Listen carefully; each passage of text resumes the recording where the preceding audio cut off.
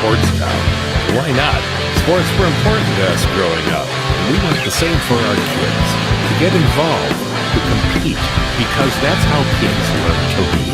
And why Farmers Union Insurance supports these programs. They know sports aren't just about building skill and strength, but about building character. Farmer Union Insurance. They don't just protect our community, they invest in it.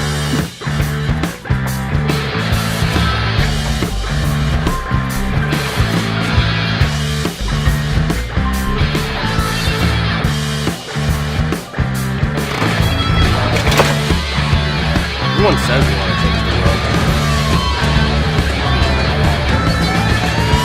But not everyone will.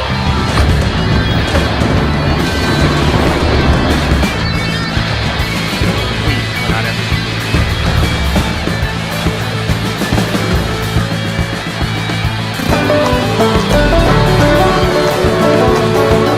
I'm Tatum Mason. I'm Carson Hamill. I'm Andrew Osmond. On behalf of Mason Oxland. From everyone here at Iden Charlet. And on behalf of the Scattered Star Rand, from our family to yours. From the Phillip community, I just want to say thank you. We thank you. Thank you. I would like to thank you, the consumers. We thank you for choosing beef. Thank you for choosing beef.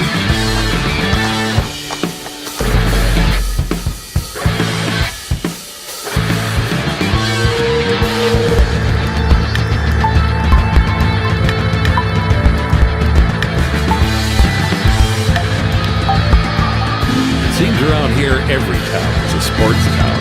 And why not? Sports were important to us growing up.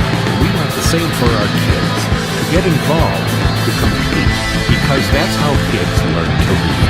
And why Farmers Union Insurance supports these programs.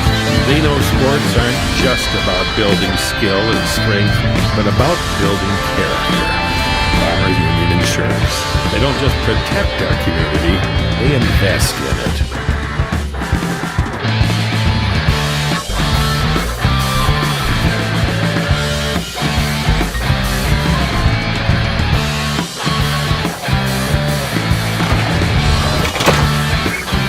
Everyone says they want to change the world. But not everyone will.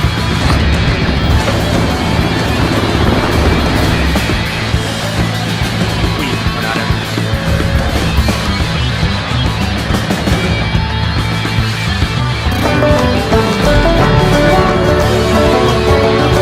I'm Tatum Mason. I'm Carson Hamill. I'm Andrew Osmond.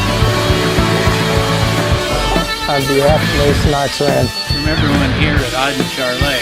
And on behalf of the Scattered Star Rand, from our family to The Galley Hotel Bar and Grill is on Highway 12 in Webster. Comfortable, non-smoking rooms and their steakhouse and bar are open 7 days a week with the grill opening daily at 5 p.m. Daily specials and popular... The South Dakota Army National Guard helps you get an education and prepares you for life. Joining the South Dakota Army National Guard gives you more than just pride that comes from serving your country. You can earn benefits that help pay for your education and expenses, and you can complete your education while you serve. The South Dakota Army National Guard offers many programs for every type of student, whether you're still in high school, attending college, or working toward a vocational certification. For more information, visit our Facebook and Instagram pages or at nationalguard.com/SD. World-class service with hometown friendliness. That's what you can expect from the staff at Taylor Automotive. We sell new vehicles from both Chevrolet and Buick, along with a good selection of late-model pre-owned vehicles. And if you're looking for something a little more vintage, come take a look at our classic car showroom, Highway 12 Classics. We have a full-service department, parts department, and body shop. We're conveniently located East Highway 12 in Webster, or view all of our inventory online at TaylorAuto.com. Winning isn't everything. It's how you play the game that counts. If your values tell you the same, let's start a new conversation about money. At Thrivent Financial, we believe money is a tool, not a goal. Because it's not just about making more, it's about doing more. For your family, church, and community. Call Webster Thrivent Financial today at 605-345-3635. partnering with champions. RDO does that. Whether it's on the farm, the football field, or in the backyard, RDO prides itself on partnering with champions. For over 100 years, John Deere has been a champion of building the finest compact tractors available. Let RDO Equipment Company be your compact tractor sales and service champion. Plus, with 0% financing available, there's never been a better time to purchase your next compact tractor. Don't miss your chance to discover the RDO Equipment Company difference for yourself. Visit RDOequipment.com to find a dealer near you.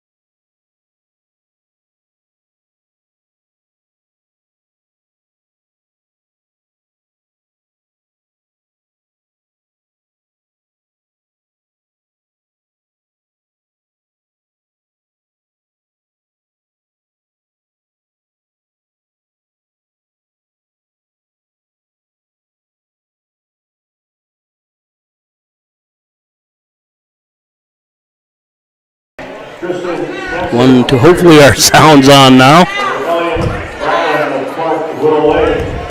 Check ball 16-0.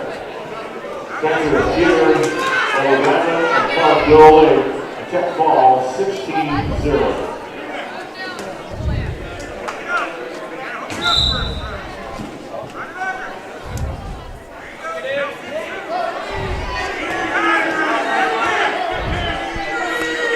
All right, underway on mat 1, Nate Williams from Pier versus Dustin Stabno from Britain, and that one's over on 2. That's Gisselbeck and Gilms from Britain Hecla. Sophomore beats the 7th grader. Williams with a cradle. And that one's over.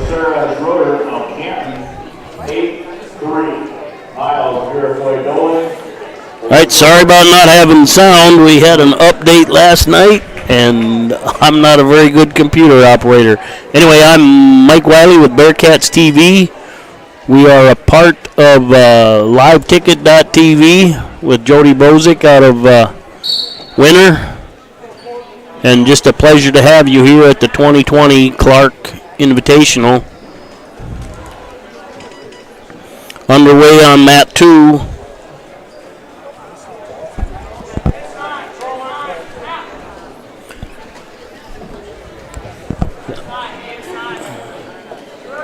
Waiting for it to update so I can get going. It looks like Piers, Hayden Wheelhouse versus Matt Mort from Webster. Underway on 2. Underway on 1. If we're just getting underway, kind of a new thing. Girls have their own divisions in wrestling. So we have Piers, Hattie Baldwin versus Canton's Madeline Ebright. Ebright in on a single. Pierce steps through, both of them in a headlock.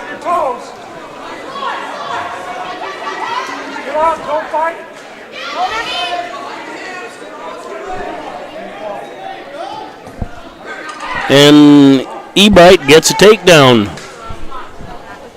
Morgan Wheelhouse scoreless with 50 seconds remaining in the first. We are from Webster, so we're going to kind of focus. Headlock by Pier.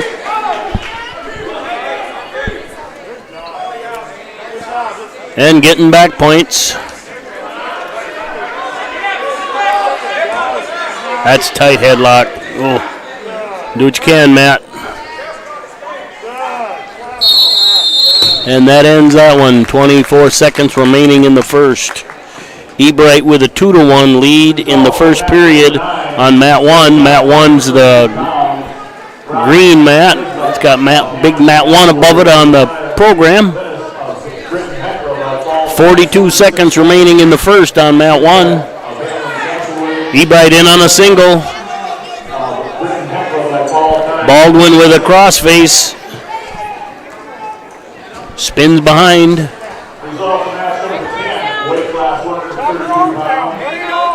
Baldwin working a half. Changes sides with the half. Trying to adjust to stay chest to chest. These girls got some fundamentals, and they're physical. I said earlier when you couldn't hear it, I want to congratulate all the coaches and people involved. Wrestling struggling a little bit, and we're looking out of the box to just keep people in uniform. So a great job to keep it alive. Getting underway on 2 again. It's Pier and Canton, a different group.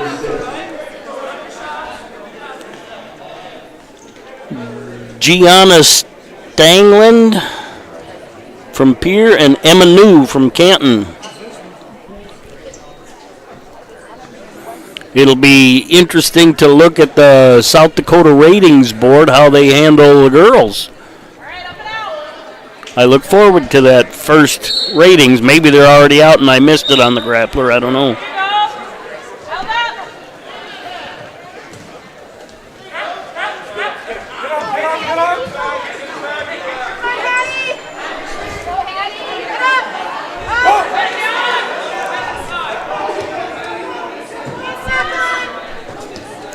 Matt Wine, Ebright just really working that half hard.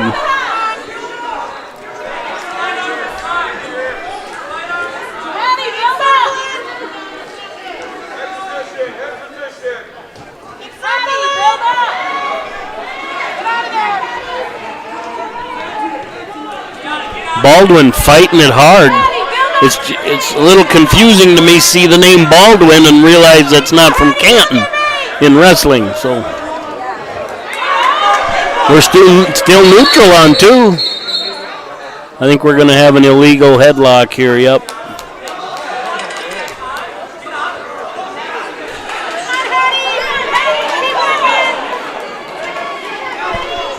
Matt 2, Canton called for illegal move. 1 point goes to Stangland. Ebright still working that half hard. And there's a takedown on 2 for New. Somebody new to wrestling. Probably if I didn't see it, I was looking at the other mat, but a full Nelson.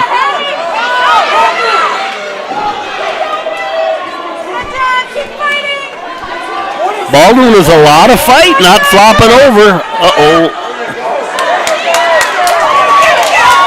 And Baldwin gets a little out of position. Ebright pops around, got back points. What a turnaround,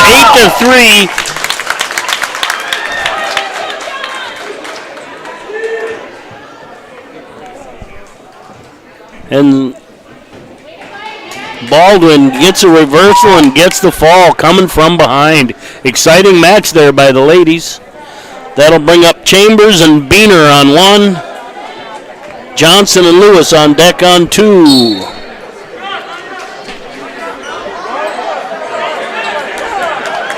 And we get an escape. 3-2's the score on mat 2.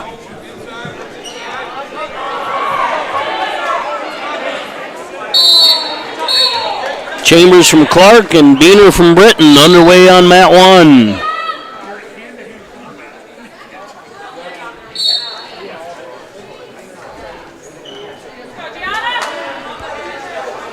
Canton girls wearing the authorized a few years ago the two-piece uniform. Here with the traditional singlet.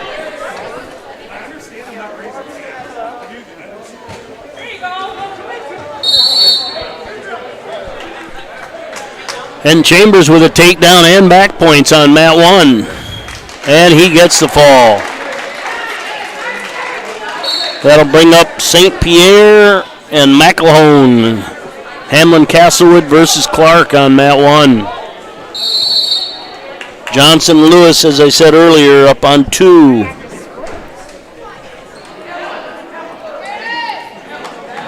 Stanglin with a 3-2 lead over New. Baldwin of here for Ramley Ebright of Canton by ball time 3:53. All right, up on 1, Hamlin Castlewoods, Caden St. Pierre, Shyler McElhone from Clark, 152 pounds. Of green division,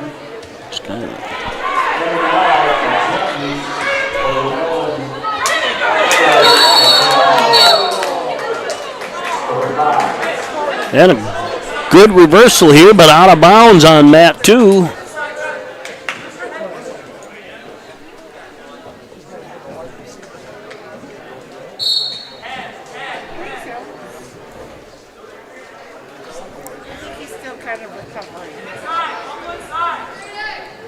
results on match number 14, weight class 145 pounds. And mat 2 New with a takedown. That'll be a change of leads right there. 4-3. And we're underway on mat 1. St. Pierre and McElhone.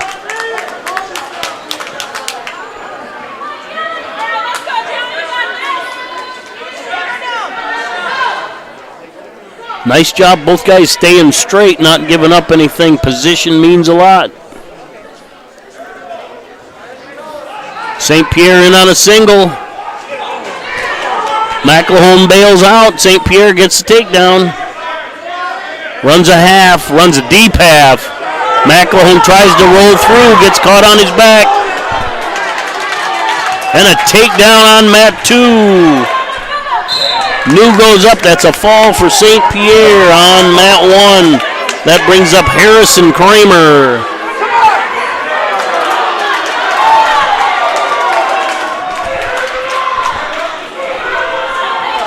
New turns the corner, kind of a really back and forth match there, but they're staying active.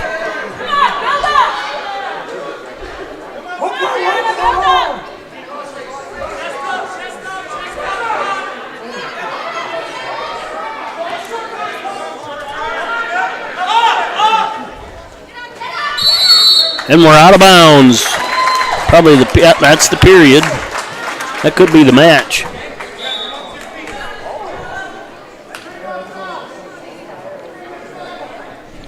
(8-5) is the score. Must be third period. We're underway on mat 1. Dolan Iroquois' Dion Harris versus Faulkton Area's Garrett Kramer. Start out the third on mat 1. Stangland will be in the down position. New on top. 1:30 remains on mat 1. We're still scoreless.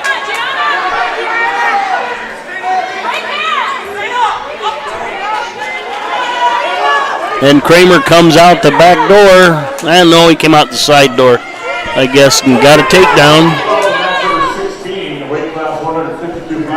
6-8 here now on mat 2. That's third period. 1:32 remaining, and we're neutral. Kramer working a 2-on-1 on mat 1.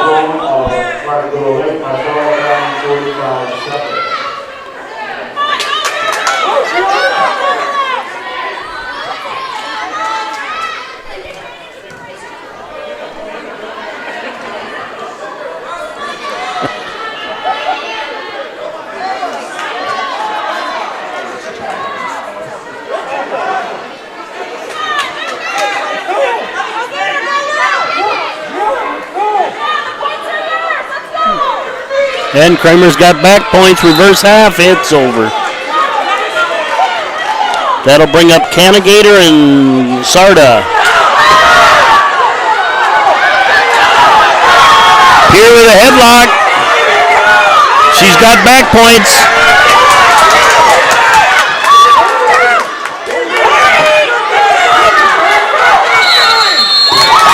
And Pierre gets the come from behind fall.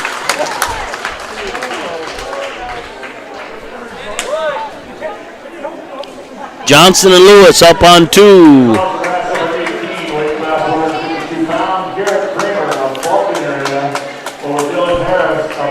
Up on 1, Lucas Canigator from Clark, Willow Lake, and Chance Sarda from Pierre.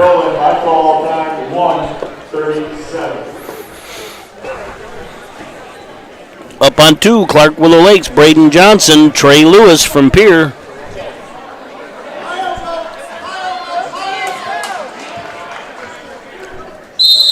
Mat 1, Canigator spins behind, gets a takedown. 1:37 remaining in the first on that one. Pierre pops the arm, ducks underneath, got back points. That's on mat 2.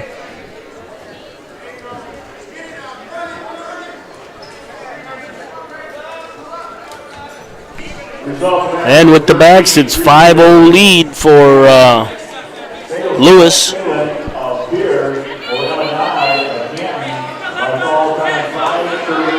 Canigator's got the arm behind on 1. Sarda spins out of it, looking for a roll. Graham beat out. Canigator went with it.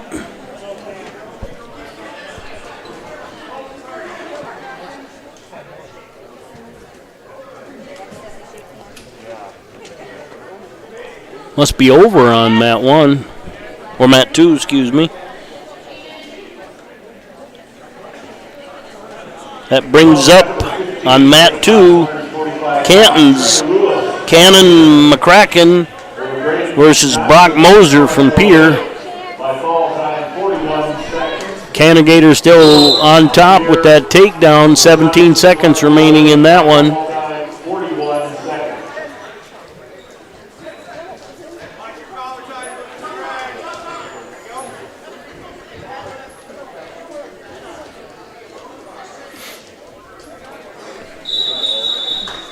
I haven't seen the brackets, but just looking at the numbers that are here, it looks like Pier JV and Canton JV are probably the only ones with a full lineup. They both have quite a few ladies here, so wrestling's doing well in those towns at least.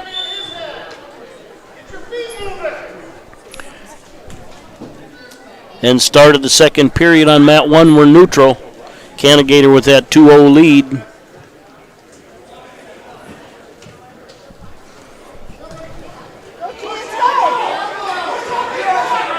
Pier gets a headlock, but Canagator has not turned his hips.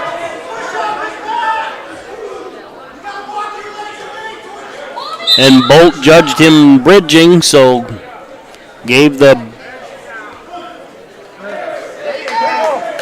Oh, that headlock's tight.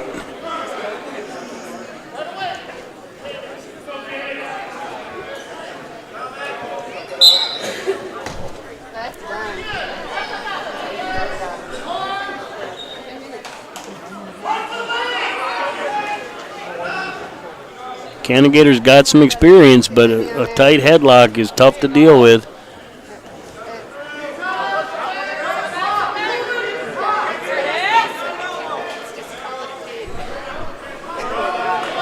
"50 seconds.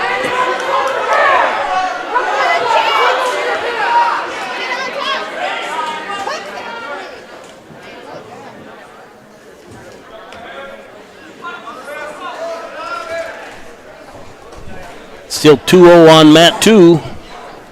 10 seconds remaining in that period.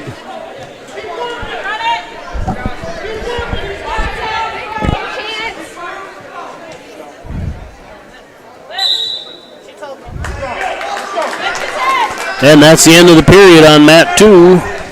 2-0 lead for Mosier. Down to 9 seconds left on mat 1.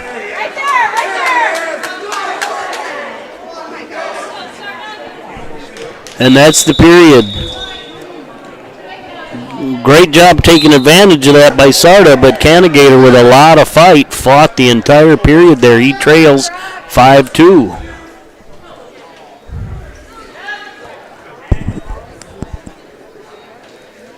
Canagator will be in the down position, Sarda on top. Mat 2, Mosier's on top with McCracken on the bottom. Mosier still with that 2-0 lead. 1:36 remaining in the second on that one.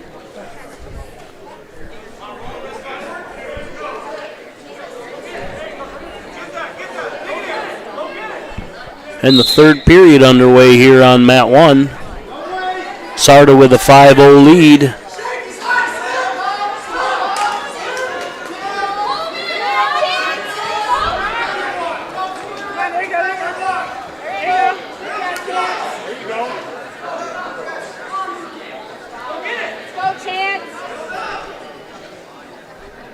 Canagator tried to come out the side. Sarda able to step over and maintain. Canagator gets an escape, makes it 5-3, 1:27 remaining in the third. Mosier still with a 2-0 lead, 42 seconds remaining. And Canagator gets a takedown. 5-5 now on mat 1. And we get an escape on mat 2. 2-1. McCracken gets an escape.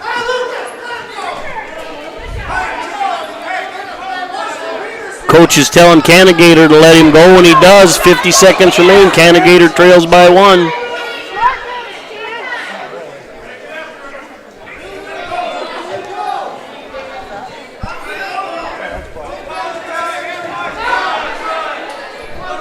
Four seconds remaining on mat 2. And that's the end of that period. 2-1. Mosier over McCracken.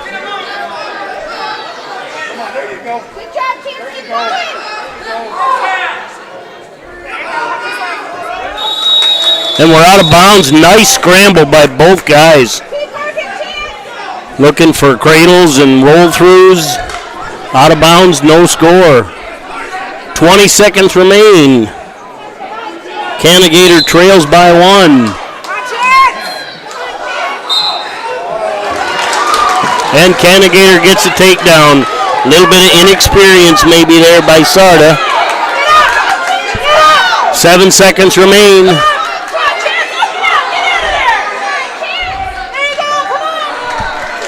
And time expires. Hey, great match early in the season. Good for both guys. The experience of the junior versus the freshman there probably made a big difference in that match.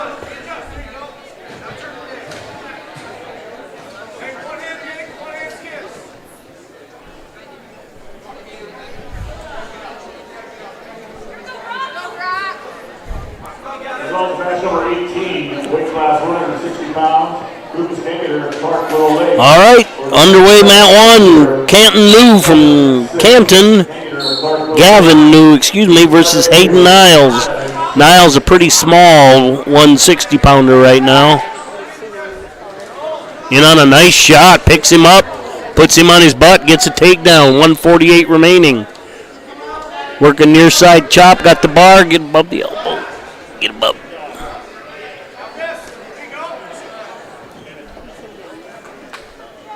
Changes side, taking him back toward the inside.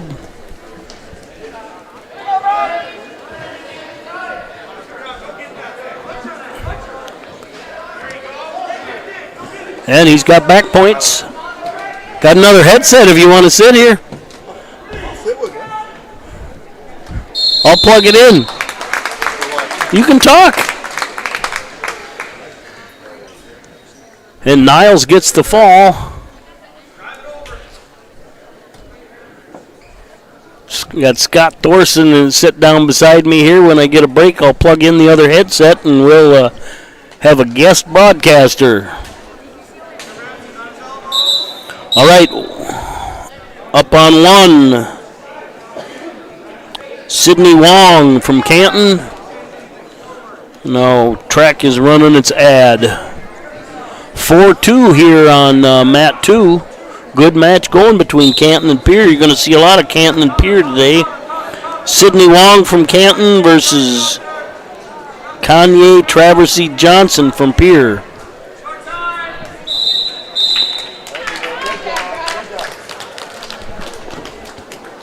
And that ends the match on 2.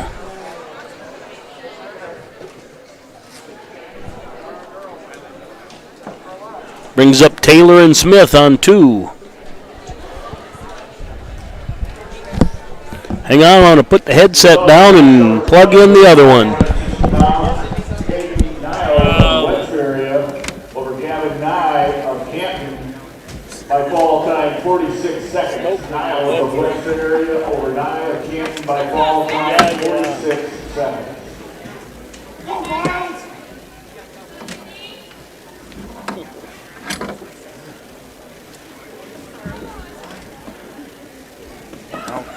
What the heck am I going to do? I'll start you going, then you just talk. Oh my God. It's actually a lot of fun, especially when you talk about old stories.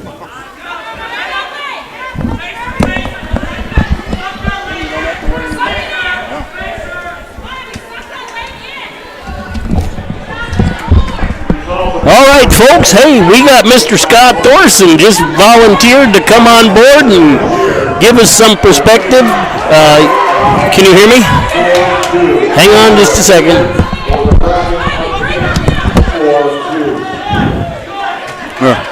Was it down? Yeah, that was turned down. You should be able to hear me now. Yeah.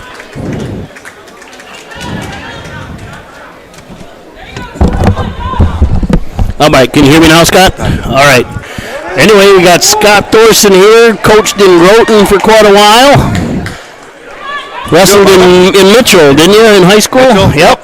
That's right. So glad to see him come up and make the COVID trip. Isn't it crazy? Isn't it crazy? I know. And then you're seeing a lot of girls out here, and boy, they're physical. You know what? I was talking to my son Matt. He coaches for Pier now. And we were talking about that a little bit the other day, and he loves it. Oh, he absolutely loves it. I just want to, and I have done it several times, but compliment everybody's thinking out of the box to keep kids in singlets, in uniform.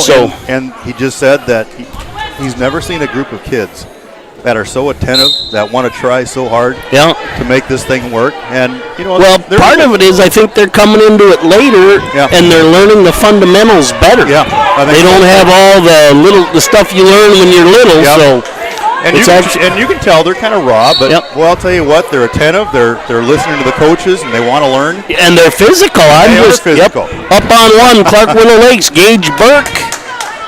Versus Faulkton area's Tristan Balloon. On 2, we got Pierre's Miley Taylor versus Canton's Kiana Smith. It's a 5-2 lead for Smith on mat 1. And we're scoreless here on 1. Burke with a slide-by single, outside single. He's got the leg. Balloon bails out. Burke takes a 2-0 lead. That's the end of the period on mat 2. Still 5-2 lead for Smith over Taylor. You wonder how many of these girls were wrestling in youth wrestling. Yeah. Coming up. Who was the girl that wrestled for Kingsbury County for many years? One of the first Sarah Mix. I don't know if I'm Sarah Mix. Sarah Mix or something like that. Yeah. And then they had the Placewear from Brookings. Right.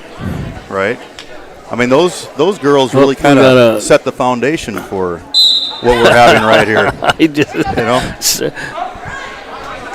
Sutton with a little referee position help. Hey, we had a side roll right here by Pierre. Miley Taylor gets a reversal, 4-5 on that one. Burke now leading 6-3 over Balloon. In on a single, he gets the corner, Balloon bails out. Tristan Balloon from Faulkton, just a 7th grader. That's a nice big kid for 7th grade.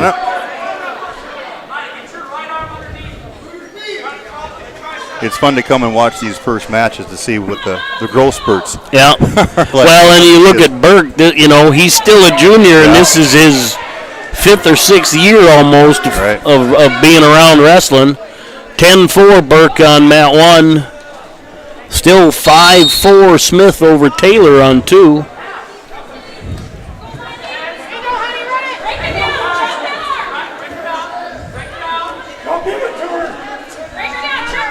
Burke defers. Balloon goes down. 50 seconds remaining on 2. It's still 5-4. And stalling the call on mat 2. Must be the first one because no point was awarded.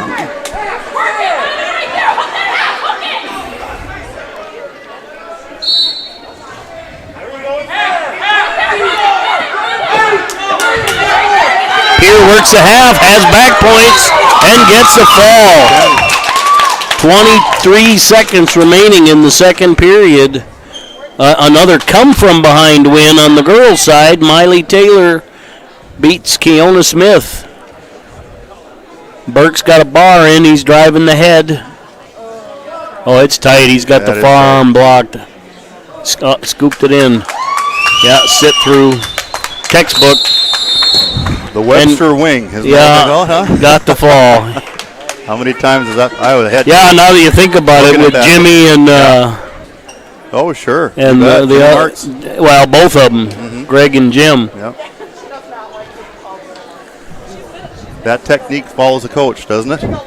It does. All right, up on 1, Elijah Boucher versus Jerome Enbottom from Clark. Up on 2, Kaylee Dean and Emily Larson. Dean from Canton, Larson from Pierre.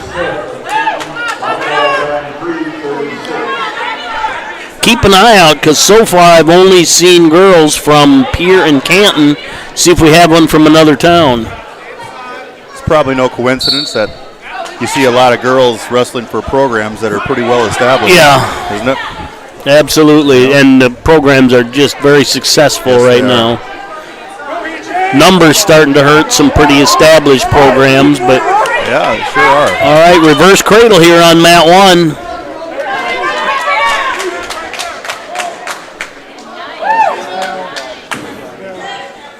A lot of these Pier kids that are here saw some time on varsity last year. They had some tough wrestle-offs here about a week ago. I've seen some kids here that were varsity last year. Well, and I looked at North Dakota's ratings last week, and with their uniqueness of being able to enter two guys, in one weight they have the first and second rated guy in state. I'd like to see South Dakota add that, where you can. That'd be nice. Yeah, it's going to help the stronger programs, but just keeping bodies in uniforms and getting more forward is important. Right, 32 seconds remain on mat 2. That's Dean and Larson. We're still scoreless. Up on 1, Pier versus Pier. Marley Shorter versus Sierra McFarling. Results, match number 25, weight class 180 pounds, Elijah Boucher up here over Jerome in the Clark Little Lake by fall time 25 seconds. And I don't know, the ladies, I don't know if they're going with a hard and fast weight. They have divisions, white and blue, and that's a good thing. It is a good thing. Yep. I'm guessing if they get more established in a few years, they'll follow the international rules or weight classes. But right now it's 4 divisions, I believe. Right.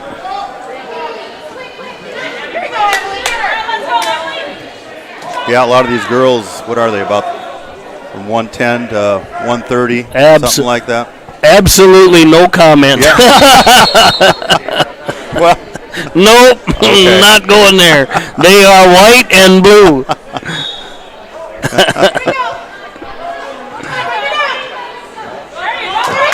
And Pier runs a half.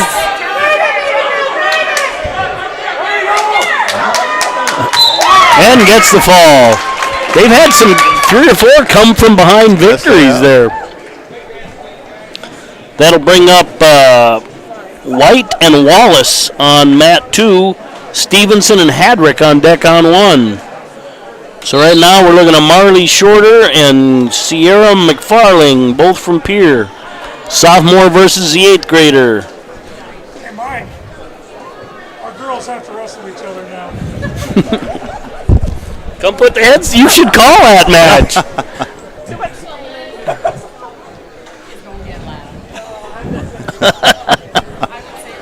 You got a bleeper button? Nope. There's no delay either.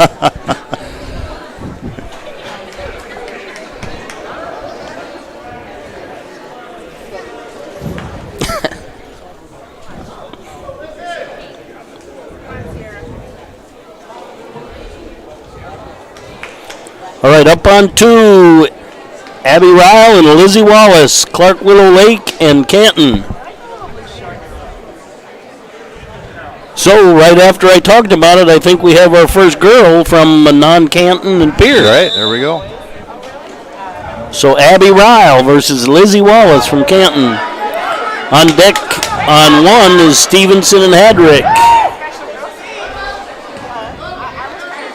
A lot of basic moves by these girls, but you're right, they're very aggressive, aren't they?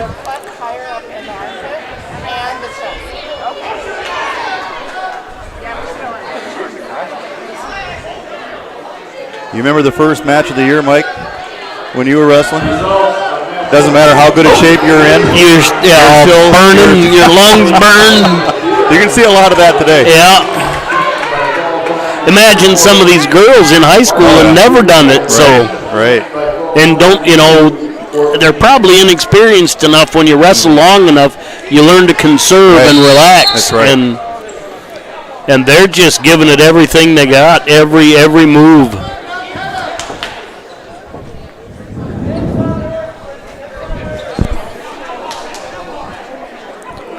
A lot of half Nelsons, a lot of shuck bys and things like that. Oh, there's a half. There we go. Happens to give the power half to be. And gets the fall on mat 2. Wallace over Ryle. That brings up Suter and Ryberg.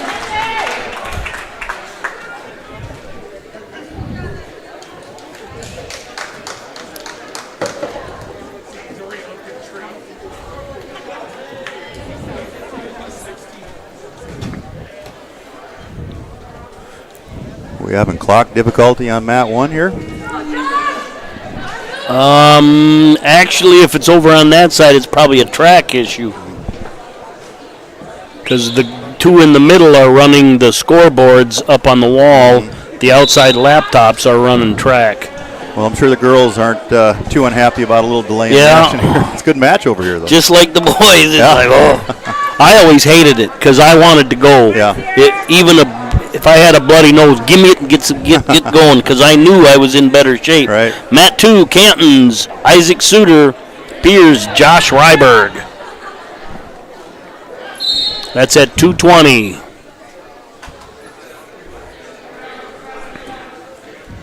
Both of these varsity programs look to be right near the top again. And continuing. I mean, it's you don't see 3 senior or 7 seniors, and they've got their tradition is building. Right. You can tell looking at these kids the weight programs they must have in those communities. That makes a big difference. We preach that back home, but sometimes it falls on deaf ears. Well, over the years, Canton just has been known as just physical, strong kids. Yeah. Good chuck by. And out of bounds. No escape. Nope. Well, caution green.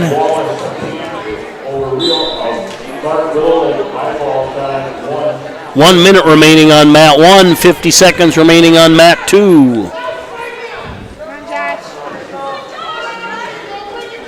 And there's a takedown on mat 2 as Suter spins behind. Shorter still with that 2-0 lead on mat 1. 40 seconds left in the second period.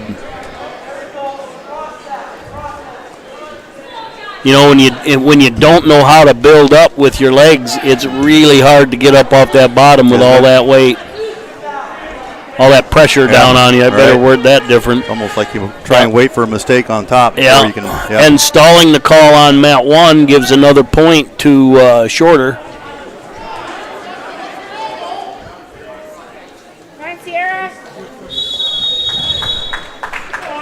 That's a hard thing with these big boys too, to break them down, break them off of their base, which is what you're taught to do, you're coached to do. Yeah, if they can get their arms positioned and hips low, knees wide, it's really hard to take them out of their base. You always teach the kids to break the table somehow when you're on top. Well, and do that first. You're trying to pin him, break him down. That's right.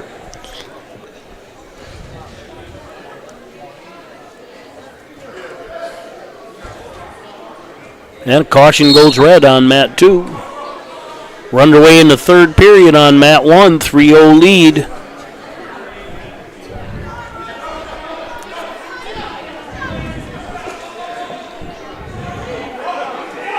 There's an escape.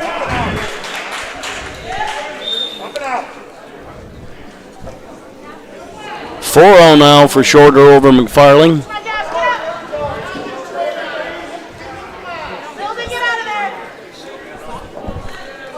Isn't it fun coming back to watch how wrestling changed over the years? Oh, I know.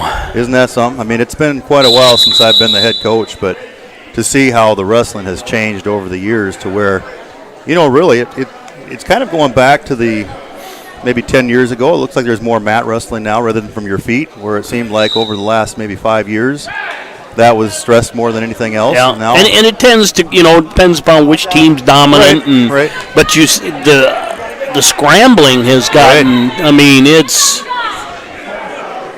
you really appreciate the best of the best in this state, what this state has to offer, don't you? Yeah. I mean, we've had some top nationally recognized wrestlers in South Dakota over the years, and just to see their technique and what they put to into notice, who was the kid a few years ago that basically gave up a state championship to go up and wrestle the kid from Beersford. That but it's like he just wanted to wrestle the. Yeah.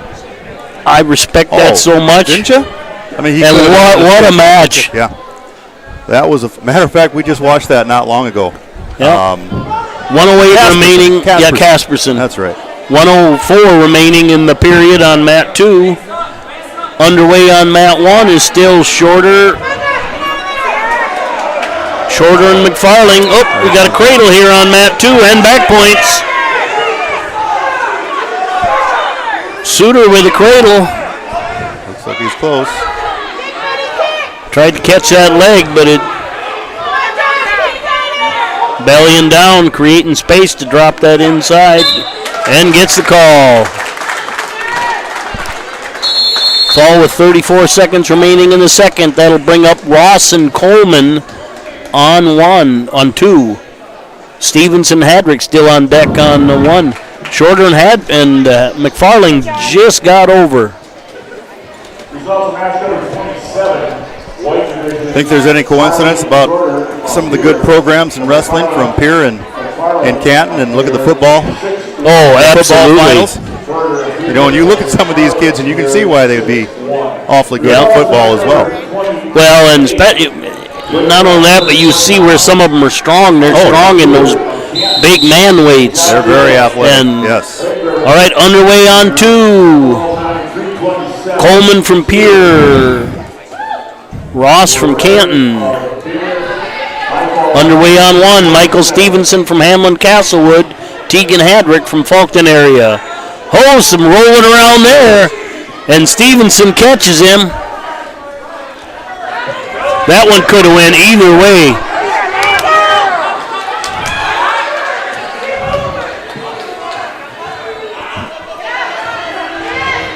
We got a takedown and escape on mat 2.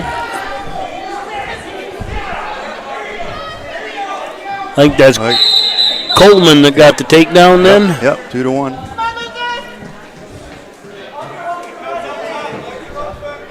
And we're stopped on mat 1. Must be blood time. Yep. 5-0 lead for Stevenson on mat 1. 2-1 Coleman over Ross. On deck on 1, Nichols and Bodie.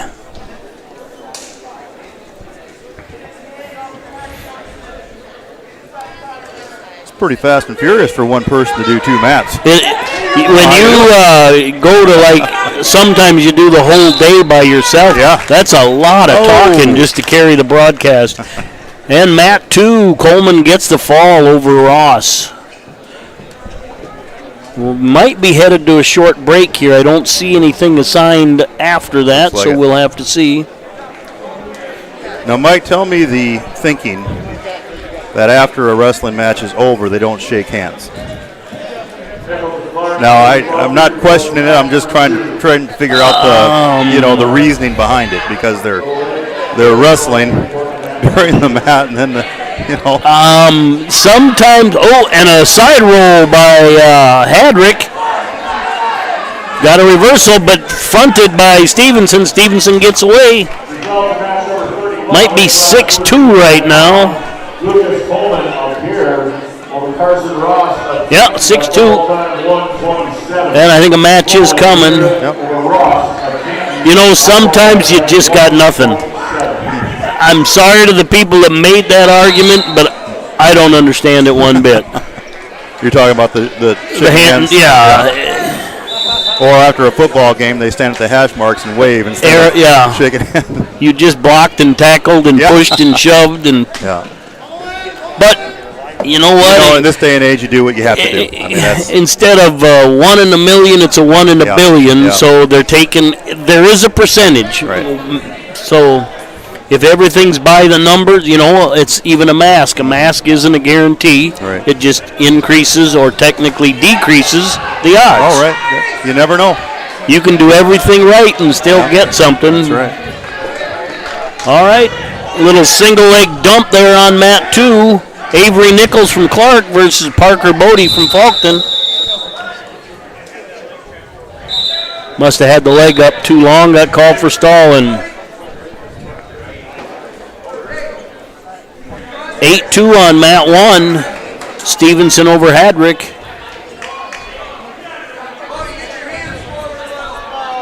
You know, and especially some of these bigger kids in a small program, you don't know who he's been wrestling with. You know, probably wrestling a kid 20 pounds lighter in the room because there's nobody else. And then they get up here and, this is a big guy.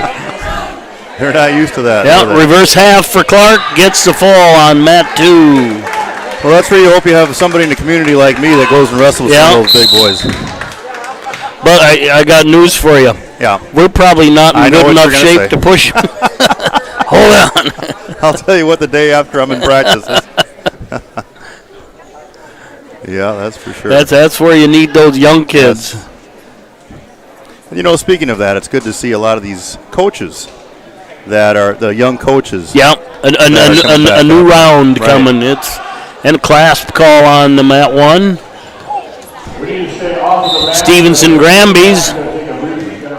Hadrick lets him go, grabs him back up, but the clasp comes in. 11-4. 1:34 remaining in the second, and they did just make the announcement that we're going to take a little break after this, so we'll be back. I was just saying about how it's good to see some of these young coaches coming back through the programs, and then you see people like Kaditz and Roush that have been around forever. Yeah. You know, well, and you need all of Webster, you sure do. You bet.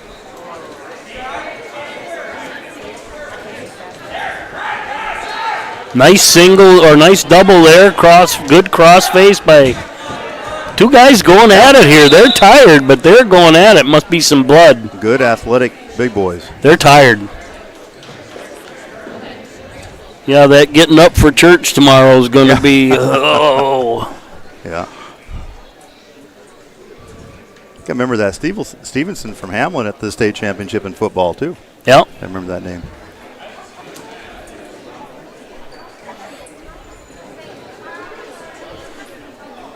Well, I know this tournament was a little bit smaller than they intended, but you're seeing some pretty good wrestling here. Yep. For a first tournament. Well, you know, they have limits on things now. I think they're still under the limit, but it's like 12 teams and 110 athletes. Right. But to me, you also have to look at the amount of spectators you let in with, a smaller gym. Right. I knew that was a change, and first part of the year you got to have so many practices in before you can be competitive, and I know that. The COVID has taken some toll on some of the programs right away. The kids don't have enough time. Kingsbury's not here, I think, for some of those same reasons. Groton's not here. Yep. They had some good kids that I was looking forward to watching, but, it is what it is, and that's just what we have to deal with to see the sport through to the I like to see everybody making the decisions that lengthens it, Right. Not to take anything away from the Clark tournament, but everybody's goal is the end of the year. Right. These are just building blocks. Important building blocks, but if you're hurt or get cleared up and let's get healthy. I'm just happy to see it. There's a lot of speculation early. Will we even have wrestling? Will we even have basketball? Matter of fact, will we even have football? Yep. Credit. Well, and a lot of places, looking at the bigger picture than South Dakota, don't. Yeah. Well, I credit the powers that be. They stuck with it and they followed their routines, their guidelines, and here we are. Yep. Stevenson gets a takedown there, kind of a shuck on off the shot of Hadrick's shot and spins behind. 14-4, 18 seconds remaining in the second period. For 14-4, that's been a pretty good match. It really has. The score is no indication of the quality of wrestling here.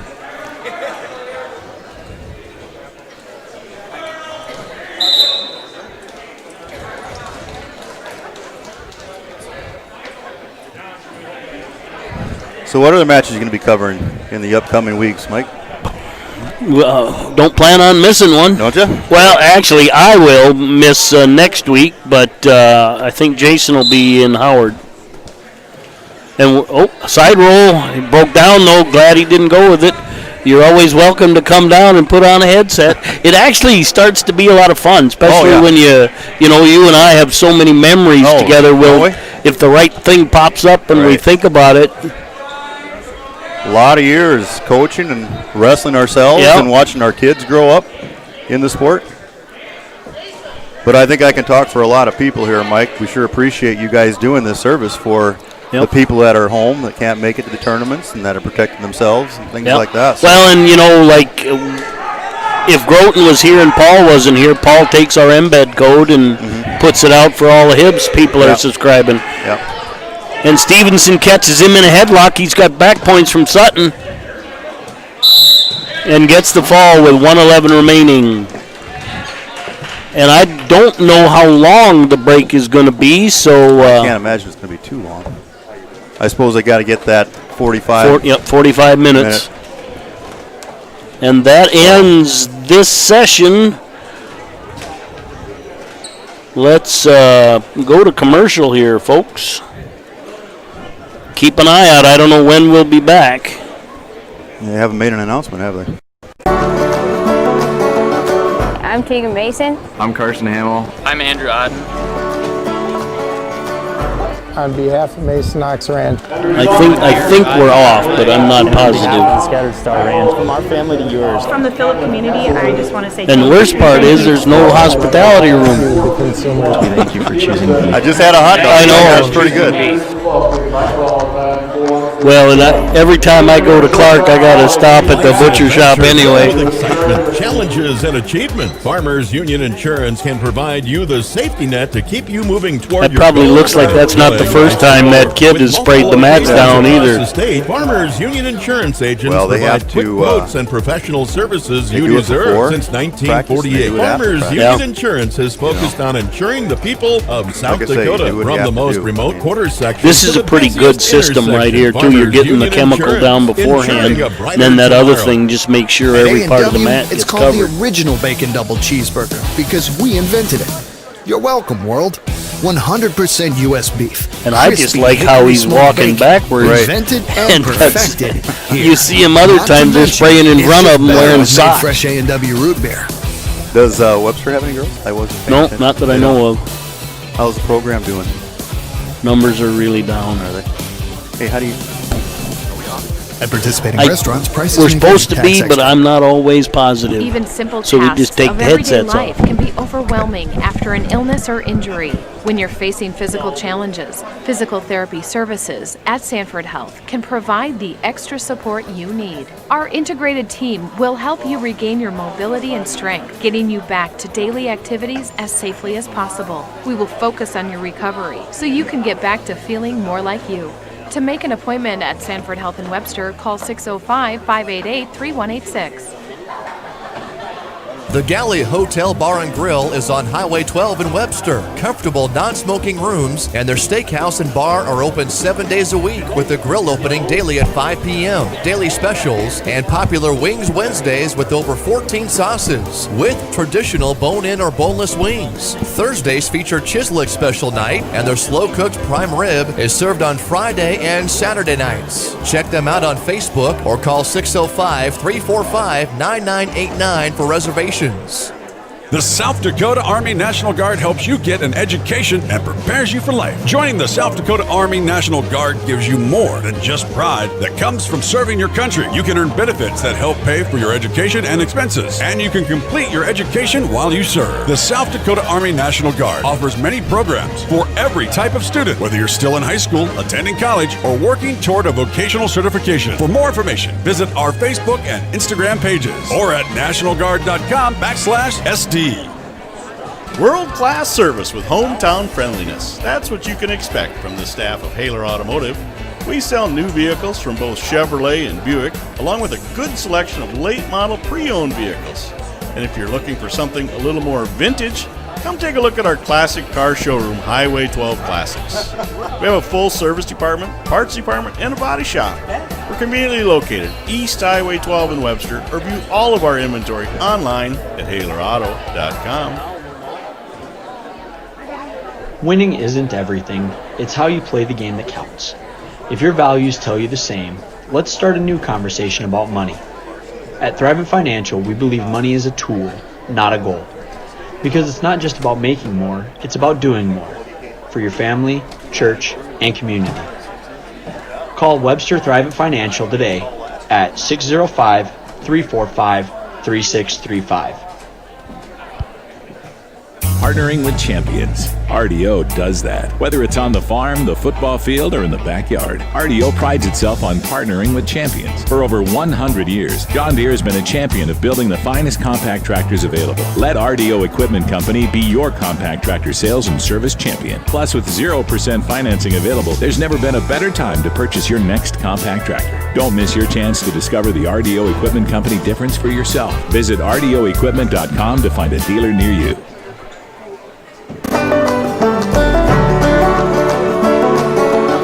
I'm Keegan Mason. I'm Carson Hamill. I'm Andrew Odden. On behalf of Mason Ox Ranch. From everyone here at Odden Charlet. And on behalf of the Scattered Star Ranch. From our family to yours. From the Phillip community, I just want to say thank you. We thank you. Thank you. I would like to thank you, the consumers. We thank you for choosing beef. Thank you for choosing beef. We're going to get started with action yet. The semi-finals and wrestle match will be done at the same time. Life's an adventure filled with excitement, challenges, and achievement. Farmers Union Insurance can provide you the safety net to keep you moving toward your goals and enjoying life's rewards. With multiple locations across the state, Farmers Union Insurance agents provide quick quotes and professional services you deserve. Since 1948, Farmers Union Insurance has focused on insuring the people of South Dakota. From the most remote quarter section to the busiest intersection, Farmers Union Insurance, insuring a brighter tomorrow. At A&W, it's called the original Bacon Double Cheeseburger because we invented it. You're welcome, world. 100% U.S. beef, crispy hickory smoked bacon, invented and perfected here. Not to mention, it's just better with made fresh A&W root beer. Oh, we click into other stuff all the time because there's a whole bunch of schools that are in understanding. At participating restaurants, prices may vary. Tax extra. Even simple tasks of everyday life can be overwhelming after an illness or injury. When you're facing physical challenges, physical therapy services at Sanford Health can provide the extra support you need. Our integrated team will help you regain your mobility and strength, getting you back to daily activities as safely as possible. We will focus on your recovery so you can get back to feeling more like you. To make an appointment at Sanford Health in Webster, call 605-588-3186. The Galley Hotel Bar and Grill is on Highway 12 in Webster. Comfortable non-smoking rooms and their steakhouse and bar are open 7 days a week with the grill opening daily at 5 p.m. Daily specials and popular Wings Wednesdays with over 14 sauces with traditional bone-in or boneless wings. Thursdays feature Chislick special night and their slow-cooked prime rib is served on Friday and Saturday nights. Check them out on Facebook or call 605-345-9989 for reservations. The South Dakota Army National Guard helps you get an education and prepares you for life. Joining the South Dakota Army National Guard gives you more than just pride that comes from serving your country. You can earn benefits that help pay for your education and expenses, and you can complete your education while you serve. The South Dakota Army National Guard offers many programs for every type of student, whether you're still in high school, attending college, or working toward a vocational certification. For more information, visit our Facebook and Instagram pages or at nationalguard.com/SD. World-class service with hometown friendliness. That's what you can expect from the staff of Haler Automotive. We sell new vehicles from both Chevrolet and Buick, along with a good selection of late-model pre-owned vehicles.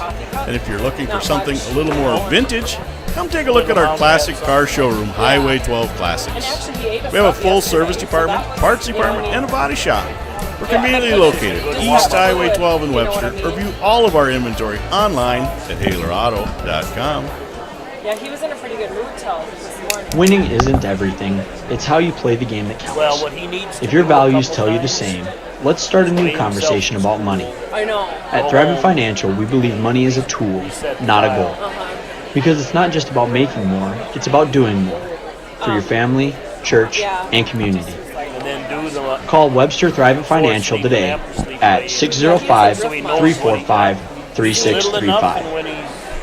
not drinking full. Partnering with champions. RDO does that. Whether it's on the farm, the football field, or in the backyard, RDO prides itself on partnering with champions. For over 100 years, John Deere has been a champion of building the finest compact tractors available. Let RDO Equipment Company be your compact tractor sales and service champion. Plus, with 0% financing available, there's never been a better time to purchase your next compact tractor. Don't miss your chance to discover the RDO Equipment Company difference for yourself. Visit RDOequipment.com to find a dealer near you. 120, I know.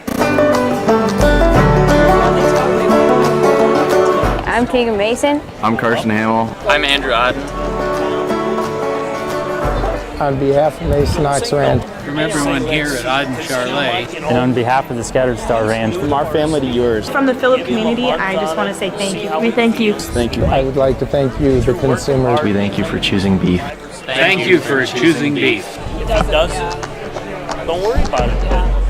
Well, he's at a growing stage too, so that's Life's an adventure filled with excitement, challenges, and achievement. Farmers Union Insurance can provide you the safety net to keep you moving toward your goals and enjoying life's rewards. With multiple locations across the state, Farmers Union Insurance agents provide quick quotes and professional services you deserve. Since 1948, Farmers Union Insurance has focused on insuring the people of South Dakota. From the most remote quarter section to the busiest intersection, Farmers Union Insurance, insuring a brighter tomorrow.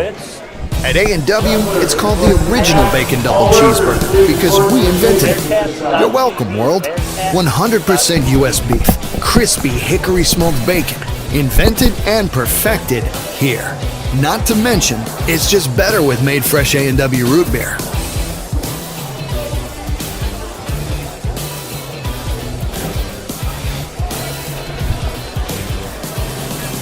I think we can At turn participating that restaurants, down. prices may vary. Tax extra. Even simple tasks of everyday life can be overwhelming after an illness or injury. When you're facing physical challenges, physical therapy services at Sanford Health. No, absolutely provide not. the You're extra at. support you need. Our integrated I didn't team even will have it help you plugged in, so regain I'm more than happy to have you bring here. you back to daily activities as safely Holy as cow, possible. they're ready to We'll go focus here. on your recovery, so you can get back to feeling more like you. They To don't- make an appointment at Track Sanford doesn't have it up Health, yet. call 605-588-4186. We got- Tracy Am I Tracy up? Miller and Patrick. The Galley I Hotel gotta Bar get us and back Grill here. is on Hang Highway on. 12 in Webster. Comfortable, non-smoking rooms, and their steakhouse and bar are open 7 days a week with the grill opening daily at 5 p.m. Daily specials and popular Wings Wednesdays with over 14 sauces. With tradition. All right, we're back. Still waiting for track to come up to give me who's wrestling. It's up on here on top here. Yeah, Tacey Miller and Clark, but I don't know the Clark kid's name on mat one. All right, Tacey Miller and Patrick Decker from Iroquois Doland. And coming up on two, Canton JV's Misha Cheddar and Jamin McGray. This is the first year program, right? For Iroquois Yeah, Doland? that's, like in the last 3 years, we added Hamlin Castlewood, now Iroquois Doland. Miller a little undersized. This is a 90 to 98 pound weight class. It's an exhibition weight class, but it's kind of just a good opportunity for coaches. And I love that. I love that weight class. Get kids on the mat. Whatever happened to the good old 98-pound weight class, huh? Grew out of it. But even like Pennsylvania and New York are cutting weight classes. That populous estates and when they're having trouble filling it, there's. All right, it's 4-2 here on one. 22 seconds remaining in the first. That's an age-old debate, isn't it? About adding weight classes to a sport. Yeah, we're way undersized here. You can look at those legs, and that kid's wrestling 98, and we had a can of pop and a Twinkie before we made 90, I think. But you know what? He's a scrapper. He's going forward. Great experience. Maybe take a little bit of an angle, Trace. And we get a stall call here. 6-3 is the score now on that one. What are these guys, 7th graders? Miller's a freshman, Decker's an 8th grader.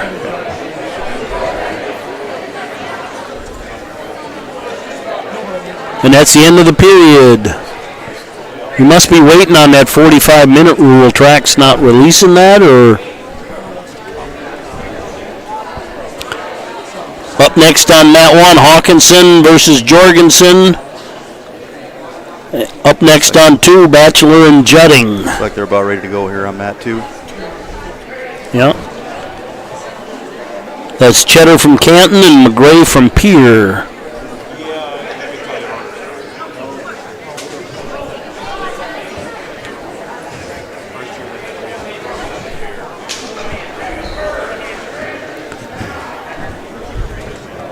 Decker defers, Miller takes down on mat 1, trailing 6-4. Start of the second period.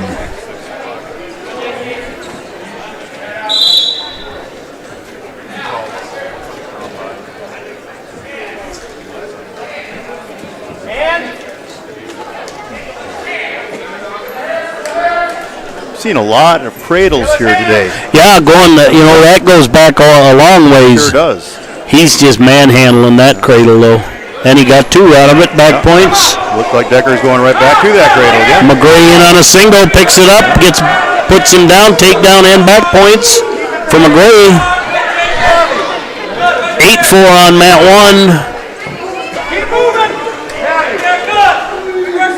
1. He's close.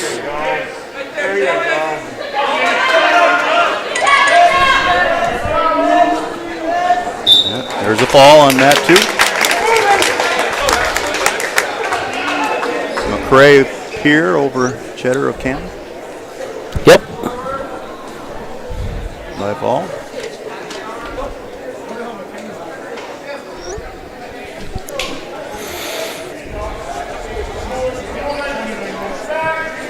There's some back. Bearcats TV covered the robotic. Oh, you don't see a step through like that very often. Yeah, that's a little awkward position right there. 3 back points awarded to Decker. Yep. On mat 2, it looks like.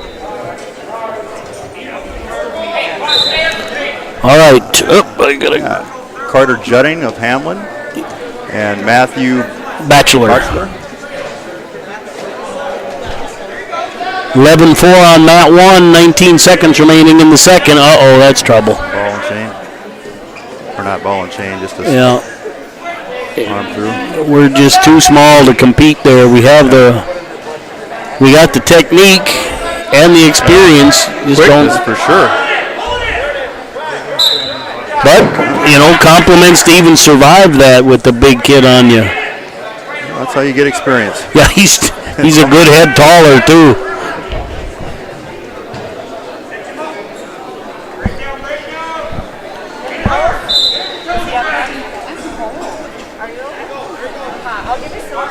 Earlier Johnny, you were talking about size of tournaments and things like that, talking with coaches. It seems like there's putting together a lot of quads, 5, 6-team dual tournaments where they just match the kids up by weight. We are going down, Webster's going down to Madison, and that's exactly what it is. Mm-hmm. They're going to match up wherever they can and go, and I was like, what a great idea. Wasn't it, though? And, West River School's been doing that for quite a while just because of the distance. Yeah, if you're going to travel that far, you're not going to wrestle one match and go home. Yeah, but why not match these kids up so that they don't go to a quad where they're just getting forfeit, or, there's no match. So at least here they're getting matches. 2, 3, 4 matches. Judding comes out the side, gets a reversal.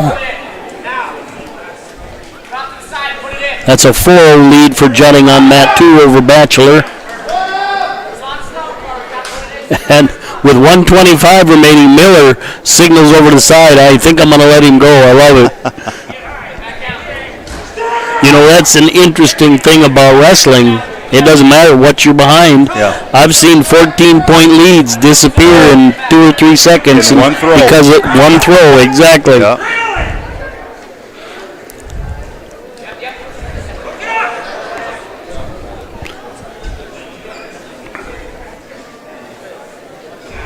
There's also match number 33. I think we might have a score issue maybe.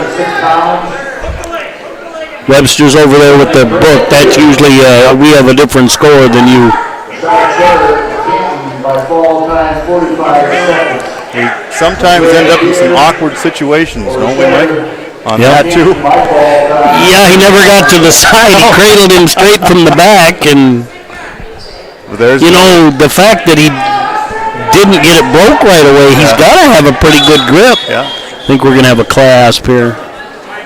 I'm impressed. Nope. As I said before, I've seen a lot more cradles than I think I've seen in a while here. So, and I'll compliment Bolt there. I think he saw a clasp and stopped it, and then said, "Whoop, that was that goofy cradle you're talking about, and it's legal." Miller working a power half. Decker coming out the back. Stalemate. Start over. He's still on top of him.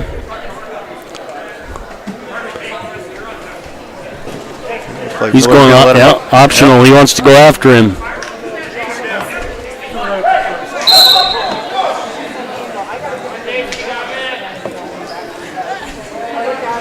Any new rule changes this year, Mike? You know, I haven't even looked at that. I thought about that when I was setting up. I said I should have looked at, see if there are any rules, because I usually do. I just haven't yet. I think the COVID measures have kind of overshadowed everything as far as anything new as far as rule changes go. So I really haven't heard a whole lot about it. Jutting running that wing. He's not even inexperienced, but he's stepping over, not driving over, and that ends the period there. 4-0.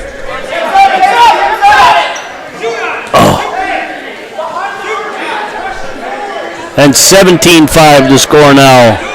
Miller putting up a good scrap, but he's just, you know, when you only weigh 90 and you give up close to 10, that's a good percentage of your body weight.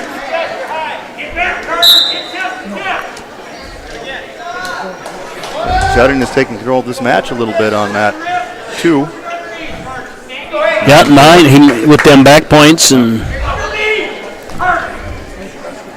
Hawkinson and Jorgensen do up on one. Impressed with that Miller kid from Webster. He's going to have a good future ahead of him, I think. If he can get big enough to compete. Yeah. Quick, he's got good technique, but you're right, just a little bit. A lot of experience. He's wrestled all over, but he, you know, it's not till you get in AAU that you have weight classes that he can compete in. Right. Field goal. Keep eating those mashed potatoes. Yeah. Oh, there was an attempted lateral drop. Yeah, Spearing just drove through it. Hawkinson gets an escape, 2-1. Now, if you look at the size of the wrestler Hawkinson on the mat, and you look at the corner, the coach, his dad. Yeah, I know. A little bit of a difference there. Yeah.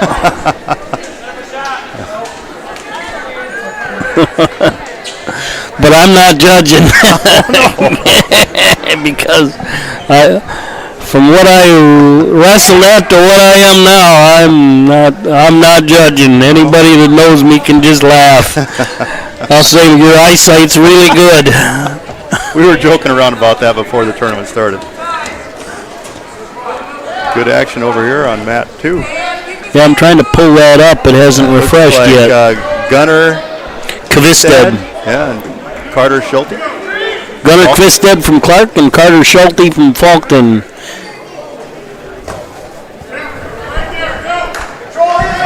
Good action, Hawkinson and they're two pretty experienced. You know, right now you've got all these guys have got quite a bit of wrestling time. There's a good double leg shot there by Jorgensen.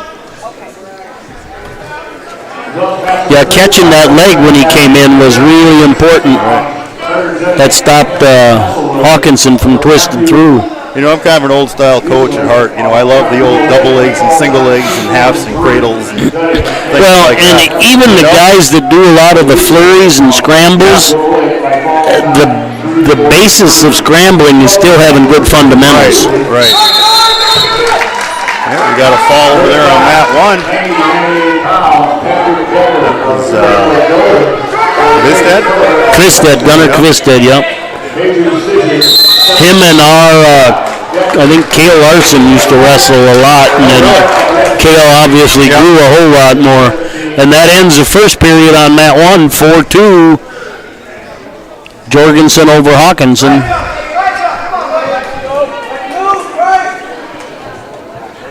Up on mat 2, Canton's Lane Halverson versus Peters' Blake Judson. Well, Judson had a fine year last year on the varsity team. Yeah, the junior versus an 8th grader. Yep. Jorgensen starts out the second period in the top position. So I do believe that Judson was a state place winner for Pierre in last year's state tournament. Yeah, how about that? A state place winner and Hart struggling to bump the lineup. And he might be coming back from something they just want to work him through. And that's the one thing that makes it a good program. And I think, you look at a few here, the competitive in the wrestling, how competitive they are in the wrestling room and the wrestle-offs, Yeah, I remember when I was in high school, we had an opening one match in JV. Oh, really? And it was like, oh my God, what are we going to do? We have an opening in JV.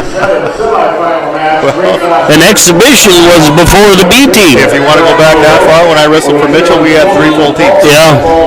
When I wrestled for Jerry Opbrook. Opbrook, you came after Bogus or before Bogus? That was before. I wrestled for Jerry Opbrook, who was a Hall of Fame coach. What an icon in the state. I mean, for so many years, the kids program there. And I learned so much from that man. 49 seconds remain in the period on 1. Jorgensen still with that 4-2 lead.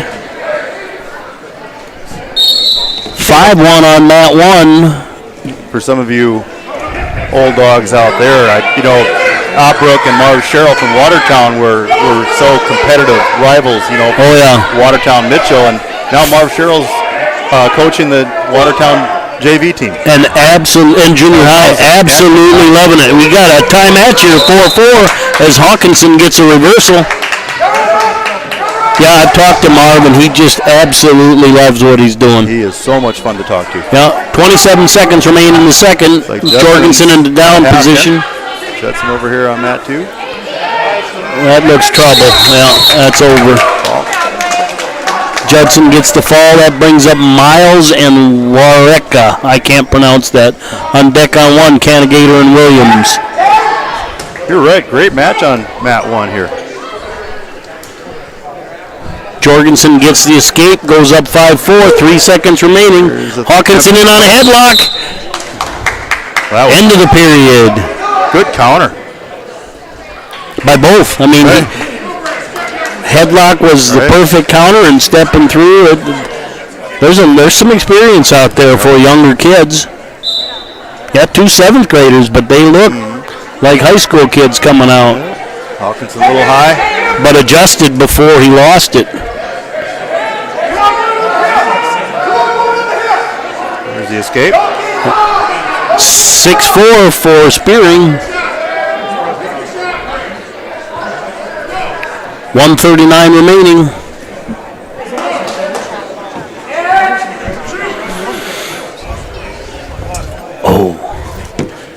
Well, don't sit on it. Hawkinson about ready to try a throw again here. Well, that makes a match fun, doesn't it? When you see these, there's one right there. Just drove through. Yeah. But we had an underhook and went to the other side. Right. You gotta go to the underhook side. Right. Position is so important. Here's our first girls match of the round. Reagan Miles and Jaron Warjeka. Warjeka. Green gets called for stalling. Step through, kind of on a chin whip. And he gets it. Hawkinson gets it. Oh, that's tight. Gets a come from behind win. That's both the exciting and frustrating part of wrestling. When you have a thrower and you're ahead and you think you're in control, and all of a sudden one throw, right? Exactly. One throw. Yeah, that's the 3rd or 4th come from behind match I've seen in this tournament.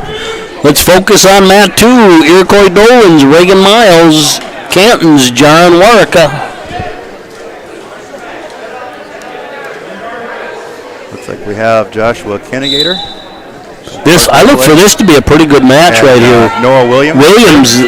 They've been around a while. And Pierre Canagator's been around a while. Oh no, this is the younger Canagator, 8th grader versus a junior. Okay. We've heard that name around. Yeah, for sure. Years, haven't you? And Williams with the takedown, working a cradle right now. That must be the go-to move for the Pierre wrestling team. I've seen a lot of cradles. Miles gets the cradle, gets the fall.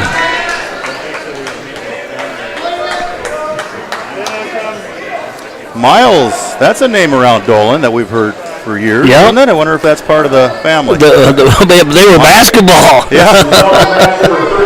What happened there, huh? I don't know. The girls got it right. That's And Williams with a cradle, bellying down.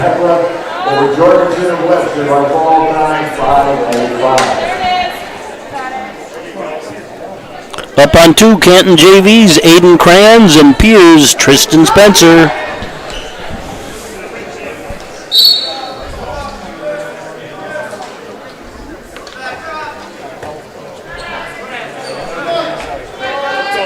Canagator doing a good job of fighting hands down there, really limiting Williams' options.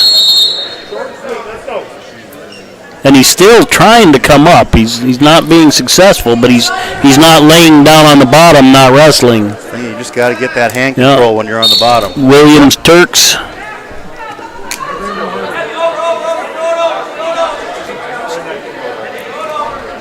Leg rider, it looks like. Now he might get dinged, though.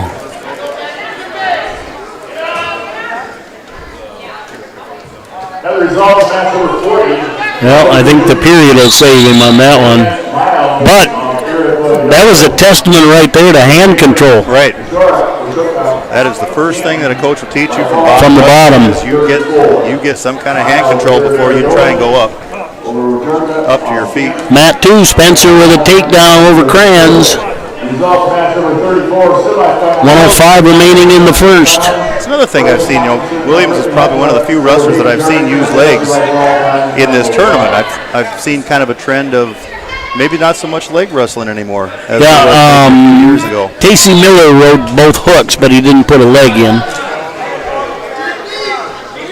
Here's another one now with a leg in. But that's kind of an adage when you announce. How many times you watch a basketball game and this guy's made 25 in a row, and as soon as you saw it, he throws up a brick. Yeah. And as soon as you say there hadn't been a lot of legs, both guys are using legs. It's uncanny how many times that happens. And Matt 2, he's turked out, got back points.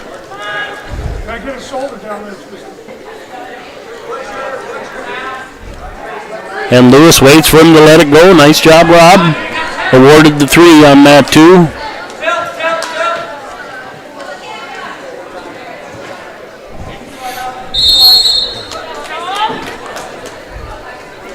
Well, the other thing is, Class A tends to wrestle a little different than Class B, and the Pierre guys, they'll ride on top.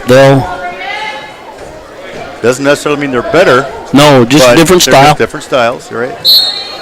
For years, I love watching these mixed tournaments, where you have A and B wrestling. Well, and I think when you see them, you see it. A's not better, B's not better. It's individuals. Yes, very much so. Overall, their numbers help the A, B better as a step, but individual, you got to go individual by individual.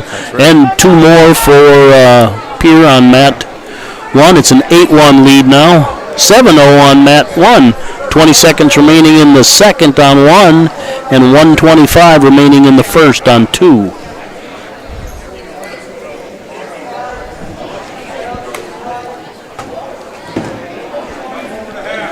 On deck on 1, Chessmore and Schroeder. On deck on 2, Larson and Gisselbeck.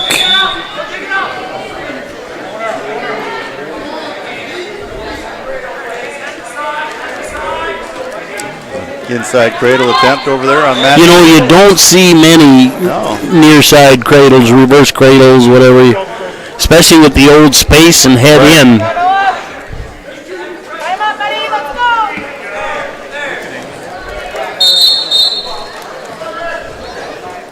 so many names for them. Inside cradles, bow and arrows. And they're all the same. But I like Pier. You can see they pressure well on top. They do. They're always hipping and pressuring, and it's not really in a. Cannigator again. That hand control underneath. There's a cradle again. Looks like. That's your counter to hand control, though. I mean. That's right. Hold him, buddy. Hold him. It's a few back points.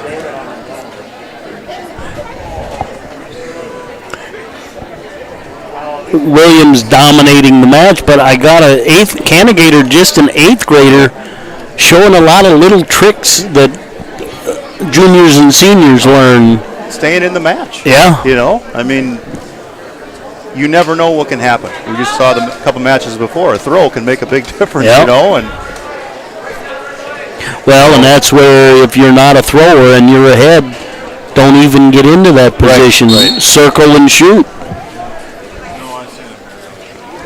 Like there's the Webster wing. Oop, below the elbow though. Yeah. Now I call it the Webster wing because my team always got killed by Webster with the bar. And he got the half. That's over. Yeah. But good battle there. Them boys going at it. Up on mat 2, Webster's Cale Larson, Hamlin Castlewood's. I think it's Brock Gisselbeck. It hasn't come up yet. Yeah, it is Brock Gisselbeck. This will be interesting for Cale. He's up a couple weight classes from where he was. A lot longer. I look at Larson there. Is he a carbon copy of his dad or what? Yeah. Well, he keeps growing. It'll be an older brother named Michael that's about 6'1" or something. Yeah. I always enjoyed watching. Because both Bo and his brother are about the same size, and Michael looked like a basketball player. Larson steps through, gets takedown, leads 2-0. I enjoyed watching those two wrestle. How many years ago was that? That was, mid-90s? Yeah. Gold State champs. Yep. But they, like, Cale will wrestle more matches off the year than during the year. Cale's got that wing bar now. When he gets that wing bar, it's the only thing is Gisselbeck's really long. He's hard to manage that. Yeah. We got some girls wrestling on mat 1. That's Mary Chesmore from Pier and Sarah Schroeder from Canton, and they're not afraid to be physical. Look at that! Isn't that impressive? Those two.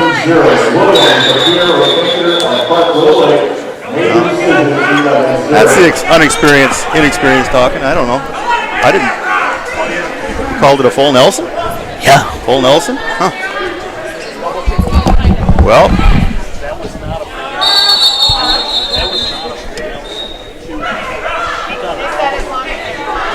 She's on top of the other end. On this side? The first time was really fast because she was. He had a better angle. Yeah. All right. Hey, looks like we had a full Nelson on both sides. And we get an escape here on mat 2. That ties it up at 2-2. That's mat 1, excuse me.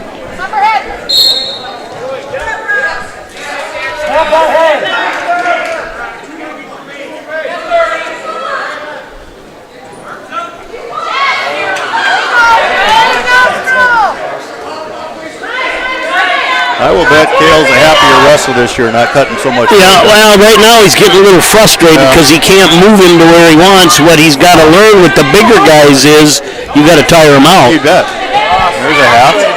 Ooh, that's. The legs in. I hope. Stretch him out a little bit. There, he took it sideways. I like that angle better.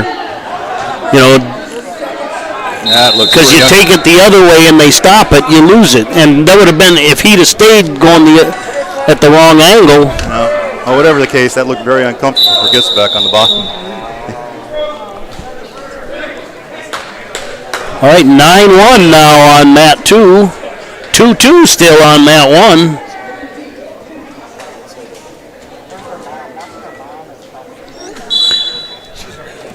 For any of the Webster area people listening in, make sure you check out the robotics that was filmed this morning. And starting about 4 o'clock this afternoon, we've got Snow Queen all on Bearcats TV. Just go to Bearcats TV and look at the scroller, and it will tell you which icon to grab on. I think there's 3 or 4 there. And that ends the period on that one. 4-2 now. Good match. Good technique over there by the girls. They are executing. Aren't they? Larson leads 6-1 over Gisselbeck, and Chessmore and Schroeder are tied 2-2. And Larson wants to start on his feet. Gave him a point. I thought he got Gisselbeck on a point. Well, he did. I think he. What do we got coming here? We got 2. Yep. 2 and close to back points. There's going to be some back points. There's a deep half. Gisselbeck kind of reminds me of a young. What year is he, by the way? Sophomore. Oh, look at this! Yes, she got it. She didn't even know what she had. Oh, but she got backs on it. Good call by the ref there. He was exactly right and in the right place. 9-4 now for Green. Just kind of makes you want to hold your breath, though. Yeah. See who's going to come out on top. There's a cradle by Larson.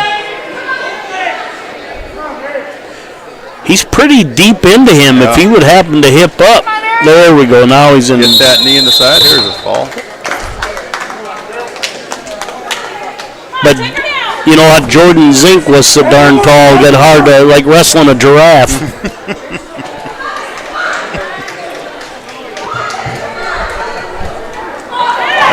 Up next on 2, Gedietz and Wheelhouse.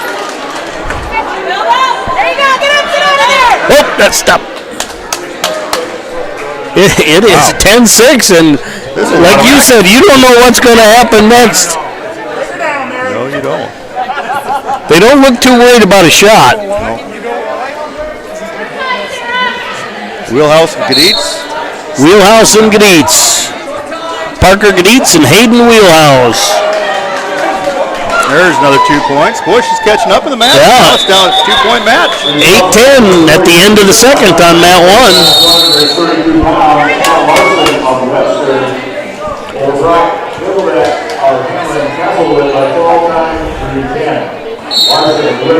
Mat 2, Gedietz got quite a bit of experience in the B. I think Wheelhouse has been around a while too. So this could be, imagine even trying to seed this darn thing. Oh. Well, you know, talking with Matt, my son, they had it yesterday or last night. Took them 15 minutes to seed it. Really? Well, yes, they just don't know. I mean, we got 2 new teams up here, and they're mostly JV. So. And then you still have to follow that criteria of last year's placing in the same way. Right. All right, Gedietz gets a takedown. 1:12 remaining in the first on that one, and 10-8. Just a wild back and forth. There's a reversal. Now 12-8 for Chessmore. It's getting a little high. That's one thing I noticed. Gedietz has that bar arm. A lot of inexperienced wrestlers, when they get on top, they get a little too high. Yeah. Control the hips. Yep. That's right. Stay behind the pits is what I was always taught. And we get an escape on one. 12-9. Gedietz runs. Oh, he missed that. He rushed. Yep. But he's got the wrist and the bar now. Brings him to the near side. Trying to make a tilt there. I'd have ran the head there. Yeah. But a lot of guys like to take that backwards. They do, don't they? He got close to a takedown. If she could trip, inside trip. There's 2 points. Takedown. But Matt's definitely, 30 seconds left, and it could have went either way. Well, here we got some back points by Gedietz. Full Nelson here on 1. Is that 2 near fall? Yep, 2-point near fall for Gedietz. I'm waiting for the points to go up. It's still 4?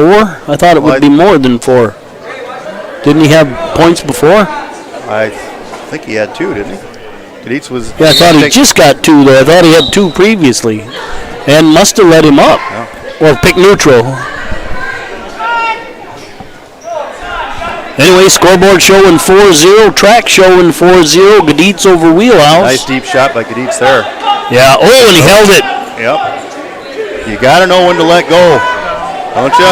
Absolutely. Letting go with him. Right there. Yep. Cost him 2 back points. There's that 3 back near ball. Well, and Gaditz posted an arm out too. You know, if he doesn't post an arm out, he can get rolled through. That was an exciting match. By the Chessmore and Schroeder in a 14-10 wildfire. Good job, ladies. There's Little tilt. Yep. Oh, we got a one. Did he get 2? Yep. He's holding 2. Giving him 2. Gaditz, good technician. Yeah, they must have had, because all of a sudden now it's 11. Yeah. So they must have had that other 2. They just didn't put it up. Up on 1, Nate Williams from Pierre, Ethan McElhone from Clark on deck on 2. Logan and Ebite.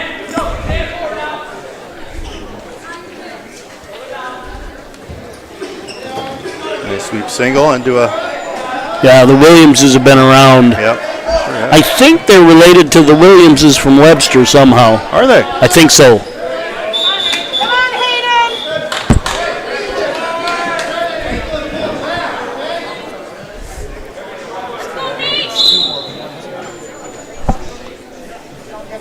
19 seconds remain on mat 2, 13-0 for Gaditz.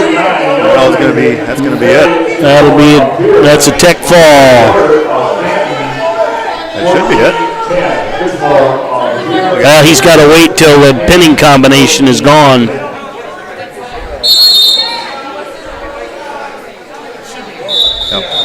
Yep, that's a tech fall now. I think he's just going to verify that it's 15 or 16. You know, after all that scrambling on 1, we're still scoreless. Now there must be some. I think he already ordered the 3 points, and the score. They were behind. I think it's 13-0. Actually, gave that 3 twice. Right.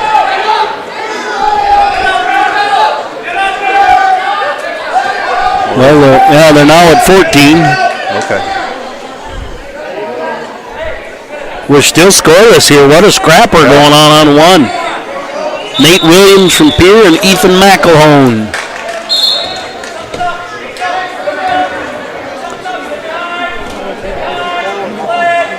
Yeah, this match is going to be over pretty quick here. It's got a break, though. They're out of bounds, yeah. Is that 1? Nope, he still had the legs. Just wants 1 and get out, but it's like you still got to get it. Yeah. He's a great kid.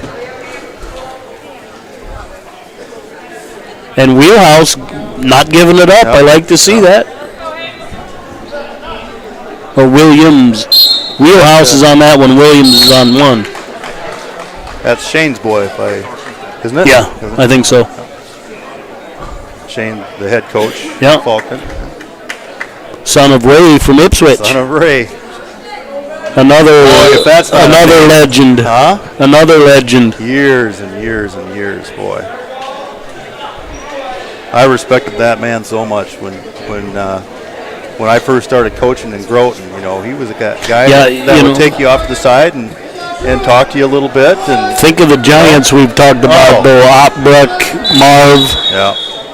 And there's a lot more we're leaving out. We don't want to ignore anybody, but I mean, just even being here in Clark, you can't help but remember Gene Bentine, and that voice.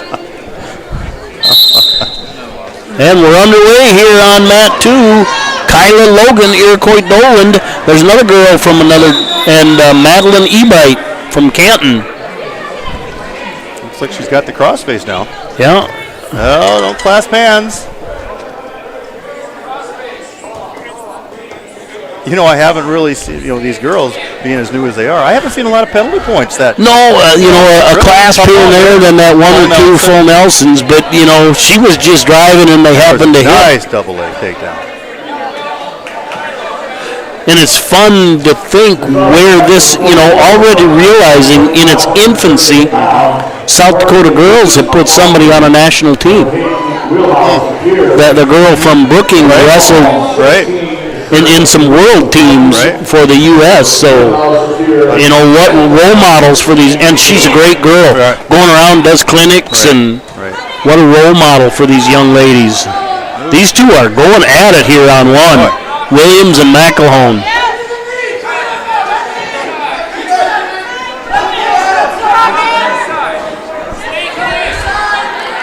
McElhone working that half, staying behind the elbows, kind of dead on a hip right now, though.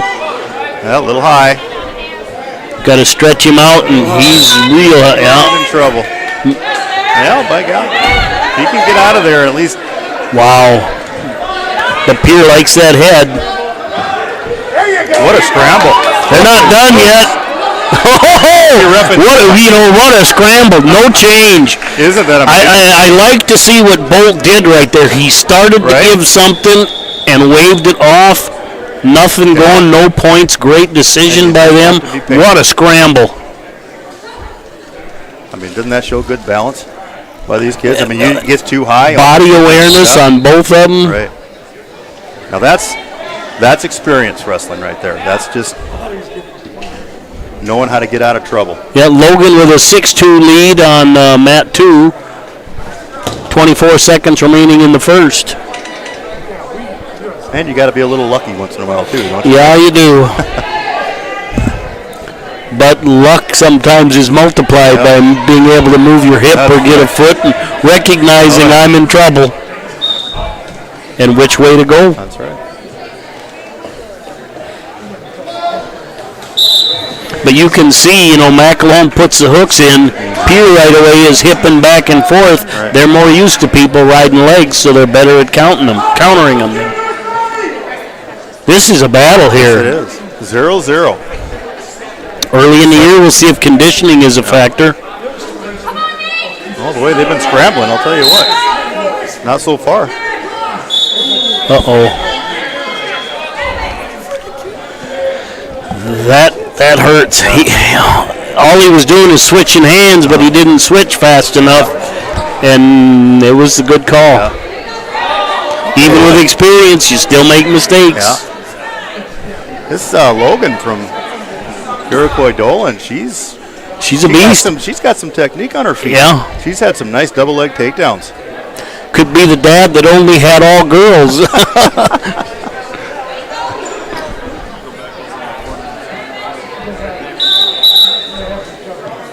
Yeah. She gets called for Stahl, being a little parallel. I guess I'd rather have her parallel than running out losing it. But right. Looks like Logan is ahead 8-2 over Ebright from Canton.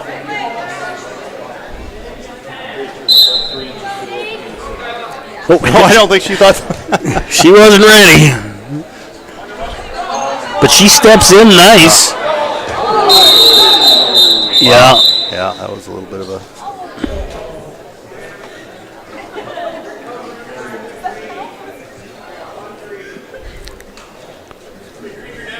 I don't think she even knows what she did there, and it's unfortunate. It's if you pick them up, you're responsible for a safe return. And she didn't. It was nothing nefarious. It's just part of wrestling. The physical nature of this match, though, is he just throws stuff. Quite impressive. It really is. I mean, I would have never expected to see a girl slam. I'll tell you what, they are getting after it. There's another one scrambled. Look at that. We got 2-point takedown though. And it looks like almost a headlock there. Pierce caught some people in headlocks today. But I think the score is wrong. It should be 3. Or did they give an escape? So it's 4. Did they give an escape? I don't know. I don't think so. But he had a penalty point. So it was 1-0. An escape penalty point. Is that what makes it 2-0? But there had to be a takedown there. Canton throwing a headlock, but 2 more for Dolan Deercoy. Well, once that nosebleed starts, it's hard to stop, isn't it? Yeah. Yeah, I can see the T-shirts now. They'll wrestle like a girl. Wrestle like a girl. And you know what? They're getting after it. It is physical, and if that's what wrestling like a girl means, I wish some guys would wrestle like a girl. I got their back on that one. And she's down. The one's down 12-5, and she's looking for a headlock. She is. It's like, I'm not going away. That's understanding the match, what position you're in.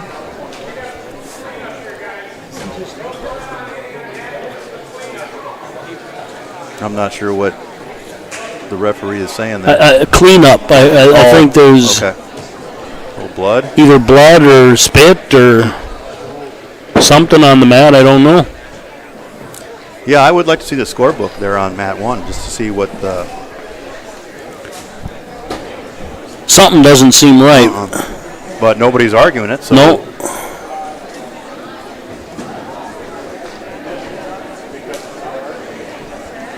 So it must have been where they gave a reversal. Oh, they gave him a reversal, no penalty point. I don't see a penalty point. Okay. So Williams with the reversal instead of a escape penalty point. Okay. And another takedown for Logan. Boy, just a dub.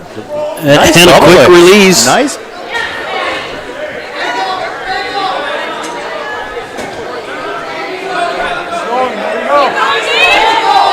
She's not shooting. She's going up her body. And Williams gets another takedown here.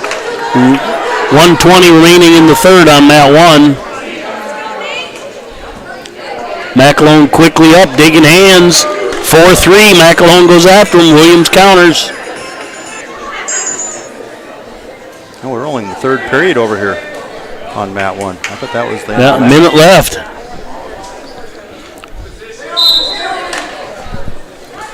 Or on mat 2, excuse me. Williams on the attack, or McElhone on the attack. Just as I say, we haven't seen a lot of penalty points from the girls. Yeah, you jinxed them. Yeah. Having some cramping issues on Williams. They stretched that calf during that other break too. Looked like a football game. No water breaks during wrestling. No. Officials time out for water. Not going to happen.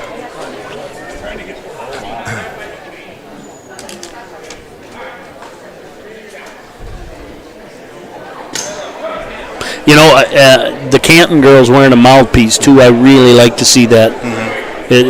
Mouthpieces decrease concussions, and I'd like to see more wrestlers wear them. Early in my wrestling career, I never did, but late in college, I wore them. Oh, you did? Yeah, wore it in practice. I always wore headgear. That's why I always practice.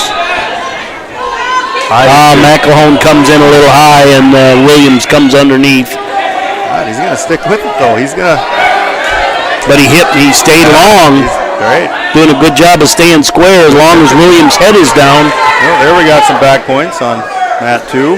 Logan with the pin. And gets the fall, but good, hard fought match. That was. And I think she might have thrown up, but she's not quitting. Very impressed with both wrestlers there. Yep. Oh, McElhone tried a cradle but didn't get it. Now Williams comes from behind. He gets a takedown and back points. But that match is definitely not decided till 15 seconds left in that match.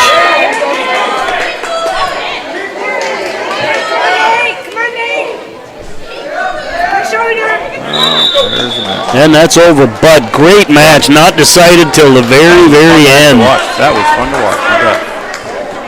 Davidson and Crawl up on 1. Hattie Baldwin from Pierre and Rachel Masteler from Canton. It's just hard for me. I said it earlier, Baldwin, because there's the Marshall Baldwin from Canton. Then you got a Baldwin from Pierre wrestling at Canton. Right. It's awkward. Boy, look at these two girls go at it. Look, my goodness. These girls are physical. Wow.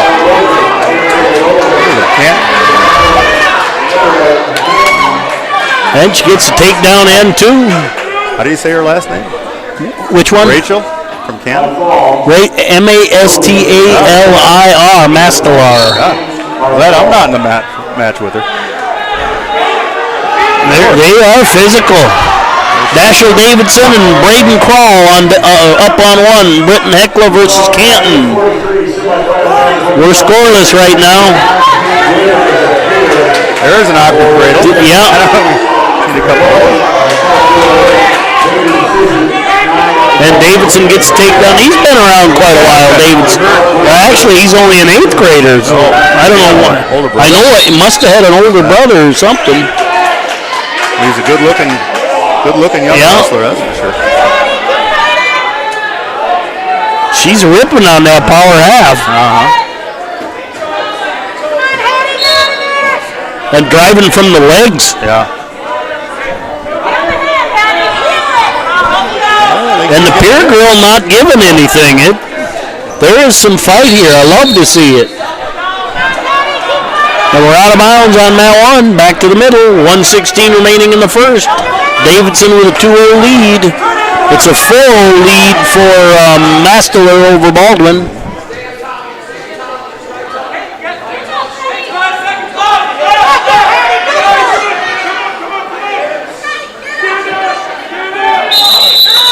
And that ends the period. Good action. Canton with a 4-0 lead over Pier on 2. I remember watching both these girls in the first round. They had some good matches there. Yep.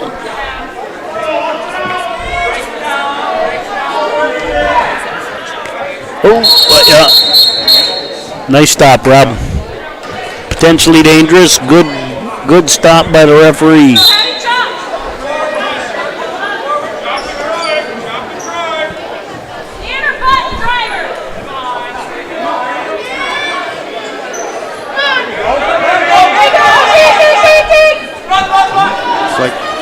And Baldwin running a half. Yep, got a little too high.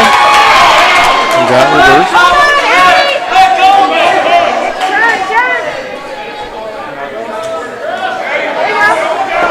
Ooh. Had the wing from his feet. That's a little scary. And we got back points here on 2. And got a fall. That brings up Chambers and Lewis on 2. Weber and Sweer on deck on 1. Davidson got the takedown and been able to turn. Krall unable to get away.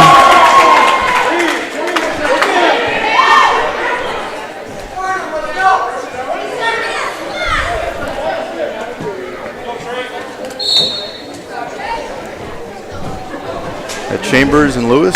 Yeah. This is the coach's son. Case Chambers from Clark and Trey Lewis from Pier. Lewis was in Aberdeen, wasn't he? Before he went to Pier? That's right. That's right. So he's Actually, did they win the state championship the year that Lewis was there? Could have, yep. I think so. So anyway, this is his son that was wrestling varsity most of the year last year, and he was beat out in wrestle-offs last week for a spot on the varsity.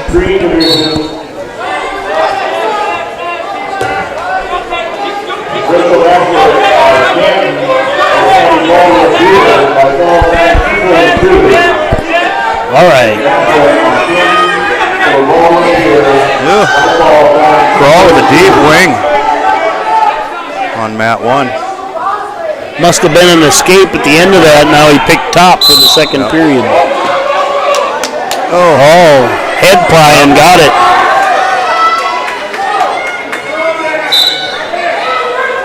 This is the second period, right?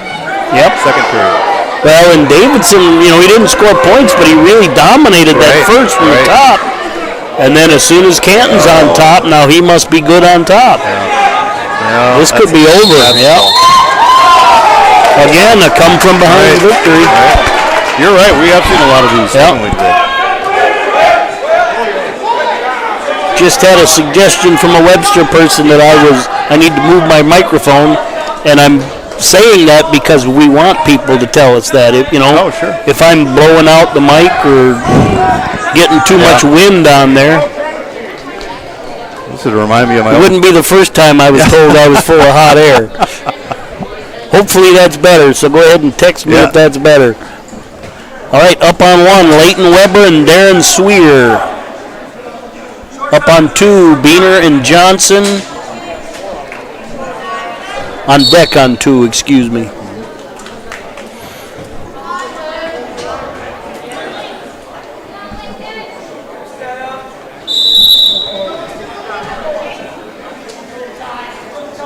In on an old school Fireman's and gets it on the dump. Result match number 45, semifinal match, weight class 138 pounds. Braden Crawl of Canton or Hazel Davidson of Britton Heckler by fall time 250. Chambers has a colorful singlet, doesn't he? From Clark Willow Lake. Yep. Lewis with a 4-0 lead with 1:48 remaining in the second.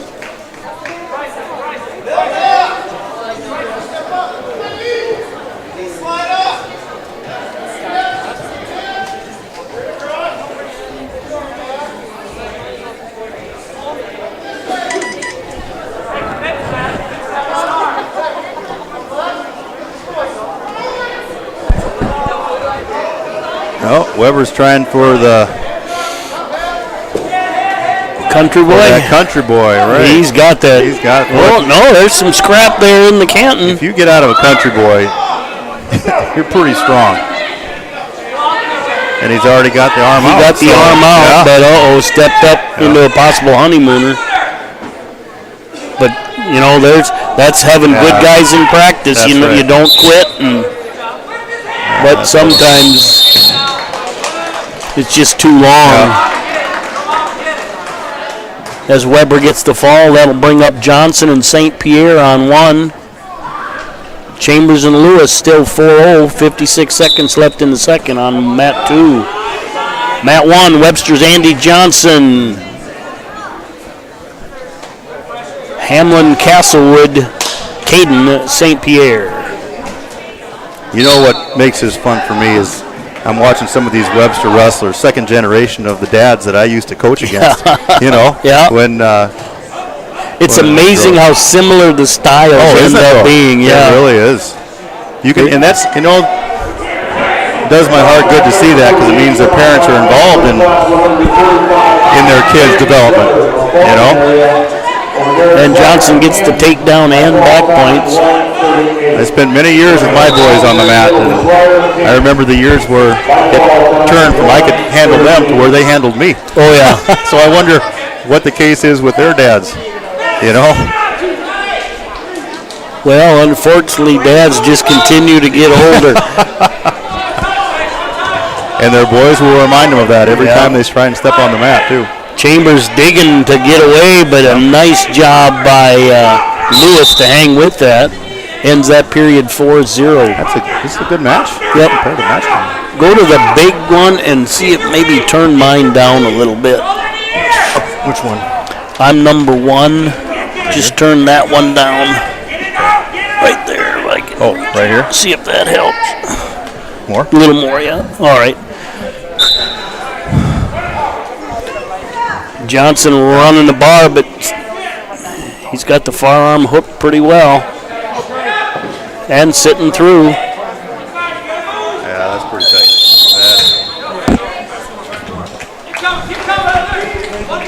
But it's just exciting for me to see Hamlin coming back, remembering, some of their old throwers and some of the guys they had. They had a couple of state champs. Absolutely. Didn't they? That Cruz kid, I remember. Yep. The Cruz was a heck of a wrestler from Hamlin, and his dad was a basketball coach. Yep. So go figure McCracken and Harris on deck on 1. Beaner and Johnson on deck on 2.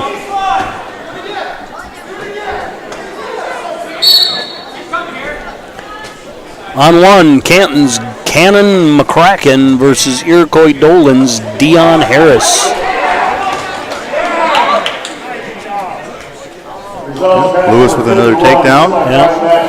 On mat 2. Score 6-0.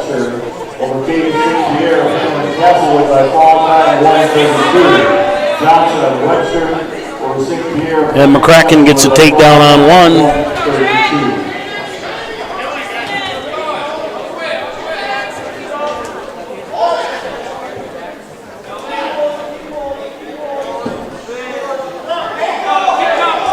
You know, a shout out to Iroquois for finding a place to wrestle and combine with, and it's just great to see another team coming up. Yeah. Boy, I remember the years Dolan Condi had some fantastic. Well, now that I think about it, guess who one of their coaches was way back in the day? Rob Lewis. Oh, that's right. He was, wasn't he? Rob Lewis was the coach when they had those Madsen boys, wasn't there? Boy, were they impressive. Yeah, I actually refereed one of their matches in Webster when the Madsen boys wrestling Brock. Brock could never beat them. No. He could never. But I was standing over the top of them yelling as loud as I could yell, and they couldn't hear me at all. The crowd was noise? so loud. The hair on your arms was standing on end. The crowd noise was so loud. In the state tournament? No, that was in Webster in the region. Oh, sure. My conference or region, I think it was region, but man, that was exciting. God, they were close. And one of them went on and had a pretty good college career in either NAI or Division III or something, and went on and did some UFC type fighting too. Really? I think it was John. John if Jason was here, he would remember the scores of the matches. I'm sure he would. I remember they happened, folks. But all right, we're underway on 2. I got to get track to update again here. Come on. Looks like Chase Chambers. No, that one's over. Oh, no, that is over. Yep, This is Beener from Britton Heckler, Colin Beener versus Braden Johnson from Clark Willow Lake. Mosier and Kramer on deck on 2. Cannigator and New on deck on 1. 5-0 lead from McCracken on 1. 1:10 remaining in the second.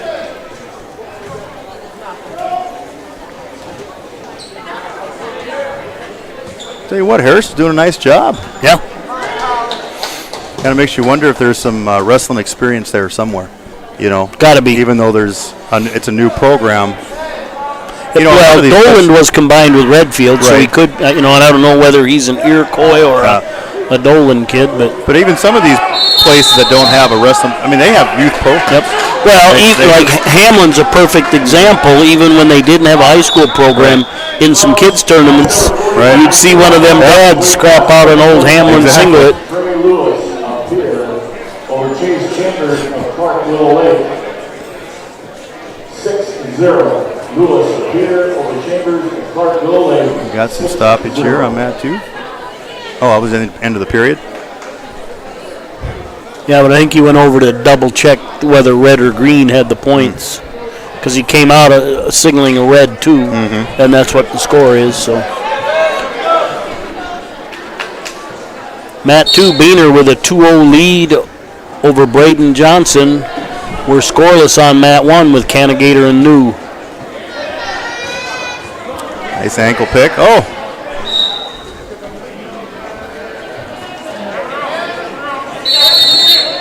Pass over 53. That's about the actual weight class, 152 pounds. And McCracken of Canton over Deion Harris of Iroquois Dolan. You get some more constructive criticism, did you? Yeah, my wife is saying, apparently I get loud. You know what? I love it. Well, you can only turn your mic down so far. Well, yeah, and I'm going to yell. I just get excited. That's what we're here for. Barbed wire right here, twisted it around. That's tight. You could keep going, too. I think he's pretty close, Cannigator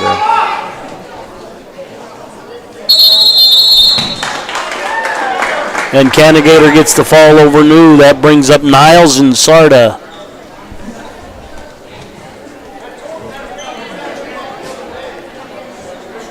Niles actually could be in a weight class below, but jumped up to wrestle 60. We must have a nose injury. I think he's a bleeder, if I remember right. Match number 54. I wore one of them for a little while. I absolutely hated it. I couldn't. I did one time, and I thought, it's worth the bloody nose. I didn't, the breathing wasn't as bad. I didn't like the loss of visibility. Yeah. They do make a half one. Oh, do they? Well, that is? Well, no. Wow, look at that. They're going after each other. And even with all that movement, we come out on top just being a little...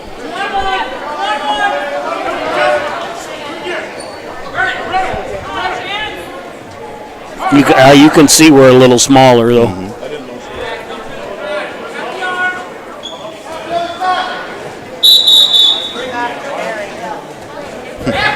He's having trouble wrestling both halves, the lower half and the upper half. Then we got a stoppage on mat 2 as the period ends.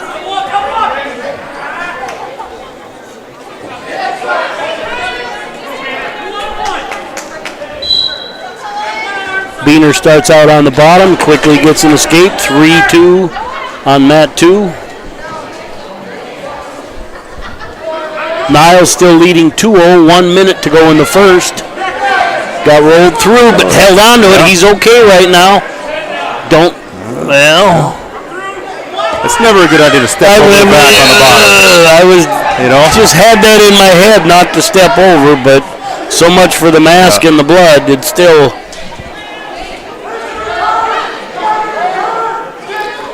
Blood time for Webster as they clean it up.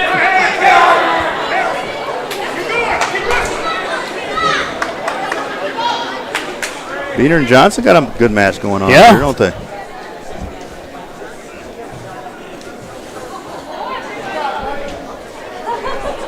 .30 lead for Beaner. 1 minute remains in the third. How hard is it to breathe when you have a mask on like that? I didn't mind it so much because I was in good shape all the time, but the visibility really bothered me.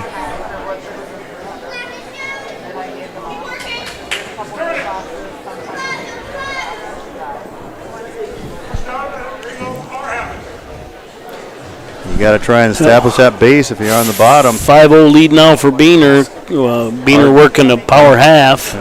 Now he's getting up to the base. He suckered himself for the half, though, on the near side. Beaner just missed it the first time. Melhoff and Wog on deck on 1. Mosier and Kramer on deck on 2.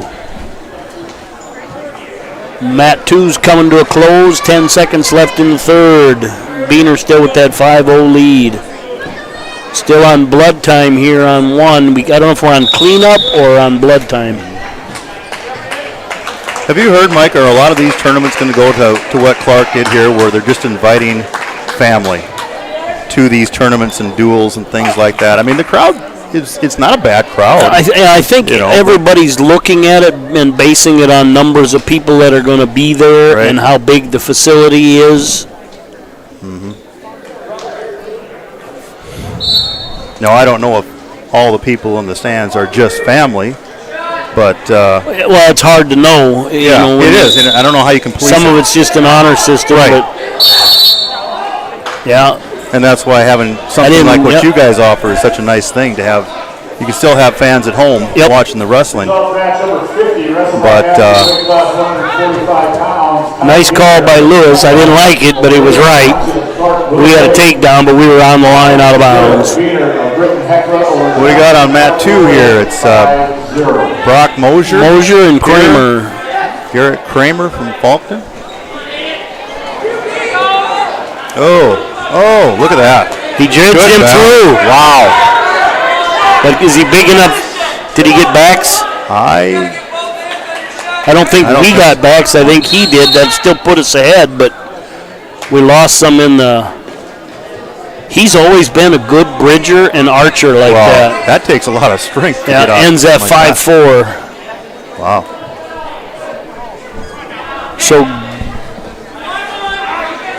going into the second, Webster leads 5-4. They got Green with a lead. I don't. Unless they gave him a escape. I don't know. Did they give him an escape? Must have at some point.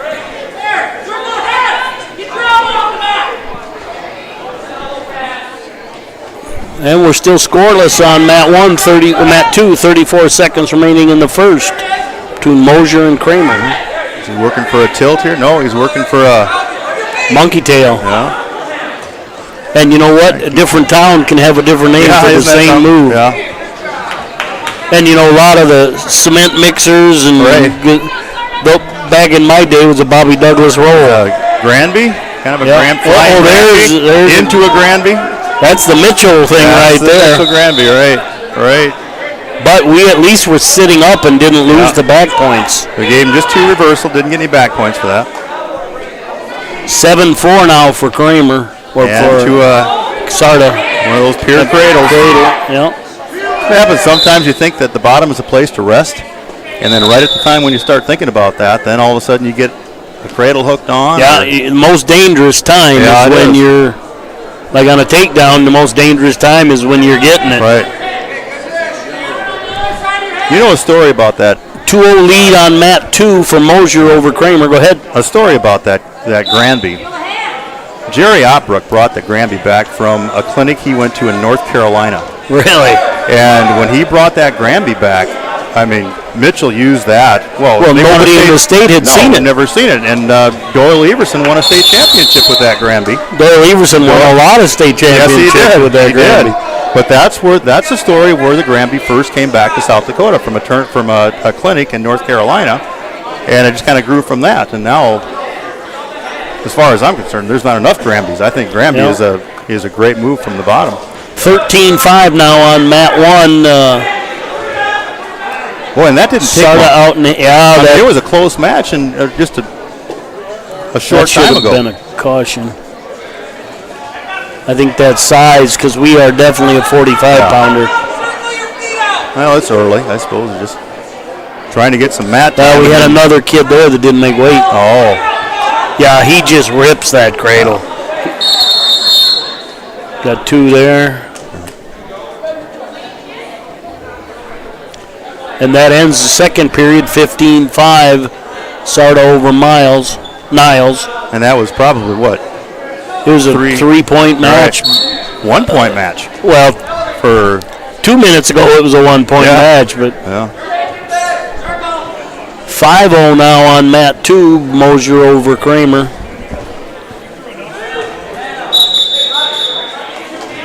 Here comes another cradle.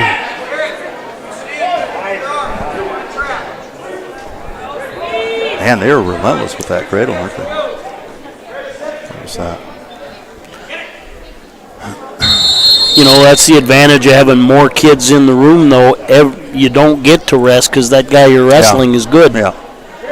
Well, that's the competition factor of it, you know. And what's going on here? Oh, that was third period. Or 10. Or was that a tech? 17-5, so it shouldn't have been a tech. Anyway, that brings up Melhoff and Wog. Nice little move right there. You know, it's not really a move. It was just an execution. He just created space and stopped and ducked under it. Just quickness. Looks like good athlete. Yep. What we got here on mat 1? Niles and Mosier, Melhoff and Wog. Mary Melhoff and Sydney Wog.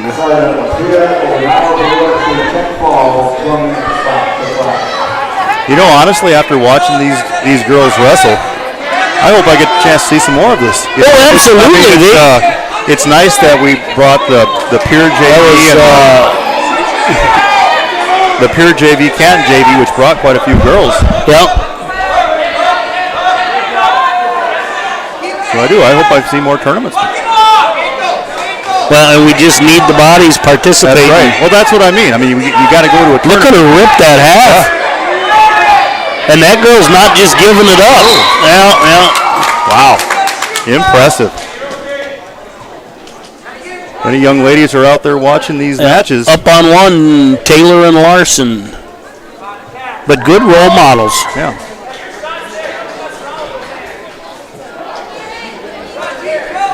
You said they have a Snow Queen in Webster tonight. A lot of these girls look like they could be a Snow Queen. Absolutely. Don't they? Hold on, I got a black eye from my wrestling today. Boy, if that doesn't earn her the crown, I don't know.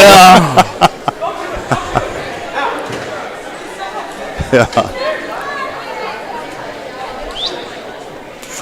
She'll wear one high heel and one wrestling shoe when she's walking. Huh? Good for them, though. Yep. Good for them. On deck on two, Frick and Chamberlain.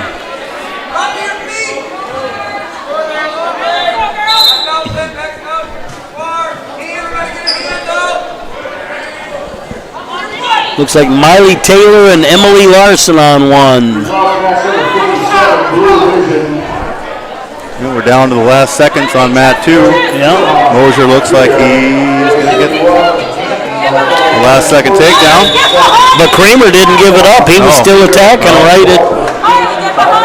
And we got a couple takedown. Must be takedown reversal on 2. On 1. They need numbers on the mat almost. I have them on the screen, but. As far as what mat is what? Yeah. All I remember is that the green mat is 1. The black mat is 2.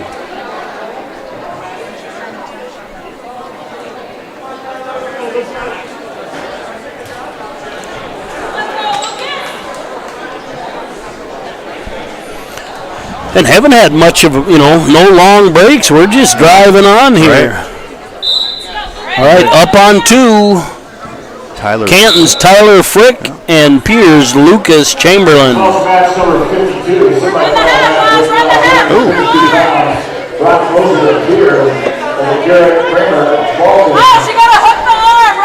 You got varsity wrestlers on probably 80% of the programs, 90% of the programs in the state.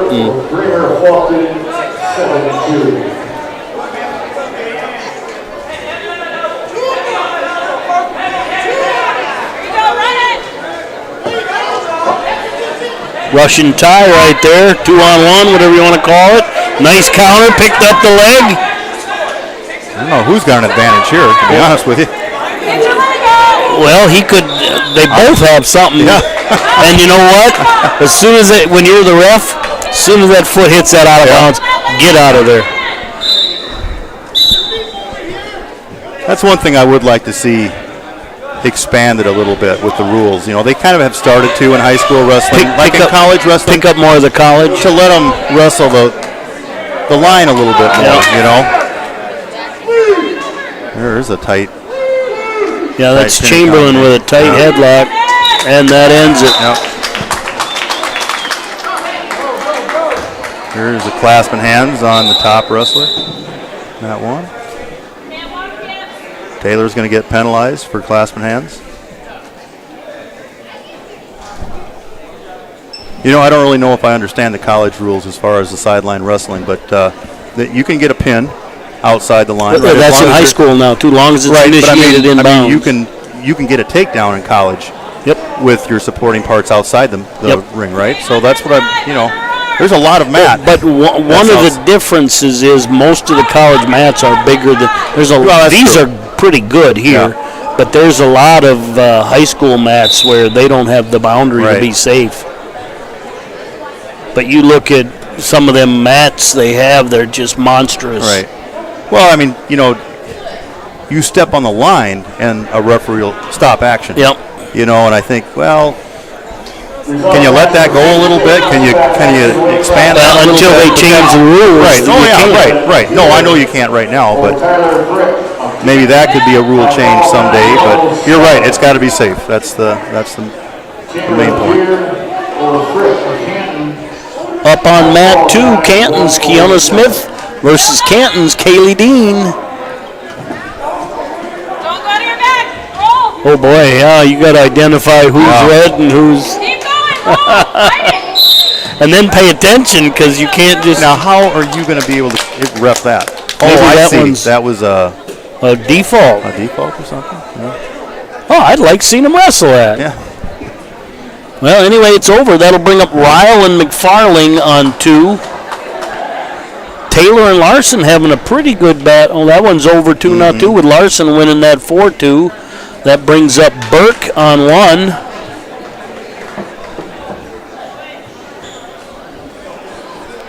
And Eden Bowden is a 7th grader. I imagine he's looking into this one. What is Burke's a junior. Burke's a junior. Seems like he's been around forever. He has. He was. Wow. He was wrestling as a 7th grader. Yeah. Oh yeah. Mom and Dad are actually at the table. Emily Larson appeared. Working. Kylie Taylor appeared. By ball time 2:28. Larson Think they might miss a score or forget to stop the clock or something? Yeah. Probably not so much in this one, though. The 7th grader just isn't going to fare well, but.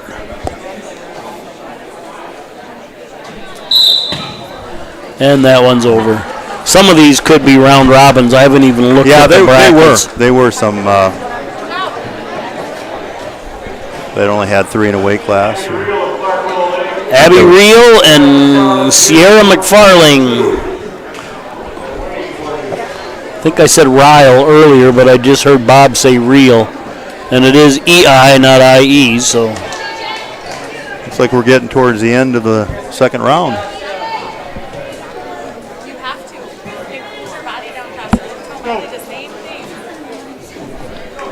Results of match number 59, wrestleback action, blue division, Haley Dean. Matt 2, Abby Reel, Piers, Sierra McFarling. Up on 1, Elijah Bouchy versus Tristan Balloon. Boy, there's been balloons in Fulton for, you can't even say years, it's been decades. Oh my gosh. Quality wrestlers. I'll tell you what. Yeah. Tristan comes in pretty young. But Bouchy's only an 8th grader too, so, but boy, he's a well-muscled 8th grader. What are some of the names you remember from Falcon? The Ace-Ups, Balloons, Sharon, Sharon, however they pronounce it. Keith Bryant. Yeah. Keith Bryant had one of the more interesting moves in high school. The weights might not be perfect, but he was wrestling 26 and got hurt, just wasn't healthy, wasn't happy. Moved up to 185 and took 3rd. Took 3rd at 185, but everybody in between was friends, so jumped up to the only open spot and did well. Yeah, I don't know anybody that really does like cutting a lot of weight. Do you? I don't know. They get you ornery. They don't cut near what they used to. No. Rules have prevented most of that. But it sure made you unhappy. That's what I mean. It made you ornery. Oh yeah. And Boche gets a takedown, takes a 2-0 lead when they come back to the middle. I thought he signaled both up, but he didn't. Balloon comes back in the down position. We have a clasp on Matt 2. Makes that one 2-1 in favor of McFarling over Ryle. Long-time Webster wrestling coach John Shealy just loved to have people cut down a little weight just so they could get a little ornery. Yeah, he was big into that ornery. He was big into dropping after Christmas. Yeah. When you get that allowance. Yeah. Now weigh-ins control, that's something they're going to have to track this year. You can plan to go down, and all of a sudden you lose 3 or 4 matches and don't have enough weigh-ins to go down. I don't know how you're going to do that. You're not going to. I don't think so. You can't if they're going to stick with that rule. Well, I'm sure they will. There's a lot of things that might, And that ends the first period on Mat 1. Still a 2-0 lead for Bouchy.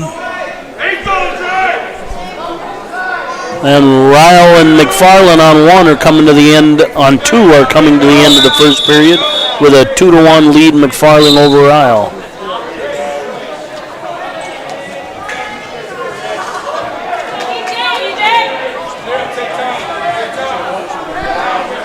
And Bouchy gets the escape.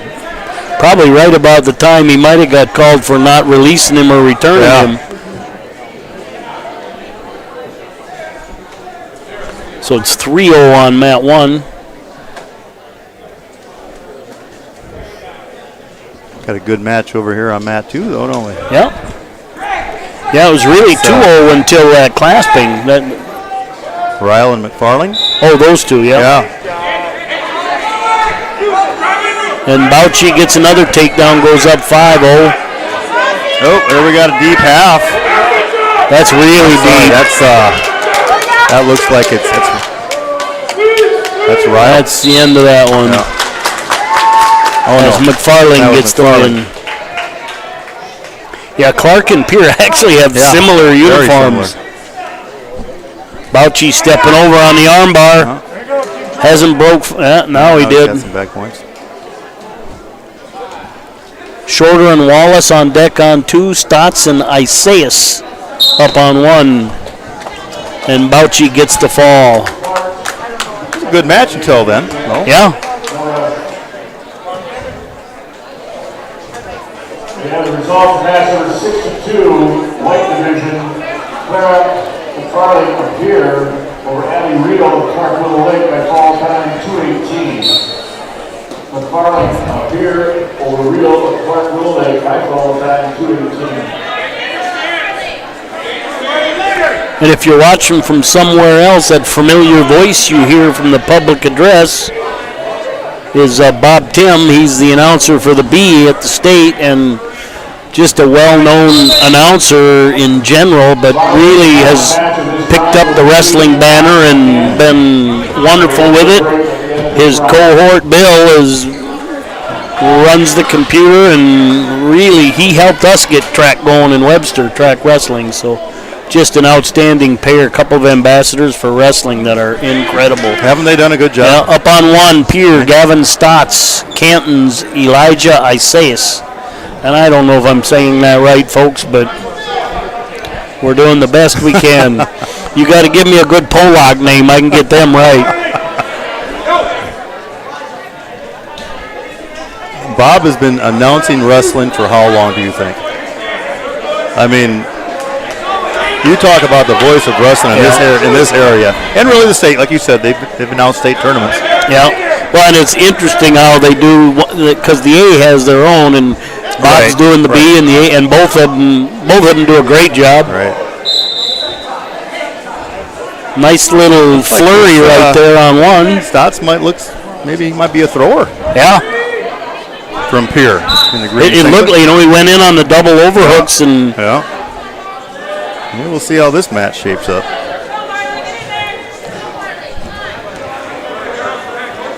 Shorter and Wallace on 2, 2-1.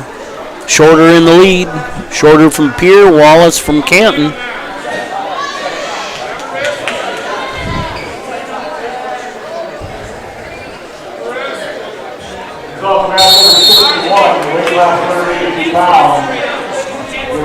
We're at 195 with the boys over there on map 1. Athletic looking 195 pounders, aren't they? Yeah, good lineman. Tell you what, that's the one thing too from my days of wrestling, your days of wrestling. The bigger kids are so much more athletic. Well, and it's some places are big on specializing, but you talk to any major college, they like the multi-sport athletes, especially wrestlers for linemen. Right. Absolutely. Side roll. Yeah. You know what? She elevated. Good hips by Pierre. It was. And then she recognized she was in trouble and bailed out right there. Still 2-1 on mat 2. There comes nice flurry on 1. Yep, there we go. She got the roll that time. There, he grabs the leg for a Granby roll there. She was looking at the coach. Yeah. He demonstrated exactly. That's ask. He said, "Come this way." You can't. That's off screen, folks. You're good. Then he's giving her the okay sign. Change direction. Good. We got a good battle here going on mat 1, 1-0. Stotts and Isaias. Oh, she's going to go right into a half Nelson, it looks like. That's some good technique there. Absolutely. A hip roll going into a kind of a Granby, and then she rolled out of that right to a half Nelson for the pin.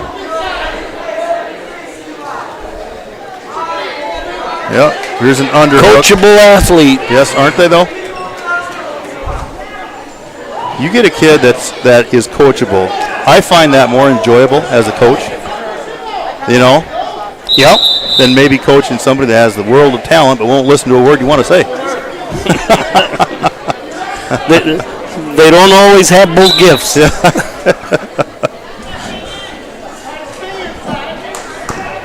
I'm still waiting for something to happen here on mat 1. I have a feeling there's going to be a flurry here. Yeah. All right, up on 2, Canton's Isaac Suter, Fulton's Tegan Hadrick. They're both trying to get an underhook, it looks like. They're both on mat 1 here, Stotts and Isaias. Yeah. But they got to create some action here too. They got to start taking some shots. I mean, it's 1-0 and after the second period. Odds are good you're going to see 1-1 third period. Yeah.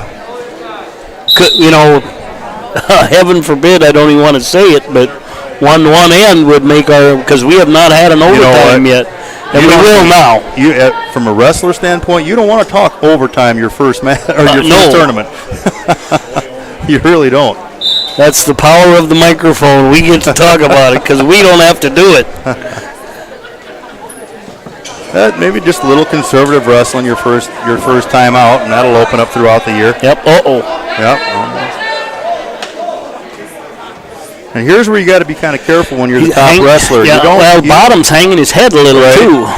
But I mean, as far as just some tactics go, you don't want to give up the 2. Yep. Takedown on mat 2. Suter gets 2-0 lead over Hadrick.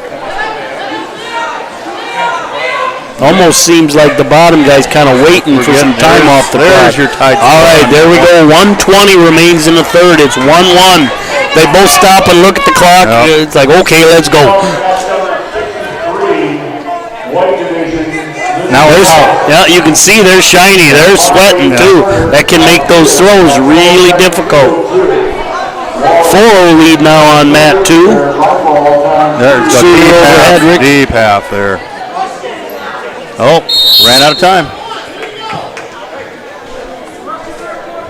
Down to 49 seconds on mat 1. Neither guy risking much, neither one going after much. You can see they're sweating. Now it's whoever does not want to be in overtime. It is the one that might open up.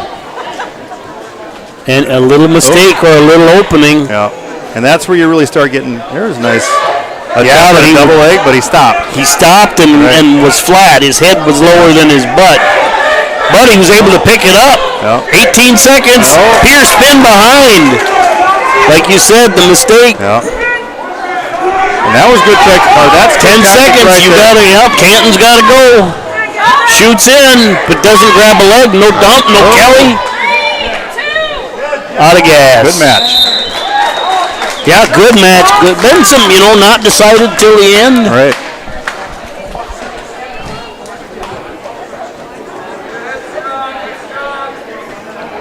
There's a fine line between being too conservative and then trying to create something that's not there. Yep. Kind of like when he took that shot right at the end. Yep. Good wrestlers will see something in the first period. Right. And know, okay, that'll be there in the third. Right. And that could be. All right. Up on mat 1, Michael Stevenson, Hamlin Castlewood, Josh Rybert from Pier. Got a cradle here on 2. Suter's going to add to his lead. Suter trying to catch the leg, but got to get that knee in the side. That bottom knee in the side, that usually straightens out the bottom wrist. Well, it creates space. There's the ball. Right. Because most of the time people are too tight and that bottom shoulder can't release and rotate down. Here's a nice double leg by Stevenson. he tends to hit things hard. Yeah, he does, doesn't he? I mean, for a 220-pounder, he's a good-looking athlete. I'm sure he's part of that state championship. Well, they didn't win the state championship, but they got second. Runner-up. Yeah. I actually drove their bus, took them down. Great set of coaches, great set of kids. Really?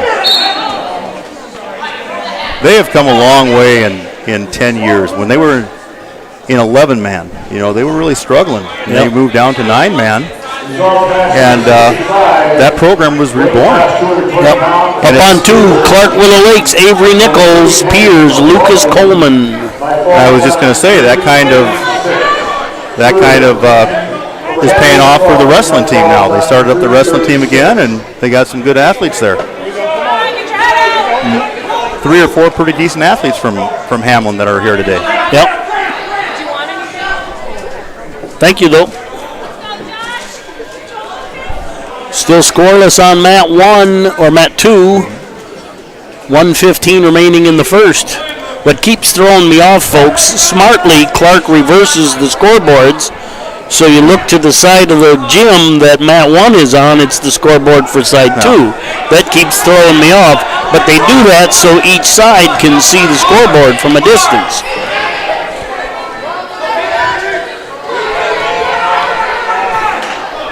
And Stevenson comes out, adds to his lead.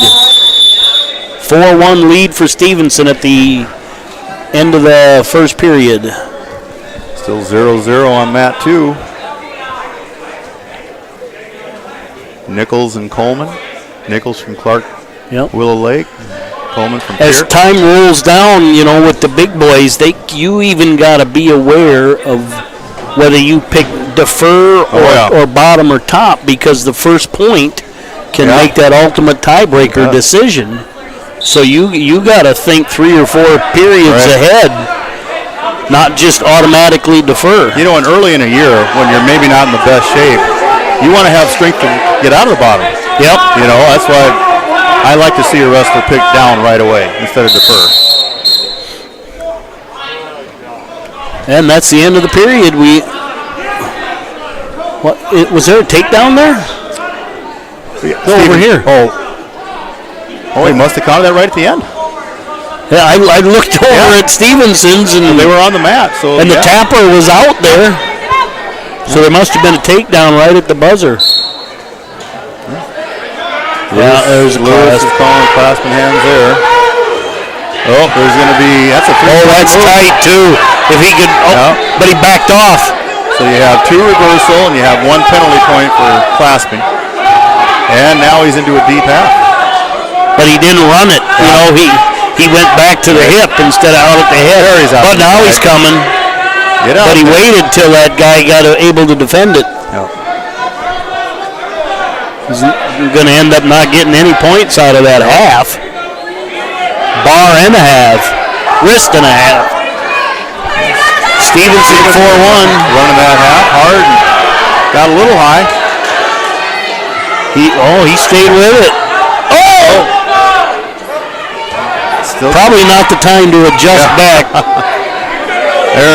That's a deep one. Stevenson's into it. A little high, but it's still big. Chest on chest there, Mr. Stevenson. Bolt looking. He's going to work into a headlock here. And that ends that one. Ross and Bodie up on 1. There we got a half finally run. He just stayed with it long.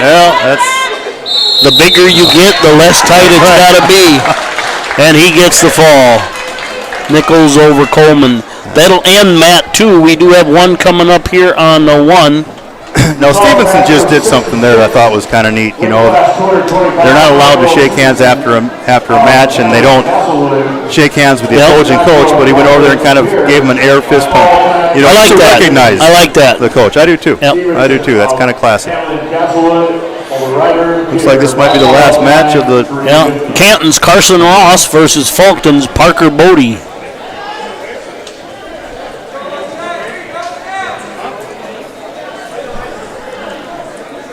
Two freshmen. Yeah.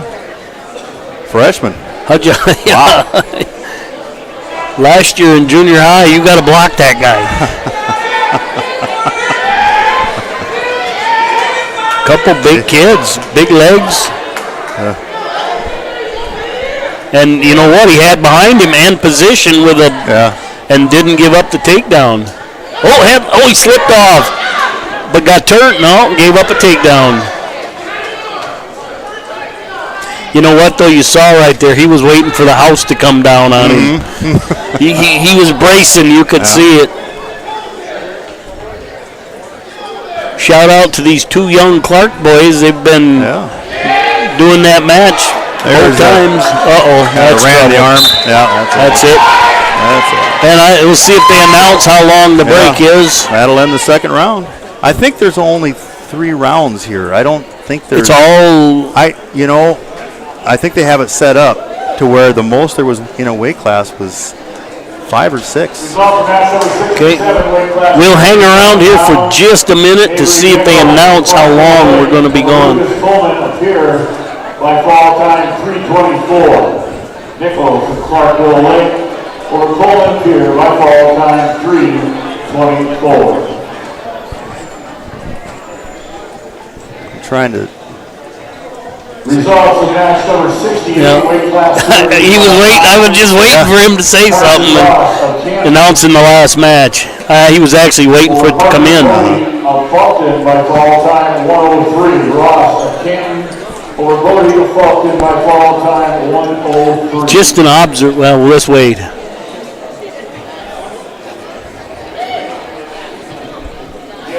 Again, we'll have a short break while they clean the mats. Whatever that means. Yeah. Short break. We really haven't said anything about team points. I don't know how important. I don't know if they're even keeping them or. Well, I got them here. I'll read them in just a second. I was just going to comment, back in the old days, you could run a wrestling tournament with a couple pieces of paper. Yeah. Now it's 2 computers and 2 scoreboard controllers there, 3 computers over there just to run the tournament. So don't get the wrong idea. It sure has simplified things in some ways, as far as once you get the tournament going, it should be pretty much self-sufficient when you have that track wrestling. It is. But you got to enter everything. Then you're... Yep, team points, I don't know if they're even having trophies. Piers well in the lead, 129, Falkton 55.5, Clark 54, Canton JV 43, Webster 42, Britton 19, Hamlin Castlewood, Britton Hecla. Got to give the Hecla boys some love.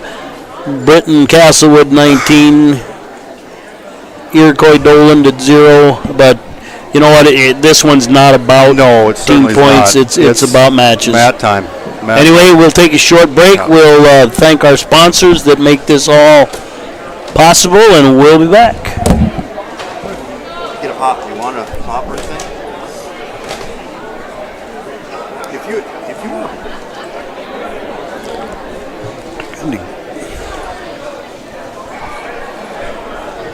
Bone-in or boneless wings. Thursdays feature Chislick special night, and their slow-cooked prime rib is served on Friday and Saturday nights. Check them out on Facebook or call 605-345-9989 for reservations.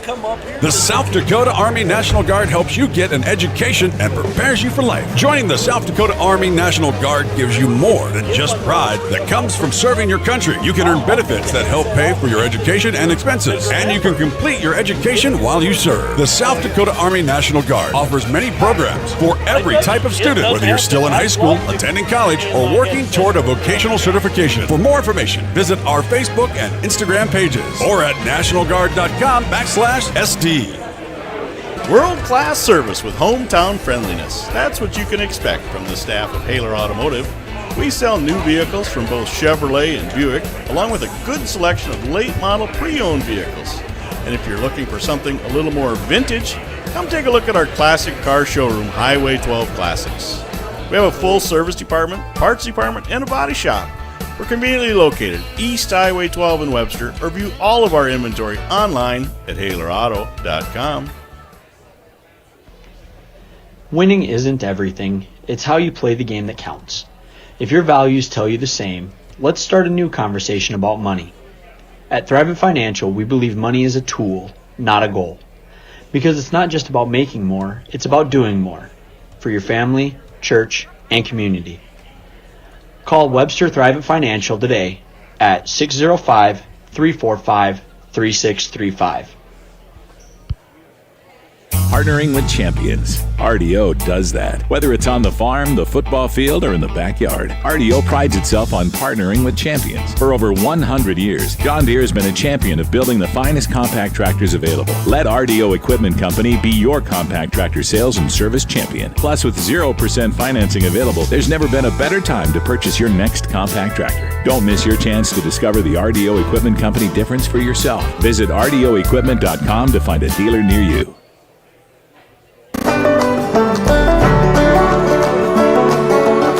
I'm Tegan Mason. I'm Carson Hamill. I'm Andrew Odden.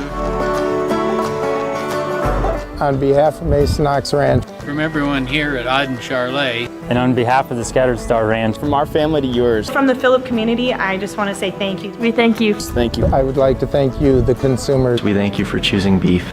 Thank you for choosing beef.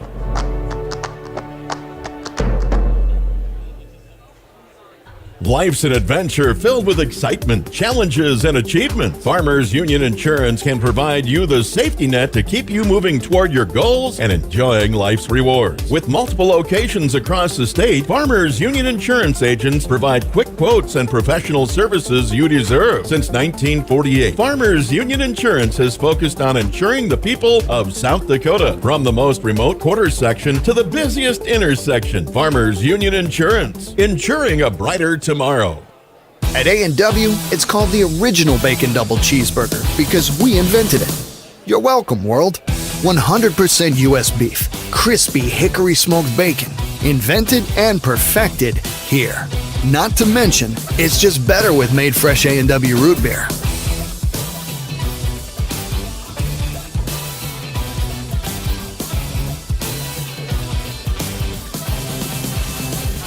At participating restaurants, prices may vary. Tax extra.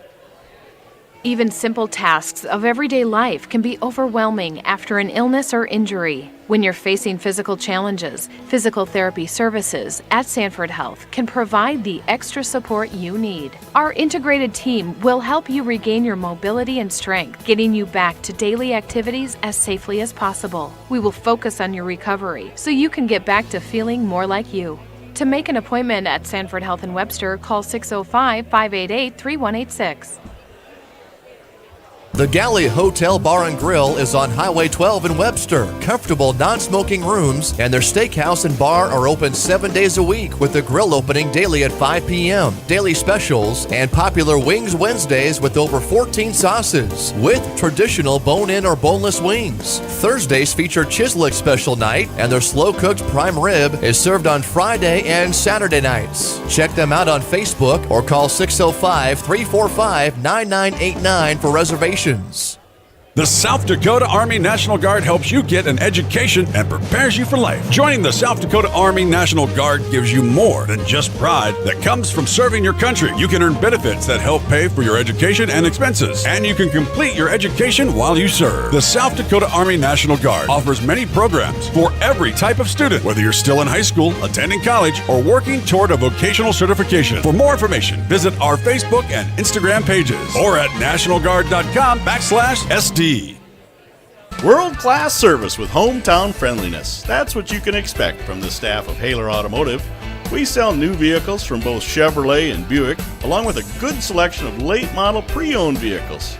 And if you're looking for something a little more vintage, come take a look at our classic car showroom, Highway 12 Classics. We have a full service department, parts department, and a body shop. We're conveniently located East Highway 12 in Webster, or view all of our inventory online at HalerAuto.com. Winning isn't everything. It's how you play the game that counts. If your values tell you the same, let's start a new conversation about money. At Thrivent Financial, we believe money is a tool, not a goal. Because it's not just about making more, it's about doing more. For your family, church, and community. Call Webster Thrivent Financial today at 605-345-3635. partnering with champions. RDO does that. Whether it's on the farm, the football field, or in the backyard, RDO prides itself on partnering with champions. For over 100 years, John Deere has been a champion of building the finest compact tractors available. Let RDO Equipment Company be your compact tractor sales and service champion. Plus, with 0% financing available, there's never been a better time to purchase your next compact tractor. Don't miss your chance to discover the RDO Equipment Company difference for yourself. Visit RDOequipment.com to find a dealer near you.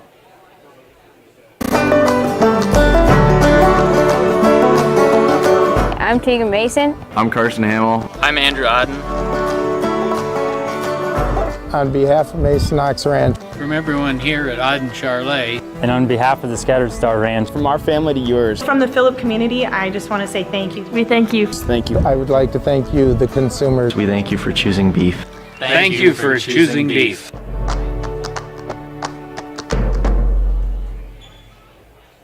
Life's an adventure filled with excitement, challenges, and achievement. Farmers Union Insurance can provide you the safety net to keep you moving toward your goals and enjoying life's rewards. With multiple locations across the state, Farmers Union Insurance agents provide quick quotes and professional services you deserve. Since 1948, Farmers Union Insurance has focused on insuring the people of South Dakota. From the most remote quarter section to the busiest intersection, Farmers Union Insurance, insuring a brighter tomorrow.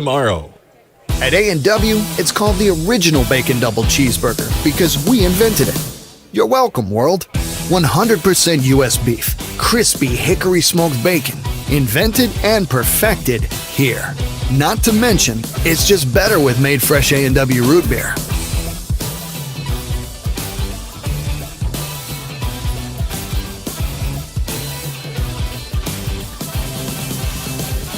At participating restaurants, prices may vary. Tax extra. Even simple tasks of everyday life can be overwhelming after an illness or injury. When you're facing physical challenges, physical therapy services at Sanford Health can provide the extra support you need. Our integrated team will help you regain your mobility and strength, getting you back to daily activities as safely as possible. We will focus on your recovery so you can get back to feeling more like you. To make an appointment at Sanford Health in Webster, call 605-588-3186. The Galley Hotel Bar and Grill is on Highway 12 in Webster. Comfortable non-smoking rooms and their steakhouse and bar are open 7 days a week with the grill opening daily at 5 p.m. Daily specials and popular Wings Wednesdays with over 14 sauces with traditional bone-in or boneless wings. Thursdays feature Chislick special night and their slow-cooked prime rib is served on Friday and Saturday nights. Check them out on Facebook or call 605-345-9989 for reservations. The South Dakota Army National Guard helps you get an education and prepares you for life. Joining the South Dakota Army National Guard gives you more than just pride that comes from serving your country. You can earn benefits that help pay for your education and expenses, and you can complete your education while you serve. The South Dakota Army National Guard offers many programs for every type of student, whether you're still in high school, attending college, or working toward a vocational certification. For more information, visit our Facebook and Instagram pages or at nationalguard.com/SD. World-class service with hometown friendliness. That's what you can expect from the staff of Haler Automotive. We sell new vehicles from both Chevrolet and Buick, along with a good selection of late-model pre-owned vehicles. And if you're looking for something a little more vintage, come take a look at our classic car showroom, Highway 12 Classics. We have a full service department, parts department, and a body shop. We're conveniently located East Highway 12 in Webster, or view all of our inventory online at HalerAuto.com. Winning isn't everything. It's how you play the game that counts. If your values tell you the same, let's start a new conversation about money. At Thrivent Financial, we believe money is a tool, not a goal. Because it's not just about making more, it's about doing more. For your family, church, and community. Call Webster Thrivent Financial today at 605-345-3635.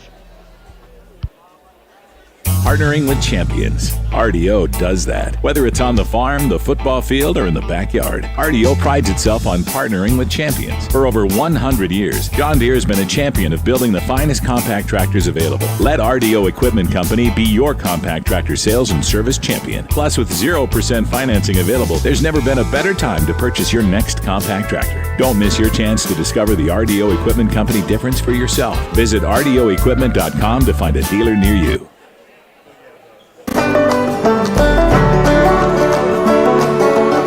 I'm Tegan Mason. I'm Carson Hamill. I'm Andrew Odden.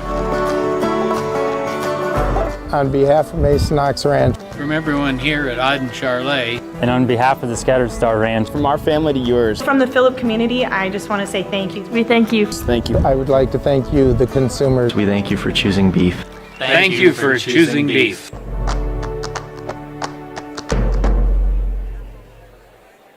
Life's an adventure filled with excitement, challenges, and achievement. Farmers Union Insurance can provide you the safety net to keep you moving toward your goals and enjoying life's rewards. With multiple locations across the state, Farmers Union Insurance agents provide quick quotes and professional services you deserve. Since 1948, Farmers Union Insurance has focused on insuring the people of South Dakota. From the most remote quarter section to the busiest intersection, Farmers Union Insurance, insuring a brighter tomorrow. At A&W, it's called the original Bacon Double Cheeseburger because we invented it. You're welcome, world. 100% U.S. beef, crispy hickory smoked bacon, invented and perfected here.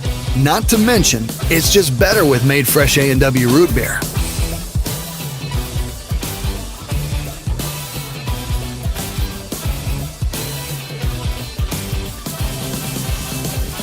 At participating restaurants, prices may vary. Tax extra. Even simple tasks of everyday life can be overwhelming after an illness or injury. When you're facing physical challenges, physical therapy services at Sanford Health can provide the extra support you need. Our integrated team will help you regain your mobility and strength, getting you back to daily activities as safely as possible. We will focus on your recovery so you can get back to feeling more like you.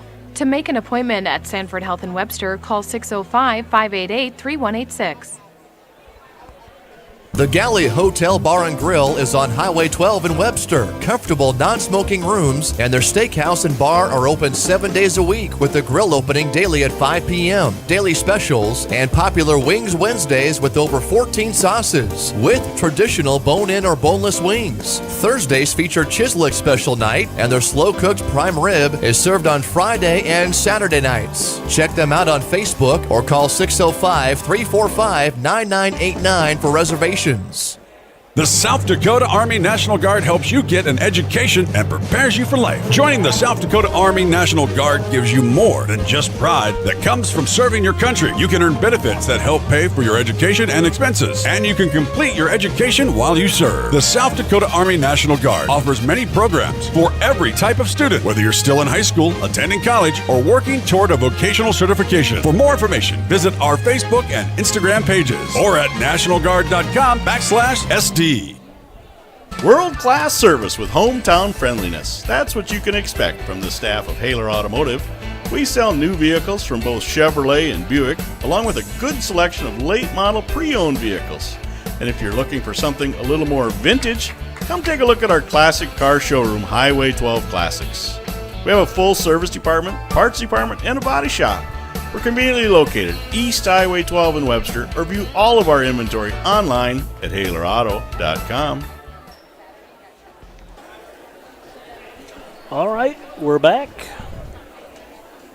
Got the command all the wrestlers want to hear. Wrestlers clear the mats.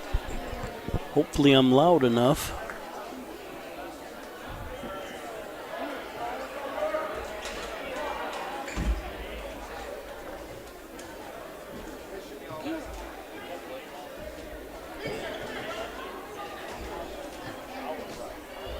All right, up on mat one, Iroquois Dolan's Patrick Decker versus Webster's Tacey Miller.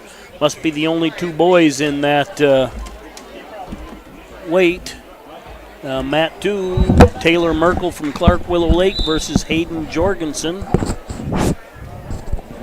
We got Scott back on the line.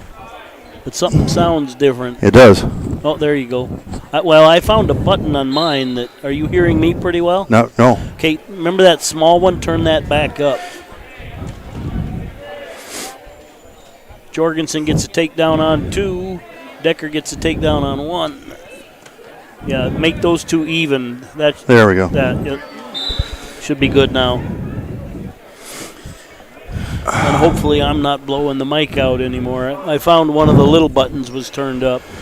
I was out in the hall talking with some of the coaches and just getting some ideas how they are reacting to the new way of doing things. And what they have to say. Well, how can you criticize when we're here wrestling? I mean, that's. And Jorgensen gets the fall on mat 2. That brings up Shoemaker and Halverson. Looks like there will be a 4th round, though. Okay. So there will be a small round after this round, and then they are actually going to have face-offs, but, they'll step forward and acknowledge each other and, and go back to their lines. So a little different, but like you say. And that's a fall on 1. Miller's still just undersized. Hank Tough, your day will come. Yes, it will. That's a tough thing about young kids with wrestling. If they're patient, he doesn't like to lose, and that's that I like. You do it with grace, but you don't have to like it.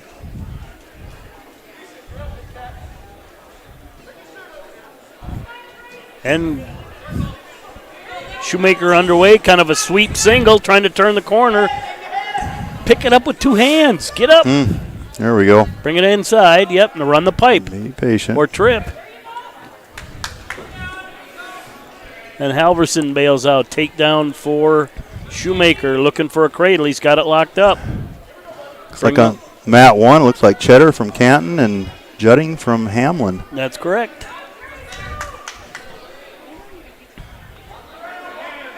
And he brought the leg up with him. Nice cradle across. Safe.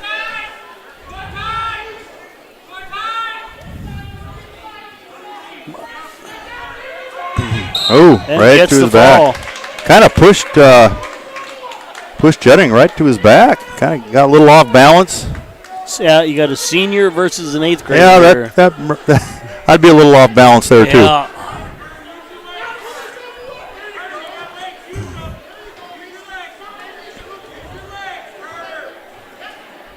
The wrestling's happening faster than track is updating right now. That's Gisselbeck versus somebody. Brock Gisselbeck from Hamlin Castlewood versus Dustin Stabnow from Britton Hecla. Stabnow just a 7th grader. Judding doing a nice job of battling that senior, not giving up the pin. Then when they stand up, you can just see the maturity difference.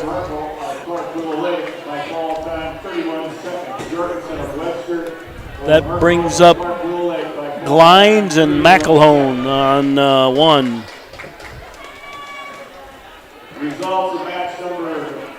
Connor Glines, a 7th grader from Britton Hecla versus Ethan McElhone from Clark.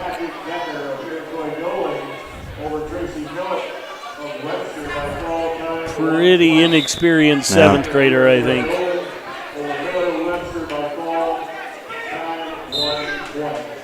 And Gisselbeck gets the fall on mat 2. It's Britton's got some numbers. They had some numbers down, but had a couple pretty decent kids, and now their numbers are coming up. Talking with Coach Hawkinson a little before the tournament starts, he really is talking highly about the next couple years that those numbers are going to get back up in Britton. And he's worked hard with that youth wrestling program, and he sees some 5th and 6th graders right now that he thinks are really going to contribute to the program here in a couple years. Wonderful. So up on mat 2, Webster area is Matt Mork. Dashiell Davidson from Britton Hecla.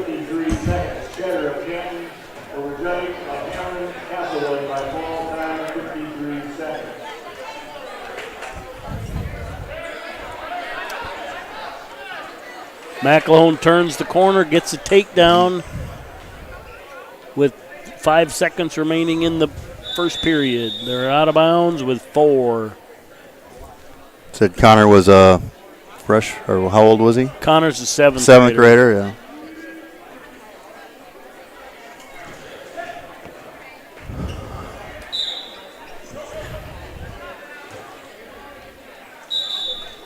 And that ends that period. Still waiting for the Dashiell Davidson.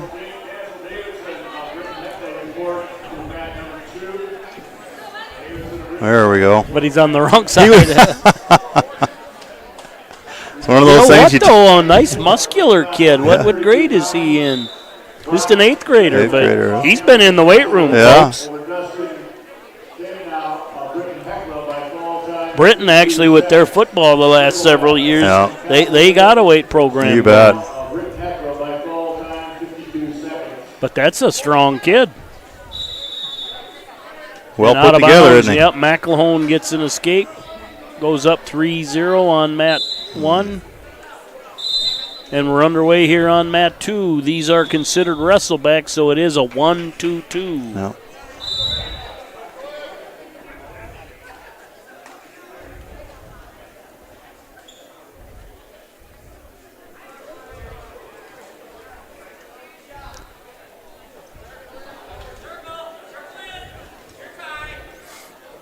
I was just going to add to something you said about lifting weights. Why can't I think of the name? Who was a long-time football wrestling coach up in Britain for many, many years? Pat Renner? Oh, Pat.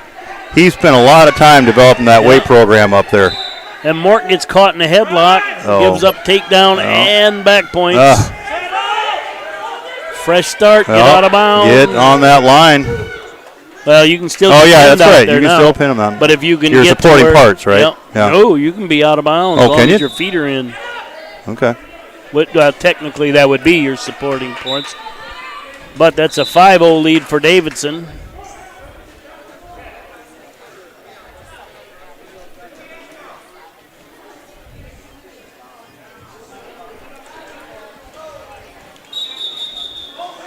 That's about the third. McElhone needs to initiate inbounds a little more so he's not finishing out.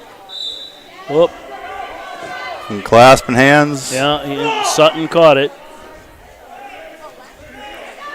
That's, to be honest, it just appears to me that Davidson is stronger than Mort. Well. Mort's come a long way for Webster, though. Has he? Yep. Good kid, works pretty hard. You know, you can tell. I mean, you can tell that some of these kids put in some time and develop their skills a little bit.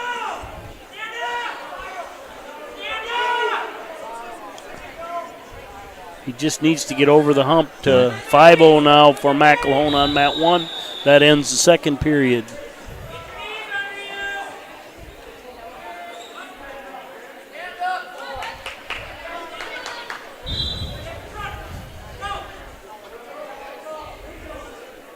But Mort didn't start wrestling till junior high, so is that right? all that base from kids is gone. Not gone; it was never there.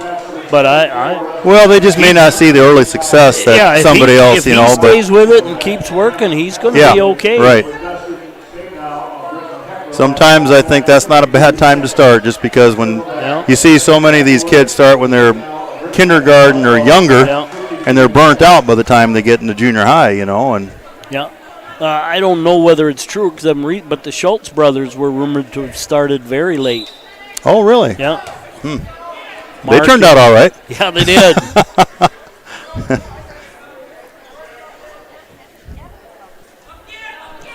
McElhone now with a 7-0 lead, 1:07 remaining in the third on 1.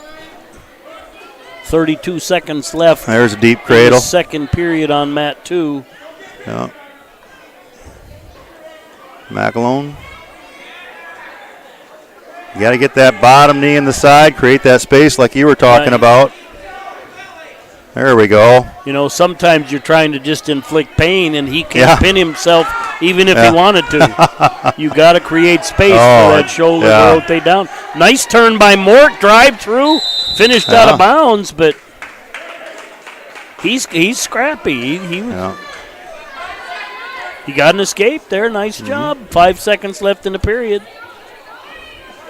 Sometimes it just takes that one move to kind of get that spark for the rest of the match. But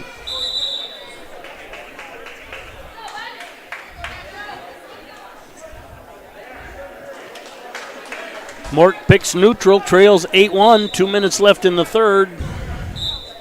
17 seconds left in the third on mat 1. McElhone 10-0 lead.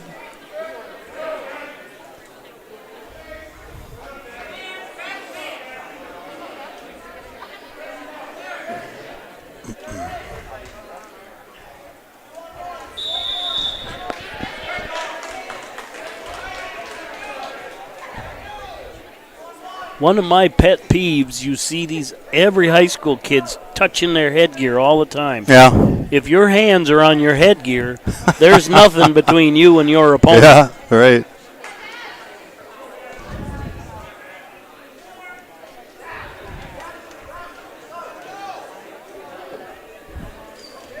Nice shot there by Mort. Jeez. Like I said, he's developing. Yeah. You see, yeah. He's just got to put it together. Yeah. It's coming along.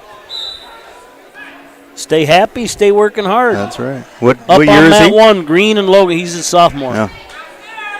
Up next on 1, Green and Logan. Logan's that one you watched about that just really showed some technique. Yeah. Or no, this is Logan and Mastair. If I remember right, she had a nice takedown, nice double leg. Nice shuck by there. Gave up hip position right now. Oh, no, then she let go of it.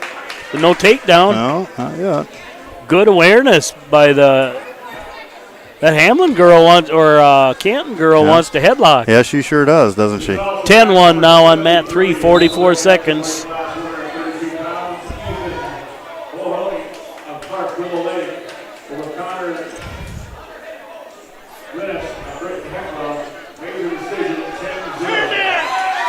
I don't.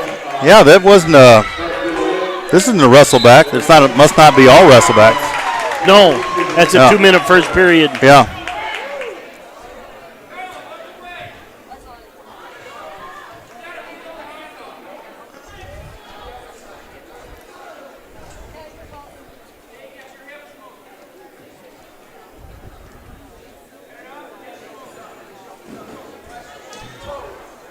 Mastair with a 2-0 lead over Logan. Wonder, wasn't there a Levi? There was a Logan from There was Clark a couple or of Dolan them. That were There were a couple brothers. Levi right. or Levi was one, and why can't I remember the other one? Levi, Logan, and all right. It'll come to me. Coming up on 2, Hattie Baldwin, Pierre, Emanu, Canton. He's getting some back points there on that one. And Mastair falls into it. That's trouble. Canton in on a shot on 2. Takes the corner, gets a takedown. Yeah, and that ends it on 1.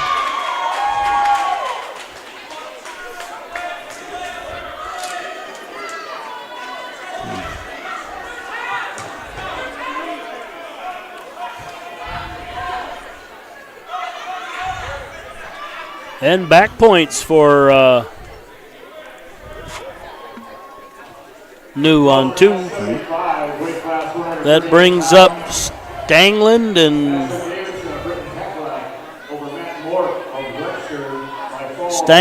Ebright on 1. Canton running that half hard on 2. Emanu. Let's get that into a force half, and I think she can go right over, but she still might anyway. It's pretty deep. Pretty deep. They're doing a good job of staying behind it and driving. And then getting outside, chest on chest. You bet. Teed up. Yep. And gets the fall. But you know what's hilarious? They can't shake hands, but they help each other up. And both matches just did that. Outstanding sportsmanship. And then they walk off to the side and hug each other. Yep. But you know, for the day, what an outstanding start to girls wrestling. Isn't it though? I wasn't sure. Outstanding. Nothing but compliments. I wasn't sure. Look at the no cradle. I thought she had a cradle on there. I wasn't sure how I'd react to it, but you know what? After seeing it, and they've earned it. And if people in the audience or people that have yet to think about what they think of it, come and watch. Yep. Because that might turn your attention in a positive way to watch these girls wrestle. That maybe they have no other opportunities, and anything else to get them involved. To that's the main thing I see in high school. As a high school teacher now, I'm seeing so many kids not participate in anything. Totally agree. Oh, here's a turnaround on. No, she was ahead 2-0 and gets the fall. Stanglin gets the fall over Ebright. That brings up McElhone and Kramer on 1. Looks like Swear and Beener up on 2. But I do want to reinforce that. I wish kids would become more involved in things. It seems like the almighty buck has kind of turned their attention away from. They need a job. Yeah, and you got the rest of your life to work. Yes, you do, and it's good to see more kids being involved, whether they're boys or girls or whatever. So yeah, and Swear gets a takedown on Beener. Then they go out of bounds, back to the middle. 44 seconds remaining in the first.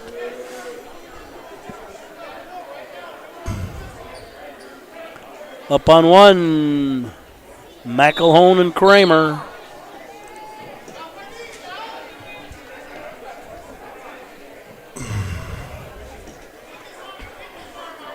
Hand position. There's some classic hand fighting right there.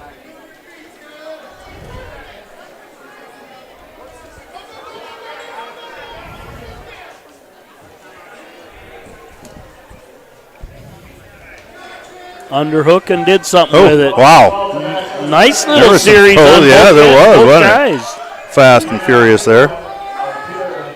McElhone ends up with a takedown. Matt 2's going to end first period 2-0.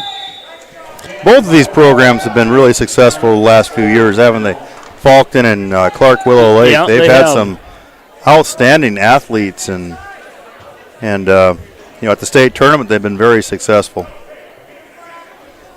Faulkton for quite some years, and Clark Willow Lake, I'd say in the last 5 years, has really built their program up to where they've gotten a lot of. It's amazing to see these two girls from different teams walking and talking, and think now, the guys I used to wrestle, when I run into them somewhere, we just have a blast. Yeah, the friendships that are built from wrestling is really neat to see. But what's interesting is they build them today. Back in our day, you didn't like them very much. Not until college, No. I mean, to this day, thinking about any wrestler from Huron being a Mitchell wrestler. And, it was and again, I'm terrible with names. The head coach there for so many years. Peters? Rich Peters. Not Rich Peters. It was Steve Peters. And, we couldn't stand those guys and their coaches. And now come up and give each other a hug. Absolutely. Even in the middle of COVID, you'll give them a hug. 4-0 lead now on Matt 2, 49 seconds remaining in the second. It's a 2-1 lead with 1:13 remaining in the second on Matt 1. McElhone over Kramer and Swear over Beener.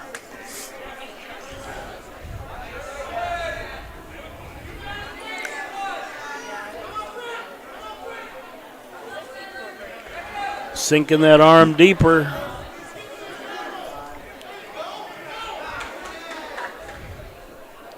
Ran the country, boy. Yeah. And that ends it. The lights are out there. Yeah. That brings up Chamberlain and Frick. St. Pierre and McCracken on deck on 1. Chamberlain and Frick on 2.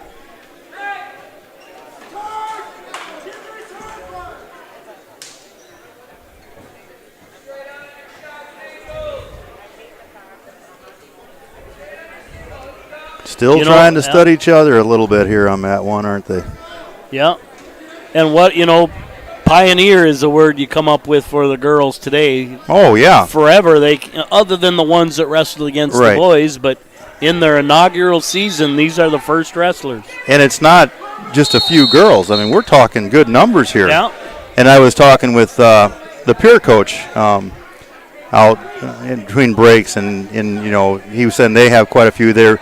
They usually go girls in the morning, That's what boys at night. I was actually wondering that. Yeah. boy, that's just a lot of bodies. Right. They can't handle that with, But and I asked him how many other teams have that are in the A's, and he said they have by far the most kids that he knows of. And takedown on Matt 2.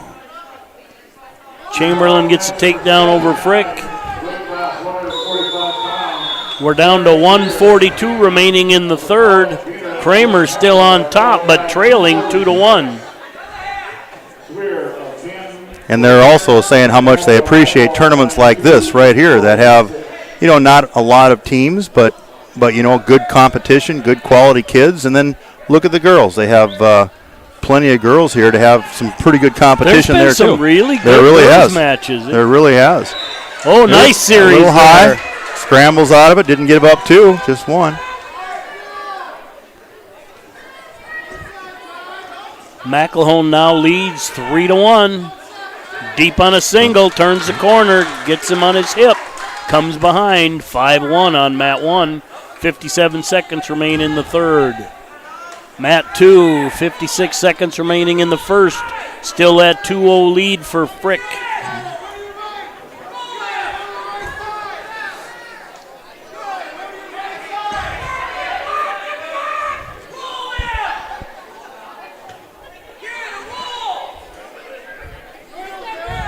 Oop.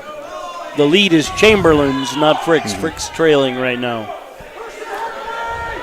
I thought he had an inside cradle look to him, but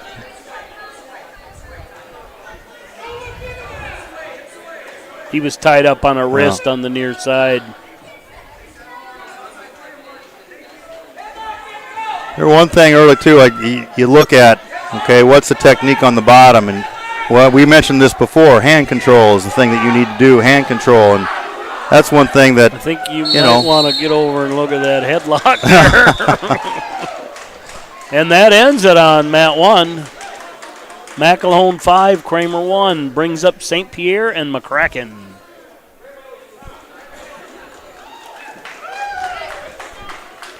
End of the first period on Matt 2. Still 2-0 lead for Chamberlain. Might have had a caution there. I didn't. I didn't see that. It's a problem. You look away to another match, and all of a sudden you miss something. That, and he's signaling to the other side of the gym. And apparently, we're not very high on the priority list for knowing what's going on. Not a bad decision.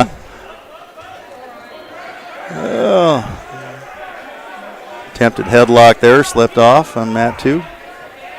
But it sure makes you think about it. Yeah, it does, doesn't it? St. Pierre in on a single. McCracken countering with a whizzer. Working to inside cradle there. Yeah, he went to the head. Yeah, got it.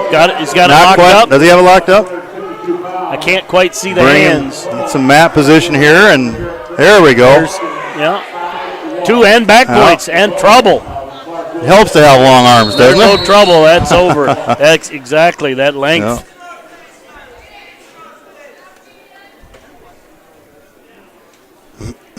Not, the McCracken just probably not realizing he was in trouble at that point.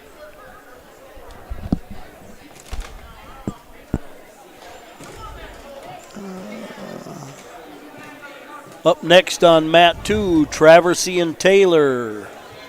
Up on 1 right now, Canton's Sydney Wog and Canton's Kaylee Dean.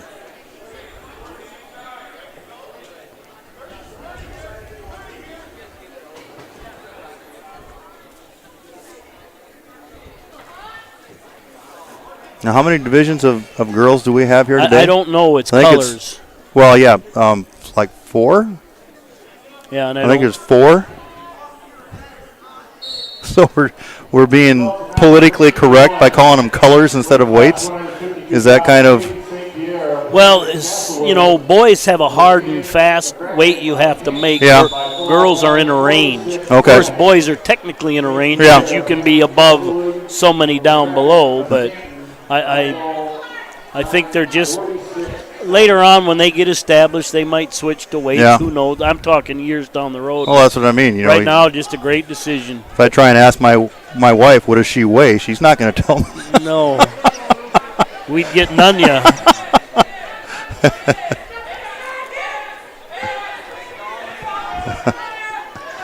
Oh, well. You got to return him. Nope. And an escape gives Chamberlain a 4-0 lead. Time running out in the first on mat 1. We're scoreless between Wog and Dean. Fireman's into a double. Yeah. But he was in on one. Yeah, he was. We're talking mat 2 here.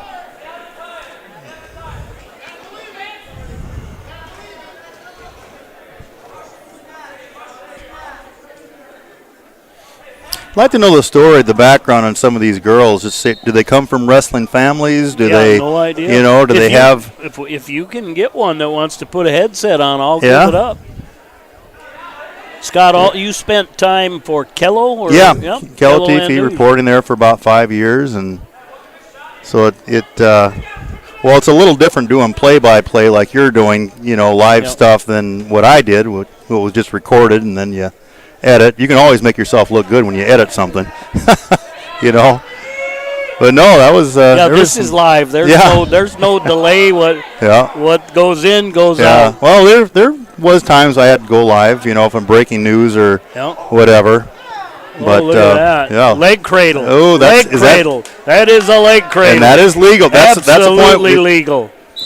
And it's the fall in a leg cradle. You can't scissors the head, but you can scissors the head if a leg or an arm of the opponent is involved. Yeah. You don't see that very often, do you? I don't know if I've ever seen that, to be honest with you. I've seen it a few times.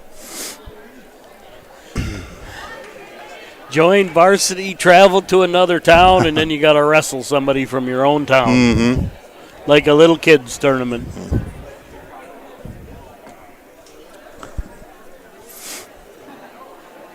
This is probably Traversy and Taylor.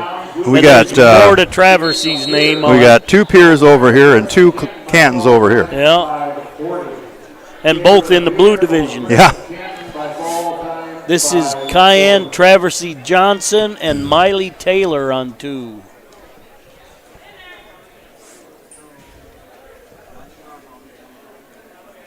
Both 8th graders on 2. Both freshmen on 1.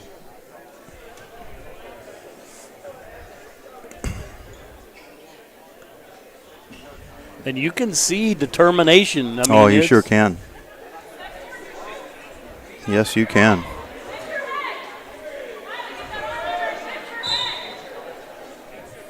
And I don't know which one read. I think Miley Taylor won that one. Taylor, yeah. The second name is usually red, right? Yep. Yeah. And mat 2, that'll bring up Isaias and Stotts. Mm-hmm. Right now, nothing else assigned to mat 1.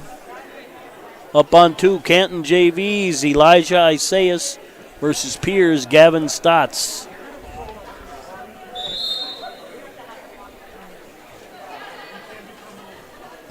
And that's already the end of the round? Looks to be. Like. No matches assigned to that one. And nothing else popping up on mat 1. Mat 2, excuse me.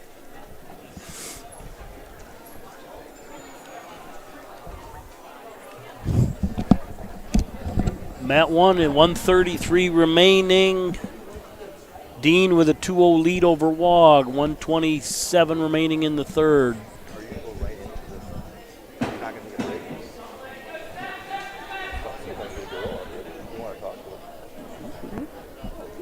It doesn't have to be me. Scott, what we're trying to do right now is see if one of the girls wants to come on the air and talk about wrestling.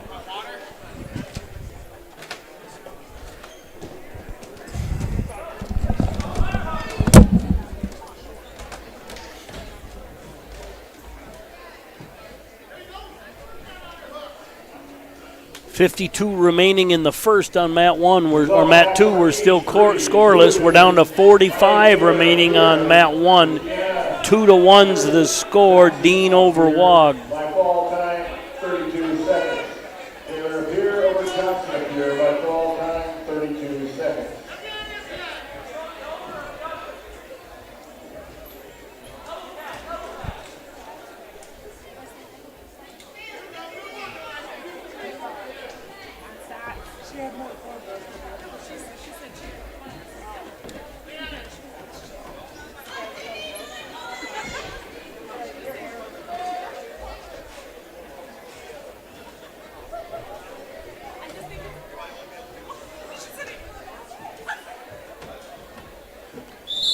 He's going to go get one? Yeah. Wonderful.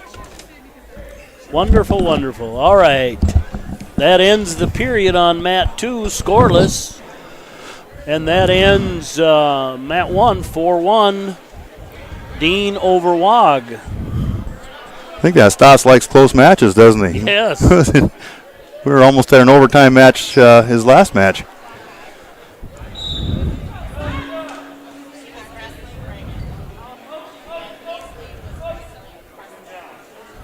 We're probably headed into a very brief break. We're seeing if any of the girls are interested in putting a headset on, and we'll interview them about wrestling as a girl. But it might be pretty bashful that, they don't know us. If it was somebody they knew. Yeah. But we'll see. And hopefully, we could see dramatic changes throughout the year. Oh, yeah. Year. Now that they know it's okay and things are going on. We got one coming over. Sit down. Huh? Yeah. So you're Mary's brother, then? Your sister? Yeah. Well, my sister. Yeah. You can do it. Well, should we do it after this? After this match? Come over here. You just sit in front of me and Scott will interview you, but we'll wait till after this match. He knows you're, and just be yourself. Yeah. All right, second period, 2-2, 102 remains. On underhooks, right on the edge.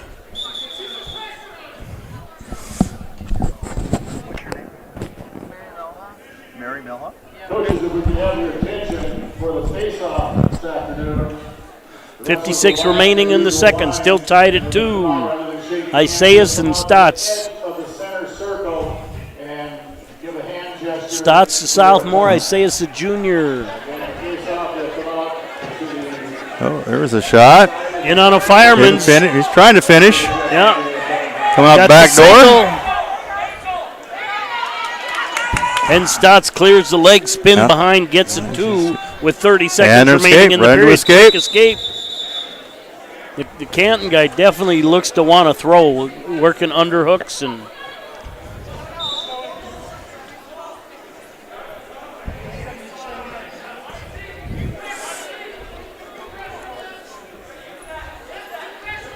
Canton's digging hard for the underhook, went for double. No, he's in a lateral drop position right now. 13 seconds remaining. 4-3's the score, second period. He's trying. He's trying to throw something. Down to last 3, 2, 1. Bearcats doing a good job of staying in position. It's hard to throw somebody that stays in the good defensive position. And Stotts takes down. He's leading 4-3 right at the start of the third period.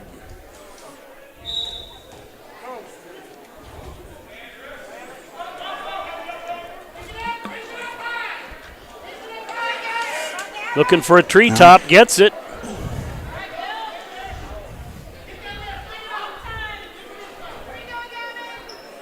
I can't see what he's doing. Yeah. Working on wrist. Oh, he's got like a 2-on-1, I believe. Just bad mat position right now. Working on loose half, really wasn't. Stotts is ahead by 1, I believe. 4-3. Yes, he is. Third period, bottom position. That's kind of the right position you want to be in. Yeah, you know, might in the third see period. Isaias kick him loose here shortly if he can't score. And it looks like he might be doing just that. Don't know whether he wanted to or not. Front headlock, cement mixer.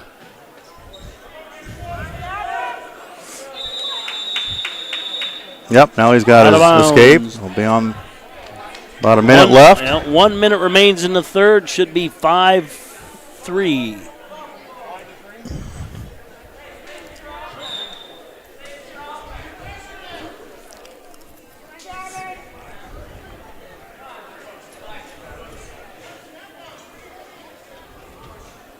Look for something to happen. Down to 45. Looks for the Russian, the 2-on-1. Got that underhook. He's lifting. Step through. Yeah, that was Just bad mat position right there. Just awareness where you're at. Got to do it inbounds. Right. But pull them in. And now if you're Stotts, you got to be kind of careful here because I don't know you're. if we got injury time or blood time right now. I think it's blood time. I thought he might get warned right there. I did too. He was kind of trying to back off the mat a little bit, but I mean, what else are you supposed to do when you got a double underhook? Well, that's what. But the other thing, he's doing inside. He's blocking with his hands. I would have called that more than backing up. Right. Well, you're the former ref. Well, that doesn't make me right. But that's what I would have. He blocking because if he's coming forward and you're lifting, that's a natural direction to go. Right. He wasn't running back, but he blocking on the inside. Well, Stotts is ahead by, 2 now? Yep, by 2. With about 33 seconds left in the third. We got a treat coming up here in about 30 seconds, though. You'll have to wait and find out. Oh, here he's gonna coming get hard. Stotts ought to just shoot down on a double right now or a single and then leave it at that. Yeah, he's got to bring his head up when he shoots. Down to 5 seconds left. And does get warned as time expires. That'll end the match. Hey, and Stotts wins that. That'll end this round. We got a special treat. Yes, we do. In the inaugural tournament for girls wrestling, we have a young lady that has elected to go on air and talk about her experience. Scott Dorson's going to interview her for Bearcats TV. You can go back and watch this. Well, you won't see it, but you'll hear it. Well, somebody at home, probably. So, hi, we have Mary Melhoff from Pierre. What year are you, Mary? I'm a sophomore. You're a sophomore. And I get... I think I'm a blue. Okay, what were you asking? Oh, what division? You're in the blue division? Okay, so I guess first off, Mary, just tell us a little bit about your background. Are you part of a wrestling family or? No, actually the opposite. I played basketball for 8 years and then freshman year went into Sean Lewis's room and he got me going into wrestling. Is that right? So then you kind of just started just wrestling around the wrestling room a little bit or what? He was trying to get it sanctioned, so I was really just hoping for that. And as soon as he did, then we started with the open mats, and then we started practice, and then it kind of all came together. Okay, so what's your impression of it? What have you liked and maybe disliked about wrestling so far? I like our practices. They're fun. I mean, like with basketball, I just kind of remember dreading going to practice. In the wrestling, you're kind of excited, even if it is 5:30 in the morning. Yeah. And then I really like the team, I guess team concept? the sisterhood of it, as Sean would say. Yeah, really. So this is your first competition? Yes. Okay. Is it everything you hoped it would be, or what are your impressions of today? It's been really fun. It's really showed how our team can lean on each other for support and how we're all just here for each other, and the competition is really good. And how about how would you evaluate you today on the mat? I mean, I think I did pretty good. I mean, I got a bye for my first one, and then my second one I pinned her in 49 seconds. So I'd say it's a good day. Yeah. So what do you think of yourself as a pioneer, Mary? Do you think of yourself as starting something that might become a really big thing? I mean, this is the first year of girls wrestling. I mean, yeah, I do. I think that it's cool that we're starting this off, and I'm glad that I get to be a part of it, and I'm just glad that Pierre started with all the other schools in this program. And then finally, I guess, how have the boys reacted to girls wrestling? Well, we don't practice together, so I think that's fine. But, I mean, I know that they don't want us in on their practices. But, I mean, just sitting on the sideline here. Just sitting in the bleachers right here. Oh, yeah, they've been great. They've been cheering. They've been letting us know when we're up. It's just, I think that the whole Pierre wrestling team has just kind of come together. So the tradition has kind of trickled down to you guys too, hasn't it? Yeah, for sure. Yeah. All right. Well, that's Pierre sophomore Mary Melhoff on just her reactions about girls wrestling. Thank you, Mary. How was it? Wonderful. Yeah. That was really fun to hear. Yeah. That was. I mean, Mary didn't come from a wrestling background. She just kind of fell in love with it, just the idea and the sisterhood she was talking about. Well, and you and I, without even saying it, understand it because there is a brotherhood among wrestling. Yeah. You go through so much just to walk on the mat that you have a deep respect for that guy that puts on that singlet, goes out there one-on-one without a face mask, without distance from crowds, and deals with everything himself. Right. We're going to do a quick, at 2:10 they're going to do face-off, so right now I'm not going to go to commercial. Let's keep talking on that same line. Yeah. It's just remarkable, and I was thinking the boys don't want to practice with him. Is that what they said? They physical as the girls have been today, the boys better look out. Well, I think it was just a numbers game right now. They don't. I mean, Pierre's got a ton of wrestlers. I mean, they got 20-some girls that are wrestling, plus they've got 40-some boys wrestling. So that wrestling room becomes pretty darn small. Yeah, and you don't want running into each other adds injuries. So the girls have been going in the morning. Now, next week they're going to switch. The boys are going in the morning. The girls are going to go in the afternoon. But I'll tell you what, not just for the girls to be part of this program, the coaches now have double duty. Yeah, absolutely. And I want to say kudos to those coaches too, because you're watching all the coaches down here, and they're just as much into these girls wrestling as they are the boys. And the crowd has been receptive. It has. You hear oohs and ahs when things are going on. I am just I couldn't be more happy with how this turned out. I was kind of wondering how it was, and it's for real. Yeah. The girls are physical. They know some fundamentals. There's going to be some coming up. Not all of them will be that way. Right. But you know what? How many boys walk out there not knowing they're supposed to stand on a color? But it's... And I thought, that Mary was just one person of many girls here today wrestling. But it would be interesting to see how each one of them got into it. Because, you still... You don't associate wrestling with girls. No. Not yet. Not yet. And I'm saying it might come like that, someday, maybe soon. But what makes, or what is it that it's inviting about wrestling to two girls? Now I didn't hear she was a basketball player. Yeah, and until ninth grade. Why did she make the switch? You know what? She just went in to talk to Coach Lewis one day. She said, and kind of convinced her that let's start something special. Yep. They have girls hockey, so for that one that appeals to roughhousing a little bit, what a better outlet. Oh yeah, I agree. I think it's great. It's good for the girls, and the coaches are into it, and they're pulling double duty. And you know what? If this is any indication of the signs to come, I'd say girls have a pretty good future in wrestling. I would totally agree. Yeah. We just need other people to pick the baton up, right. other schools and other girls. Yeah, and I think it's happening. I mean, right now I teach in Groton, and I go down in the wrestling room every once in a while. We got a couple girls there. We've had some off and on, but now that they know they're competing against other girls, they might come out of the woodwork. You know what? It's the unknown right now that people are scared about. They're not sure about how it's going to go and the reactions and stuff like that. But take a look right here where we're at right now, and if you know what's going to happen, if you know that it's going to be received very well, maybe that'll invite more girls, hopefully more boys as well into the program. I mean, we need them all. Yes, we do. Yes, we do.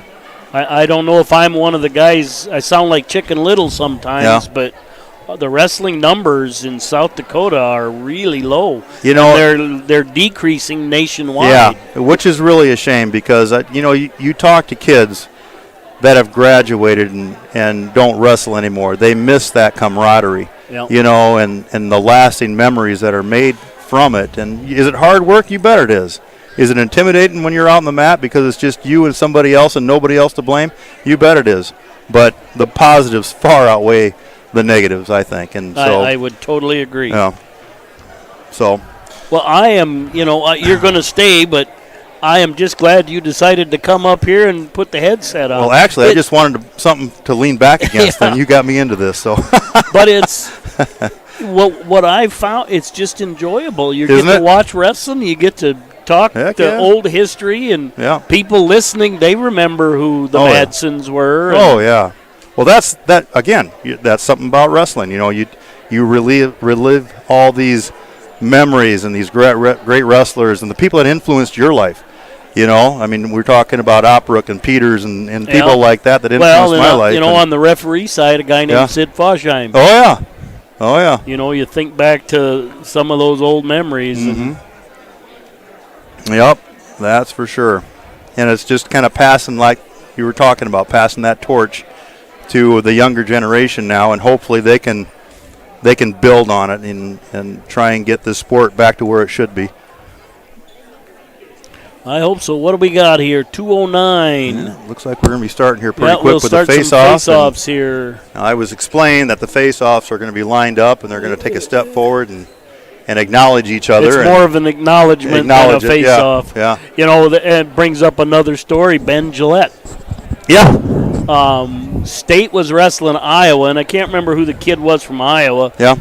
But when they called him, he used to run all the way into literally into the other team's huddle. Yeah. And when they were wrestling at South Dakota State, and before they even called his name, Ben Gillette took off, so that guy couldn't come all the way over into the state huddle. And then he had to meet him at mid-match. Yeah. You know, it made me think back to that old time when the guy was putting the football on the Cowboys emblem and the other team got mad. It was like, that's just what popped into my head. Be darn. Yeah. And I think Mr. Ben is now a doctor out, is he? Out on the East Coast. I was wondering about that. I watched him. Good my Lord, he was a thorn in our side, Redfield wrestling for how many years? And then he went on and wrestled at State for 4 years, I think, right? Yeah. 5 years, I think. Really while doing pre-med. Yeah, isn't that incredible? But what people may not realize is Ben qualified for the state cross-country tournament. Yeah. And he was all-state chorus, as well as a 4.0 honor student and a multi-time state champ wrestler. And on top of all that, he was a great kid. He was. Yeah. Yep, for sure. Great memories. I think his dad's an attorney, so at least we know there's a few problems. I don't even know his dad. Yeah. I like to mess with lawyers. Yeah. Yeah, that's a good point. But everybody just kind of waiting now for time. So who are all the referees? I know I've got Rob Lewis over here. And Bolt. I think it's Tony Bolt. Now, he wrestled for many years at Arlington, right? Yeah. And then Jared Sutton is the other one out of Watertown. Okay. We, a few years ago when he was just starting out, he refereed my table at the kids' state. Oh, okay. And I talked to him quite a bit at length. I think he was going to do it anyway, but he did a great job. Yeah. And you need to continue this. You're pretty good. And he's doing a fine job. Well, I think referees in all sports are needed. You know, it seems like there's a shortage. Yeah, did you see that thing in Texas with the football player? Oh, yes. Penalty and then ejected, and then while the ref is signaling, he runs on the field and knocks him over. Well, luckily, we haven't seen that in South Dakota. Yeah. Goodness sakes.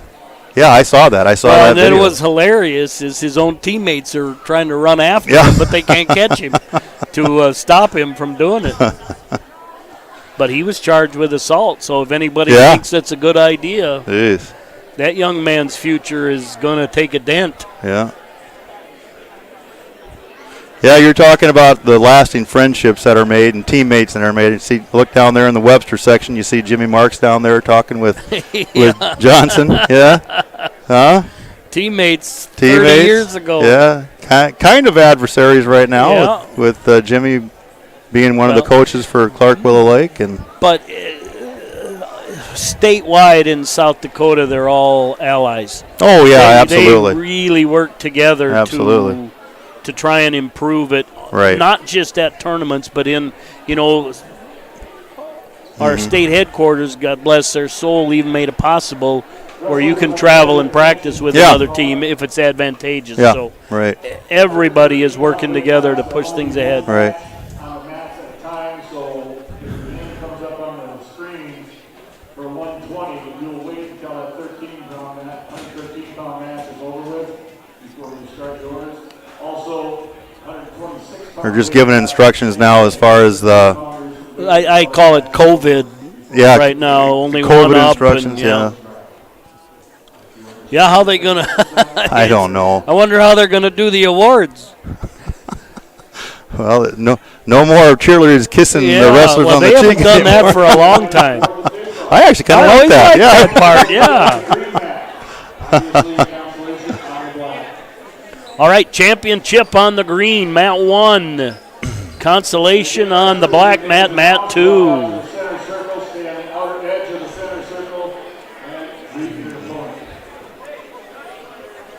Well, that's. I don't know. No, I think they're trying to figure out how to space out when they're even doing the acknowledgement.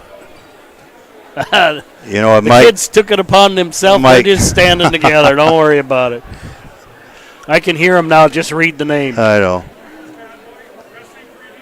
And the flip of the disc on the referee's side to see who goes where. So again, it's kind of all. You never know how you could pick something up, I guess, whether it be on the mat or just shaking hands or whatever. But sometimes I think too much thought goes into trying to figure things out. You know what I mean? Well, I mean, you and I both use a handrail coming up here. Yeah, I know. Last time I checked, there isn't somebody wiping it in between every person using it. Right. And I'm not trying to make fun of the situation, nope, not at all. the COVID crisis and all that kind of stuff. We're doing the best we can given the situations and the circumstances, but it's just kind of not comical, but it's kind of fun to watch how we're doing the wrestling, and yet we're trying to remain distant in face-offs or try and keep it safe however we can. Yep. Starting with the tournament itself, we're only allowing family to come to the tournament, which I give credit to the officials for doing so. It's an irony in social distance in wrestling. There's no such thing, but listen, they're doing the best they can, and that's what absolutely. That's. It'll be James Jorgensen of Webster against Messiah Cheddar of Canton. The championship match at 106. It will be Jamie McCrae of Pier. We'll just let the public address announcer read them off. Yep. So they're stepping in. They had a habit. They ran out. We can't do that. Joshua Kangater of Clarkville Lake against Tyson Okanaga of Canton. In the 120-pound weight class for third and fourth, it'll be Trace Shoemaker of Webster against Carter Schulte of Fulton. The championship match at 120. There we go. They still want to go do it. Yeah. This truly is a face-off. Yeah. The consolation match will be Sarah of Canton against Jared Rashida of Canton. Championship match will be Mary Cheesemore of Pier against Brianna Miles of Iroquois Dolan. We missed somebody? Oh, I don't know if she lined up over there. I don't think so. At 132, the consolation championship will be Ethan Benyon of Clark Willow Lake against Brock Gisback of Clark Hamlin Castlewood. In the championship match at 132, and kids are pretty resilient. You look at them; they're actually having fun with it. Yeah, I think so too. You know what? They probably just started something. It's gonna look like a wedding walk-in where they're gonna invent their own stuff here, and then they walk down high-fiving everybody. I love it.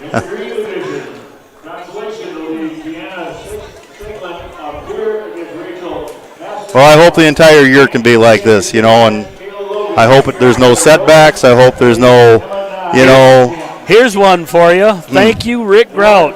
We were talking about Ben Gillette. Ben Gillette's father-in-law is Al Lawrence from Mobridge. Is that right? I did not know that. What an amazing twist. Al Lawrence, incredible wrestler from Mobridge. Yeah. ended up going to Nebraska, was doing really well wrestling, but he's a surgeon and was pre-med and gave it up to focus on pre-med. He's a doc in Watertown. Still goes into Watertown and wrestles at 50 years old. Is that right? I don't know if he has the last couple of years, but 3-4 years ago I know he did. And still tougher than snot. And you got that from one of your listeners? Yeah, Rick Grout. Oh, really? Interesting. Boy, that's going to be a heck of a good wrestler as a kid.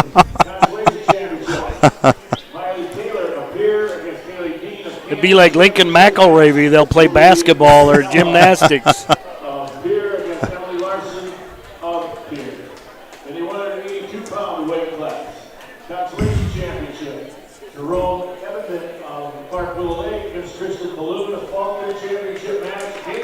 And I am going to apologize to anybody listening because I am Webster's bus driver. And Webster's going to leave when they're done. So we will have to probably shut down about 1:45, 1:55. We have... we always had heavyweights for the last several years. Yes. And guess what? We're out of heavyweights.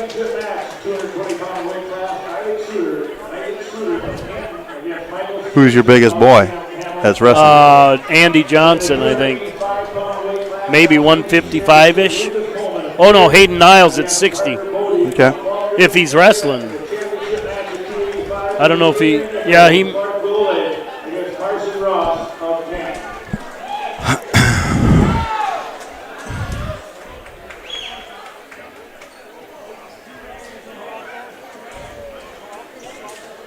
Well, you've done a little bit of everything in Webster, haven't you?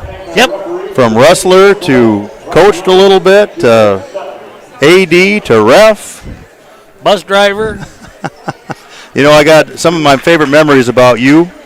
Not so much on the wrestling mat, but on the baseball diamond when you were umping and your brother was playing. There were some good arguments there. Yeah, well.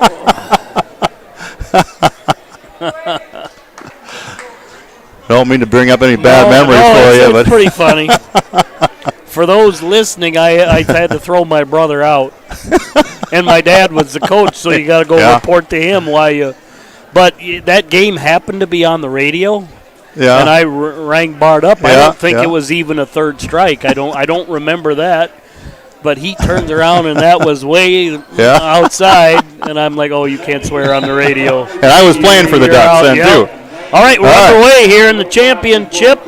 It is Jamin McGray versus Bryce Hawkinson, wrestlebacks or Constellation Championship.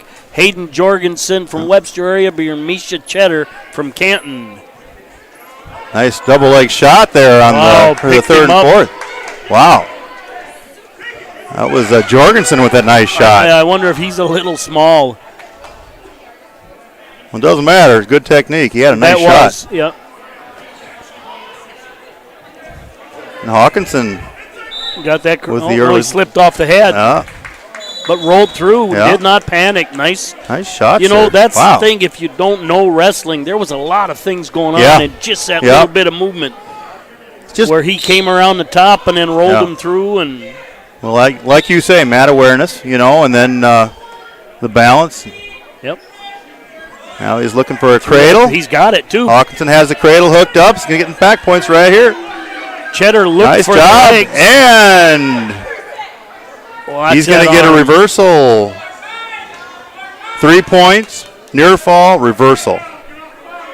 So 5 seconds left in the first on mat 2. Jorgensen still with that 2-point lead, and that ends the first period. Jorgensen leading Cheddar. Jorgensen defers. Cheddar takes neutral. Right at the end, Cheddar was warned for stalling on the bottom, so he has a one warning. Cheddar should have picked top there, in my opinion. He got taken down right away, and then he got warned on the bottom, so he might not get on top. We got a barn burner in the championship here. 19 seconds left. 4-2. Hawkinson with the lead. Oh, Nice catch. There was a throw, I believe, attempted by. A little bit like a Metzger looked like to me. Right. Cheddar and Jorgensen caught him on his back, close. And you don't see the Metzger anymore, and you don't hear about it much. The Shears used to do a step through Metzger. You know, and it's amazing to think from a little state how many Olympians we've had. Kozlowski, Cheers, Lewis, and we get a fall. McElravy. And the world team, the gal from, I can't remember her name, Rana Heaton. Yeah. And consolation champion, Hayden Jorgensen from Webster. I think we could have had a future Olympian, too, if Hutmacher would have chosen wrestling over football. That broke my heart. He was an exceptional and a couple of pretty well-known UFC fighters with Storley and Lesnar. And Madsen. Yep. I think Madsen was a national champion in NAI. Was he? It could have been. Well, we got a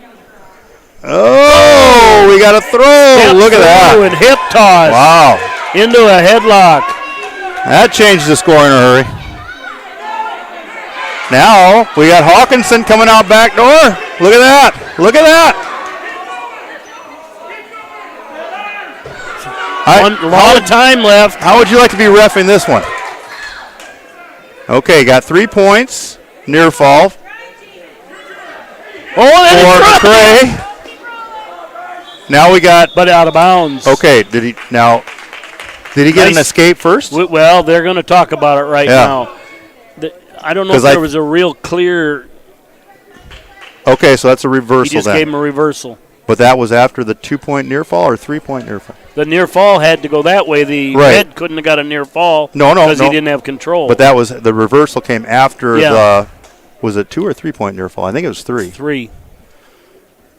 7-6, huh? And it is in favor of McCray. Takedown, 2-point near fall for Hawkinson. Oh, he's got a cradle hooked up. Then a reversal and a 3-point near fall, and then a reversal. He's trying for that outside cradle. Hand control by McCray. Yep.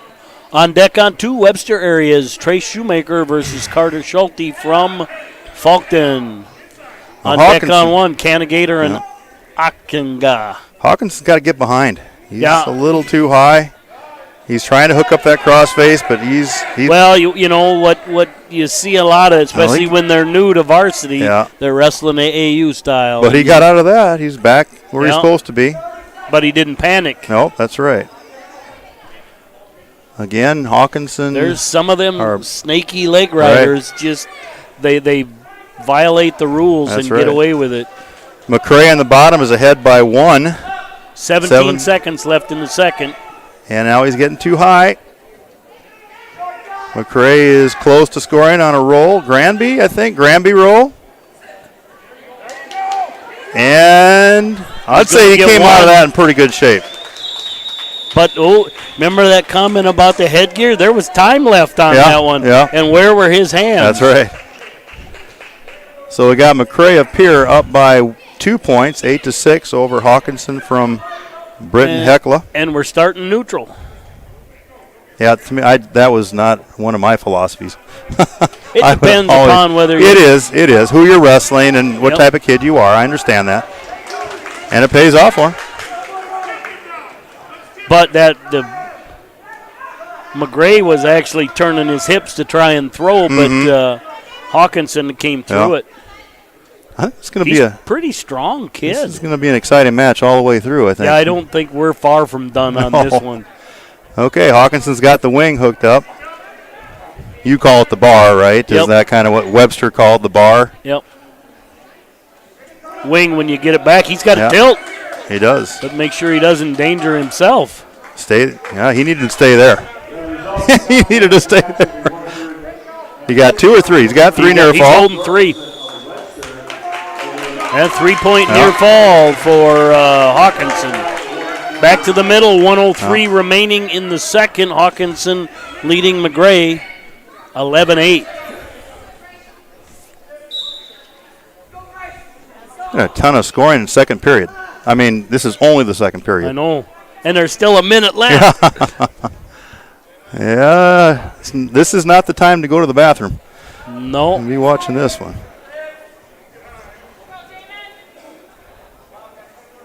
Pierre must be working that side roll. Well, it looks like he's trying to get hand control down there. I think Hawkinson has a 2-on-1, maybe, or no, he doesn't. No. Oh, somebody lost a mouthpiece. I know you like that mouthpiece, but by gosh. I love that wrestler. Sanitize nothing. I'm putting it right back in. Let's go. Love it. Sweat's a good sanitizer. Okay, he's got a leg. Yeah. Now you got to. You better bail. That's 22 seconds remaining.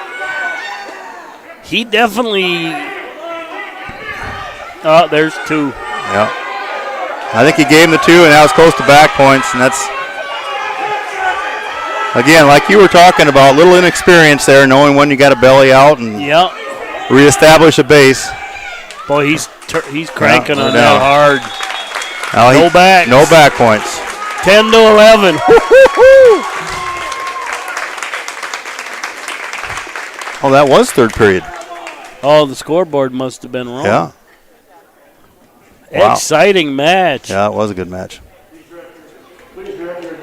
Great match.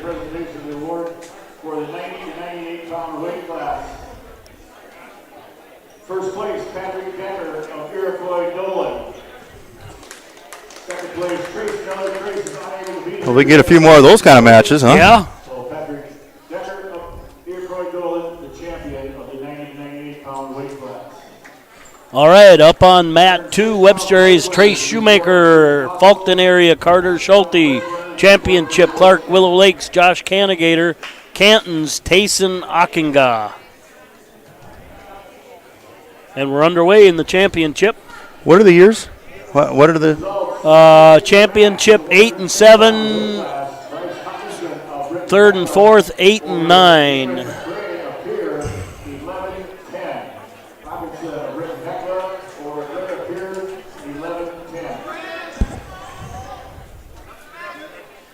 But I don't. What's going on the?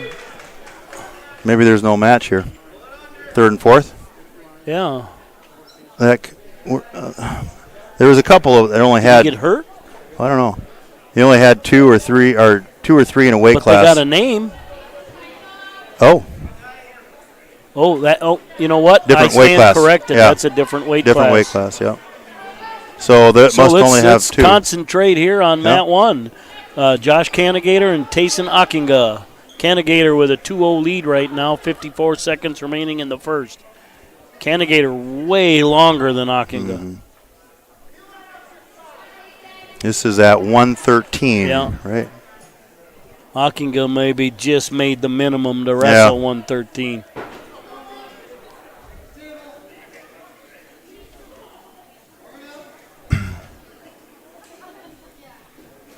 Have you seen any early ratings out as far as team-wise? The last couple weeks I haven't. I usually look at the grappler quite a bit. Yeah. But the last couple weeks I haven't touched it. Haven't bar and a half. I think he gave up on that too early. Yep.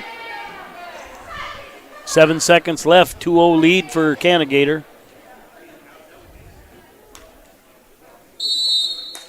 And that ends the first. You know, unsung heroes, the tappers and blood guys. Yeah. There hasn't been one miss that I've seen today. Usually there's at least one miss. They've done a heck of a job preparing the mats and blood and towel tapping. They're on top of it. Yeah, there's a caution.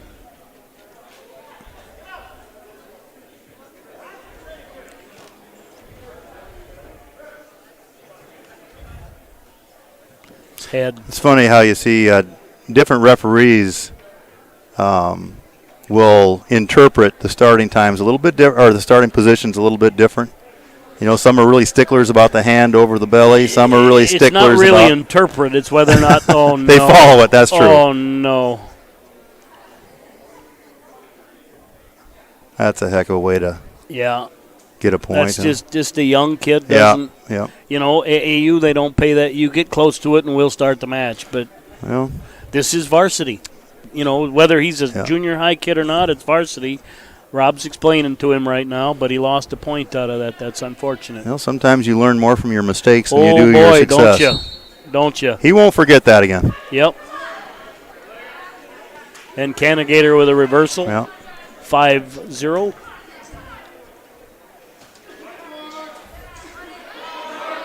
He's got that wing hooked up, or bar, as I apologize to the Webster listeners. It's all right.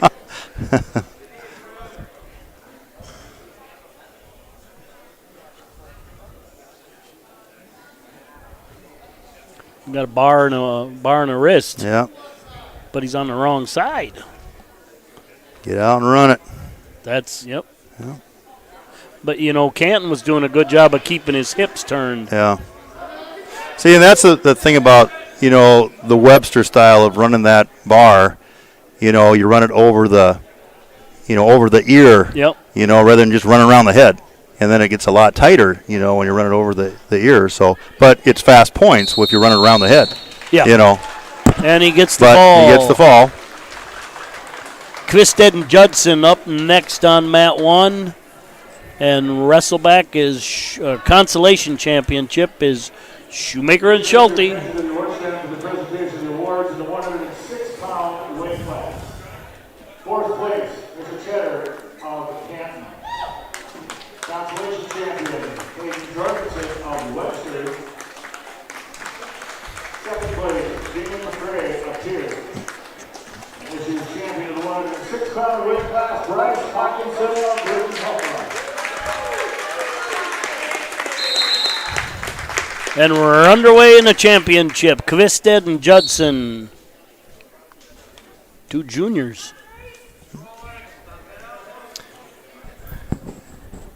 You were wondering before how they were going to hand out the medals and stuff like that. I was kind of paying attention. They just gave them the medal to put around their head. They didn't put the medals around their head like in previous years. So a little different. Schulte in on a shot. Shoemaker unable to capitalize on it. Oh, you should have ankle pick. There we go. But he didn't let go and go behind. Inexperience and end up getting 2. This could be a barn burner here on 1. Yeah, a lot of experience up there. That Kvisted and Judson. Judson just powered through. I mean, Kvisted did everything right, and Judson just pushed through it. Well, again, to your viewers, Judson was on varsity all year long for Pierre last year, placed in the state tournament. Boy, they got some boys that are just – and you know what? That makes you darn hungry when you're – Yeah. I'm sure those wrestle-offs are going to go back and forth in the Pierre wrestling room all season long because you got 2 or 3 guys that are here today that were on varsity last year. That ends mat 2. Trace leading 2-0. What a problem to have. Yeah. It's good they're here, though. I mean, you talk about having good competition for everybody else. And Shoemaker with a switch. Yep. Nice switch. Keep the let the arm go, but got the reversal. And Judson on mat 1 looks like he's trying for that cradle. He just horsing that over. Yep. There's not even a lot of. Now he's going a butcher. For a butcher.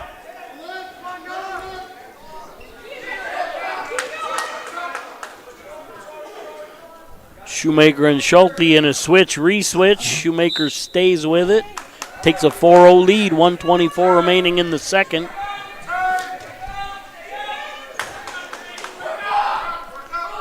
And we're right at the end of the first period on mat 1. Judson with the 2-0 lead. Must have been a penalty point there. I missed that. I was watching the other match here. Have to be a clasp, I would bet. Yeah.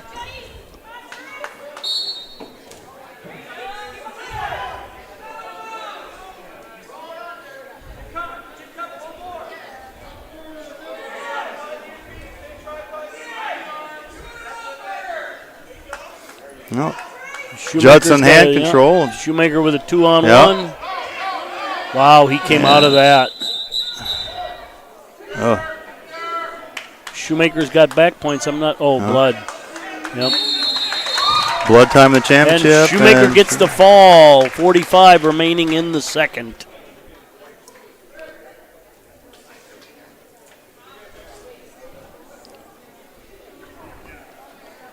That'll bring up yellow, Schroeder and Warwick. Good match for Trace. Yeah. Wasn't it? Yeah, that was. Good. He showed a lot of good stuff early in the year. Yeah. Kvist and Judson. Judson with a 2-0 lead.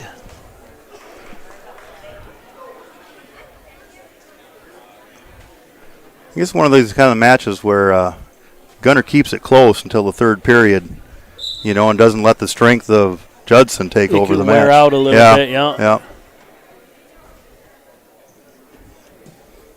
You can tell that Judson, he's a strong kid. Oof. Got the 2-on-1.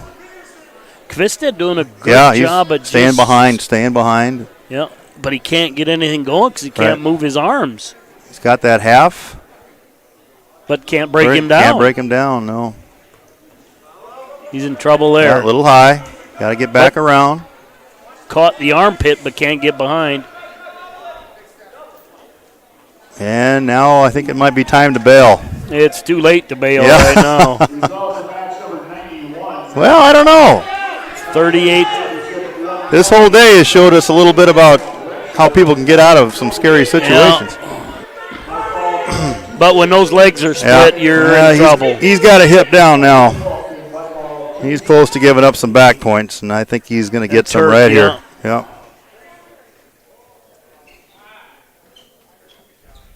He's not going to get the fall from that position. He's just going to get he snuck a couple quick back points. And he got 3.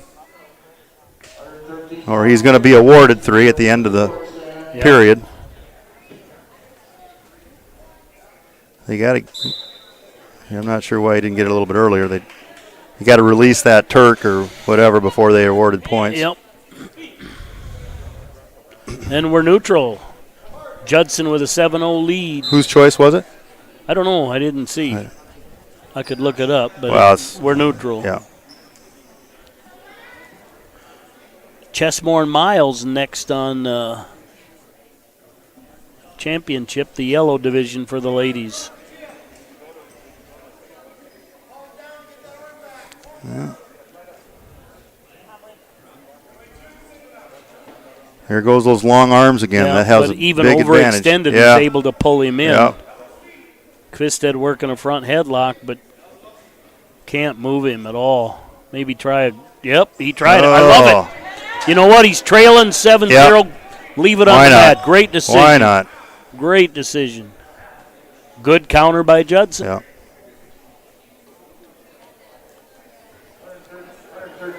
But you don't want to go to the end of that mat not hitting it. Right. Well, we've seen how a good thrower can make up an advantage in a hurry, if not a fall. So and Judson goes with the cradle again. Got that cross face. He's got it hooked up.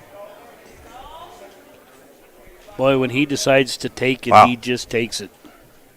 And you can look at, each wrestling team has a certain move that they spend more time working on. Yep. Obviously, Pierre with the cradle and Webster with the bar for many years and things like that. So, and that that was a close match. All of a sudden, it's a tech fall. Yeah. Yep. And here we go. The ladies get a chance at the Spotlight Championship match in the yellow division. Young girls at home or in the crowd, take note.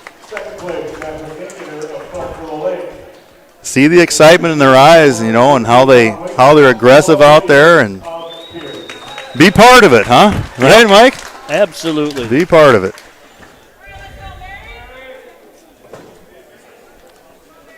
Yeah, there's 25 girls for Pierre and Canton, but there's maybe 2 or 3 for Doland Iroquois. Look at that. Miles got behind, takes got a it back. takedown. Yeah, good for her. And an escape. But those numbers got to start somewhere. You know, I mean, if it means one or two girls. But that's what I mean. Yeah, right. You know, she's got to be scrapping with the boys. Right. And watching her wrestle's probably beating some of those boys, too. Well, you know, Heaton, as we talked about, actually placed in State A, but Sarah Mix in the region, in the match to decide if she would go to state, actually got ahead by like 4 or 5 points. Really? Ended up losing it, but, I mean, it was like, oh, my God, she could make history here. Yeah. And she lost that match. She lost that match. She did. She went on to wrestle in college. Yes, she did. There's quite a few college. Where was that down she south wrestled? somewhere. I don't think she finished all 4 years, but I don't know. You know, there's quite a few college teams that are all girls. Oh, we got some back points here almost over on that too. Canton and Canton. Yeah. Schroeder and Warwica. I know that's not pronounced right, but that's as close as I'm going to come.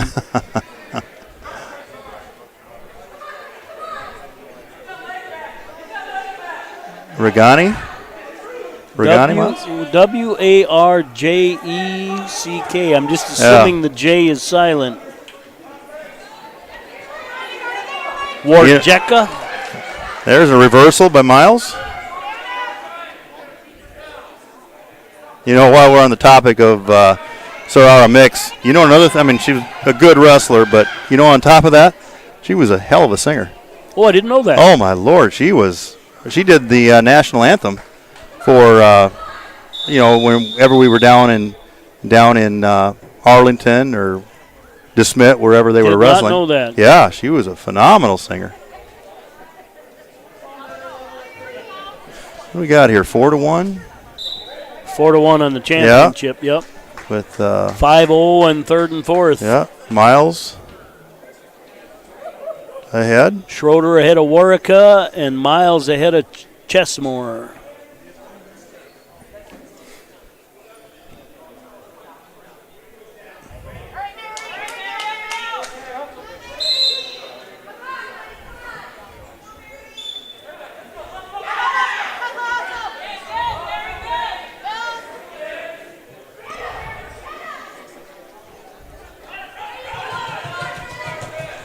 Yeah, these girls both look like they've had more than just 1 year experience. I think they've been wrestling a lot of mat time. Could be. Yeah. And it looks like Miles got the half in deep. Looking to get some. You got to scoot it up. Get that bar. Bar that other arm up. Scoot it forward. There's scholarships available at the collegiate level. Yes, there is. Yeah, now we're going to get some back points. Oh. Slipped out of it, though. Yeah. 6-1 lead now for Miles.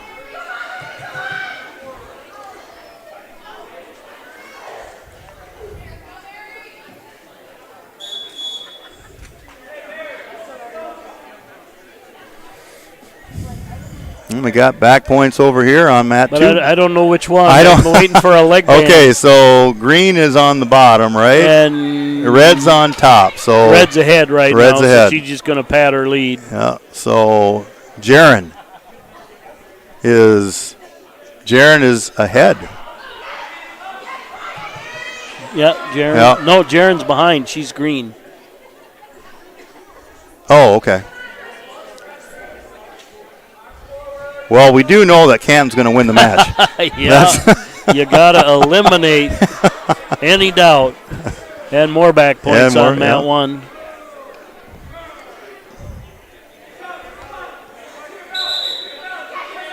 She's running that. Yeah, she's doing a good job keeping it tight. Close to a fall. Very close to a fall. She just got to sink that half in a little deeper, and I think did she even have a half? She doesn't even have it. No, she's got more of a barbed wire. Yeah, if she could slip that butcher. She could. There we go. There's the fall.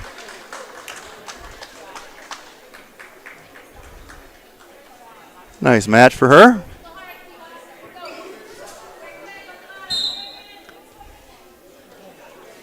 And there nice, we go. Stand up with hand control. Right, yeah. I wish our boys would do that. All right, that ends the 9th period according to the scoreboard. Yeah. And I'm sorry, I don't know which one is which.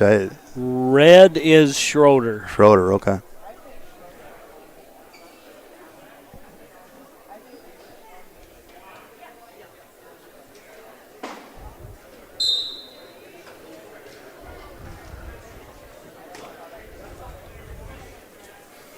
I notice Canton's kind of got a different sort of uniform for the girls, don't they? A few years ago, they authorized this two-piece uniform for boys or girls. Oh, really? Yeah. And I haven't really seen much of it in the boys, have you? A couple teams, but not much. You see more of it in North Dakota. You do? Yeah. Okay. They got a lot more money up there. They can buy uniforms more frequently. Yeah, so this is a two-piece that I suppose the girls feel more comfortable with. Yep. But boys are wearing it too. Yeah, right. I don't know if I'd like that. I mean, that's what me you practice personally, in. yeah, I guess so. I remember when I was wrestling, we went from our junior year, we had the old tights. Yeah. And in our senior year, we had just the regular singlets without tights. I remember so that that switch, move. and I swore I'd never not wear tights. And then the first time you didn't, it's like, oh my gosh, I'll never go back. Yeah. Back in those days, the singlets were a little bit too short. Old and scratchy and thick and uncomfortable. We still had wool singlets, did we? No, but I remember all leather shoes. I'm just there was no nylon. Kidding about that, by the way.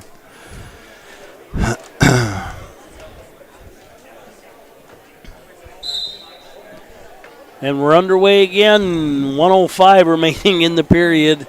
It is the third period. Mm-hmm. Scoreboard has a 9 on it. I'll have to give them a bad time. Who is that running the clock? Is that went to state wrestling? He looks familiar. I think it is. God dang it! Why can't I think of his name? Well, I'm terrible with names, but I recognize him. I don't know who. 32 remaining in the period. 14-2. Schroeder over work. Huh? On deck on one. Yeah, she's got a. Looks like she's got a half. Larson and Williams. That could be a wild one. Yeah. There she and got. On deck on 2. Kranz and Bratland. Yep, she's got a half in pretty deep there. 13 seconds. This should probably end the match. Oh, it's only. Is this third period? Yep. It is third period. Okay. Well, that'll end the match either way.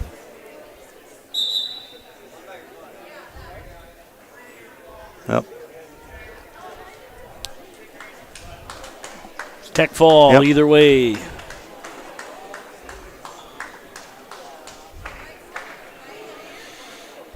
Yeah, Larson Williams, huh? Yeah. I look for this to be a very good match.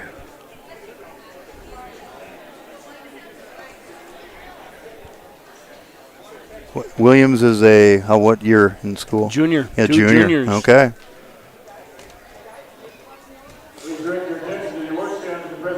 Oh, bloody nose. There's a tough girl. Love it. Girl with a bloody nose. Not worried about it at all either. All right, this is probably one of the first big, really noteworthy matches, isn't it, that's coming up? I would say so. People coming into a tournament thinking, wouldn't it be cool if these two met in the finals? Or they probably think these two are going to meet in the finals.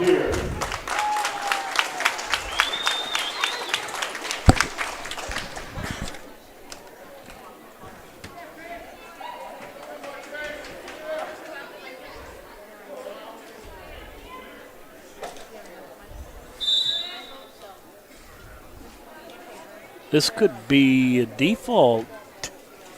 Or are they waiting for something? I have no idea. But the third and fourth place match is going, so. Oh, wait a second.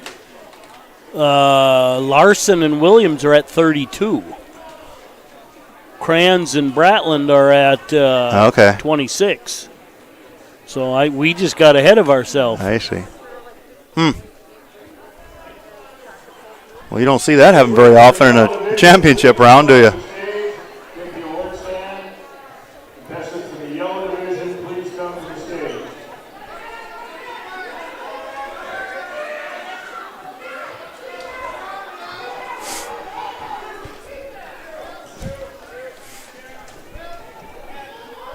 That the first takedown of the match Yeah. there? 7th grader and an 8th grader. Yeah. And it's got to be I'm a little confused Yeah. because must be a championship match on that mat. So there was no third, fourth.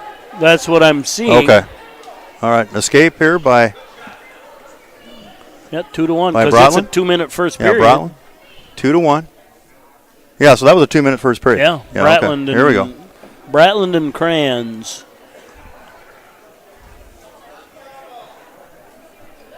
So there was no third, fourth place match then. Nope.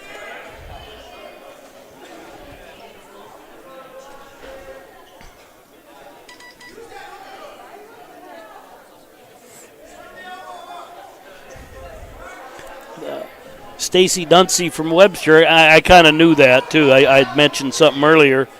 The Williams family is on from Pier there watching. So welcome to Bearcats TV, Williams family. Ladies of the yellow division, report to the stage, to the award stand.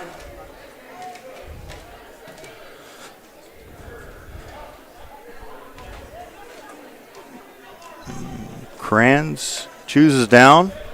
Yep, 2-1 score. Brotland's choice, need deferred.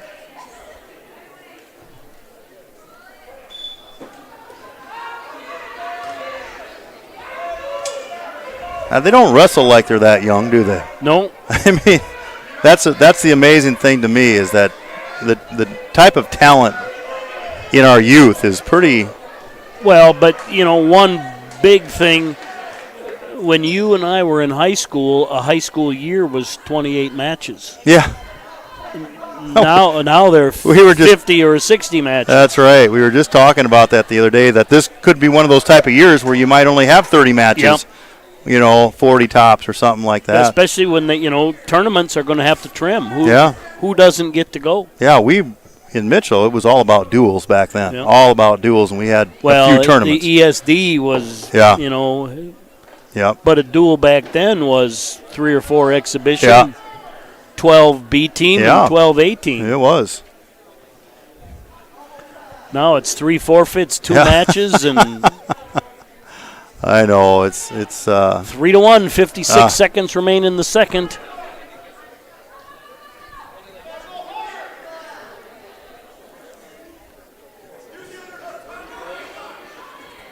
Yeah, they're trying to get some kind of position with that underhook. Yeah.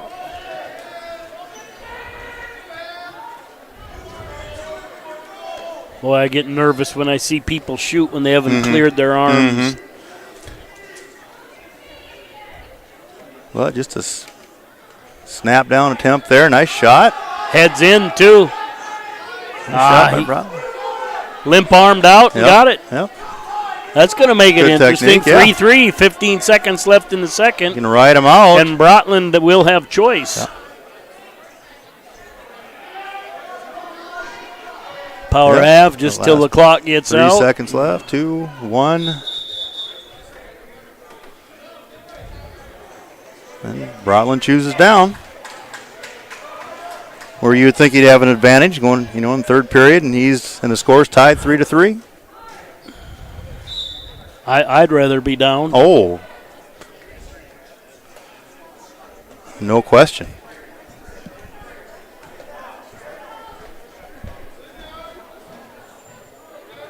Yeah, get that hand control.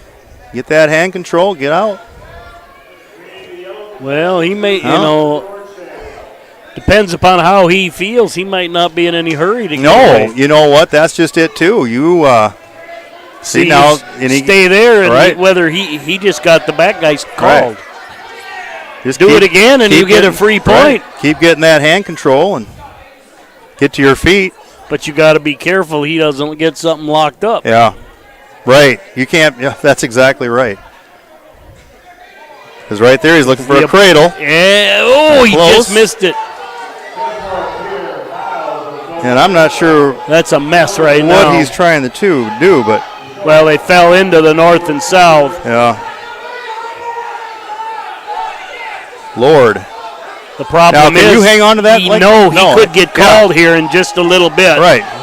There's a point. There's a point. And he's going to give up a point.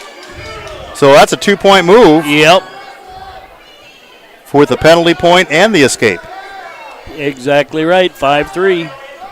Now with 35 seconds left, now you can afford to be a little bit cautious. You can afford to get called. Right.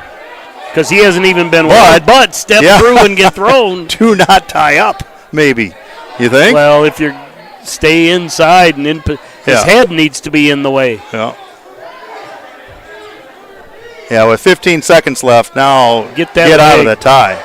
Get out of the tie. Don't even think about it. Get a leg. Yeah, right. Now you know what, though? Yep. He tried it. He did. Props to the Canton kid. That's right.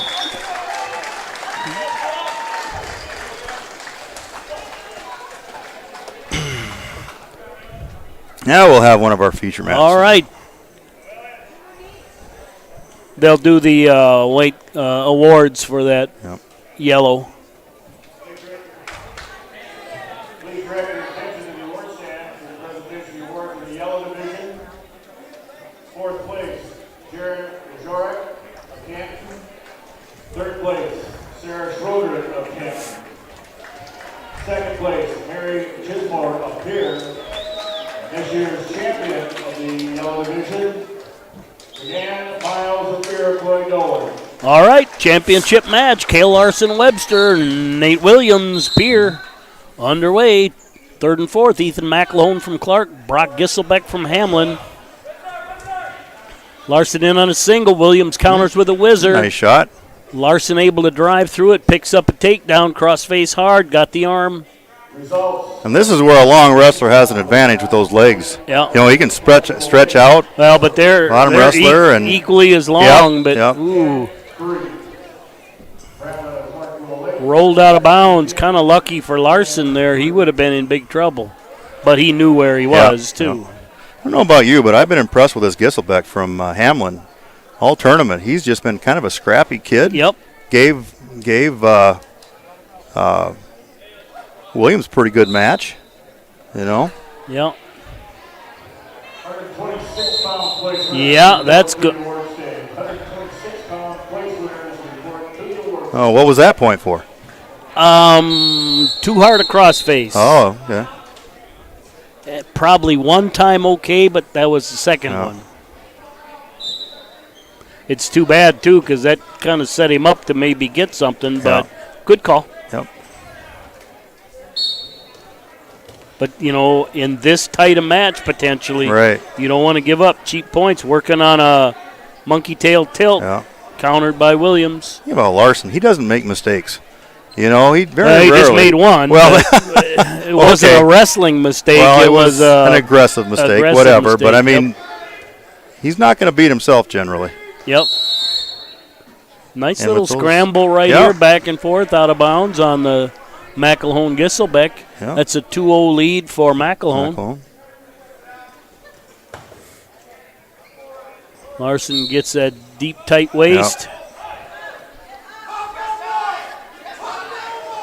Now, McElhone's got those legs in too, stretching them out. It's hard to move on the bottom when you got those legs in deep. Yeah. Both wrestlers, both third and fourth, and now he's got the cradle hooked up. McElhone, over but his Gisselbeck grip is way too close. Loose. It's in the knee. It needs doesn't to be have up that, near the chin. Doesn't have that cross-face arm in there either. So, boy, he got him over and got points though. Looks like Larson's going to ride him out the whole period. The championship. That's really important. It sure when is. He loses that penalty point. Right. You know, because an escape would have tied that up, would have wiped out your takedown. Now, if there was a place last year where I thought Larson was probably needed to work on, some of it was on the bottom, you know. But all other facets of his wrestling are really good, from his feet and top wrestling. Sometimes kids that do a lot of freestyle struggle down there. But not there. Well, it was a little bit of a scramble situation, and you know, diving back to that leg is kind of a new thing. Head prod, he gets it. Wow. And it's probably going to be over. I think he caught Williams not off guard there. A little bit. just nailed it hard and got points right now. Yeah, was there a point there at the end? I guess over not. Here I didn't see. I'm watching. Blood time for squared third and fourth up place now match. And gets the fall. Well, Cale looked really good. He did. He looked really good for not only a first season match, but moving up. How many weight classes did you say? That's 3 weight classes.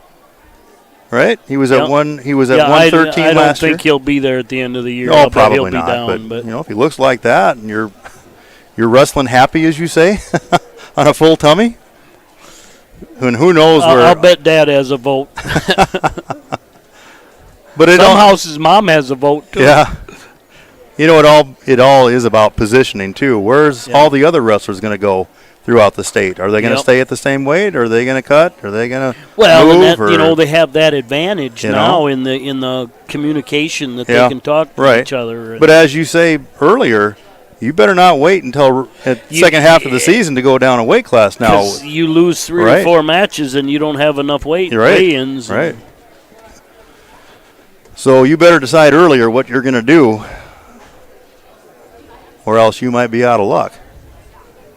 Well, and it's, who would think a coach has got to start looking in December? Isn't that something? That's right. For a February weight cut.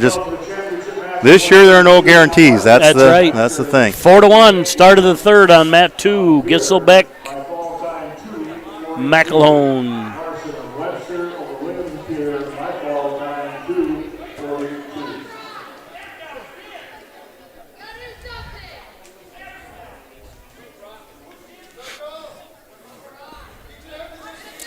Little head positioning there.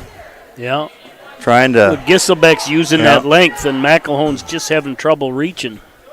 I don't know if you watched a lot of. I assume you've watched a lot of college wrestling. One of the things that they're really stressing now from neutral position is heavy on the head. Heavy on the head. That's on Iowa style. Right. And you see that a little bit being incorporated here today. Yeah. You watch Oklahoma; they're not as much on the head, but Iowa is definitely. Well, watching state wrestle too, they're always preaching about that, and Minnesota. And so when you see these ties, you don't very rarely see ear-to-ear ties anymore. You see a lot of snapping. You see a lot of heavy on the head. Something to make the other guy feel uncomfortable. Well, you're moving him to get him out of position. Right. Because it's so hard to score with the scrambles. Right. Right there you see.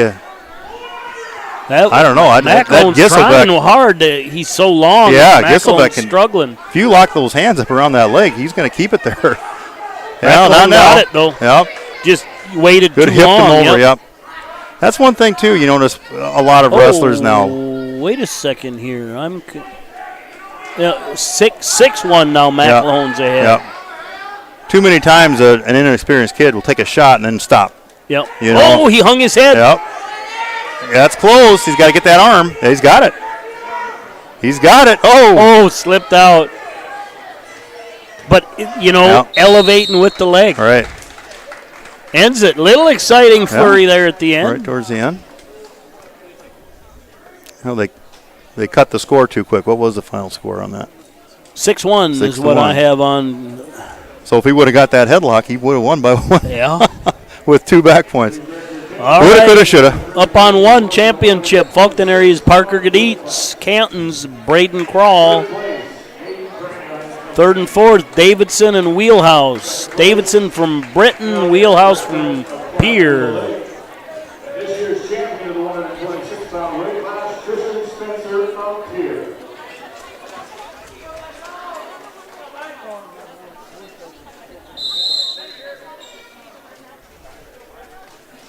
Britain has really had wrestlers from the whole area up there, from Hecla. Langford's had a couple contributions. Roslyn's had a couple contributions. They have, Of course, Logan Storley was a Roslyn boy that went to Webster, but when Roslyn dissolved, they went anywhere they wanted. Yeah. And now with open enrollment, you can do anything you want. Yeah, that's true.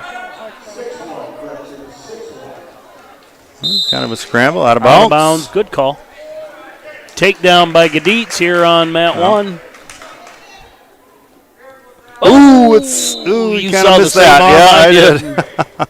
Body press, but it got bent. We both reacted at the same time. I guess it's just, every once in a while a referee will get out of position and won't see some of the things that everybody else sees. Well, and it's so fast. Yeah, it does. You can't control everything. Nope. Just trying to get that head lever in there, Kadits. That goes right to a wing. Yep. Bar, whatever. Bar arm, yep. Now he's running that bar. Now you see how he's running that. He's running that over the head, which is the correct way of doing it, rather than just spinning around the head. Yep. And that's why it's so much tighter.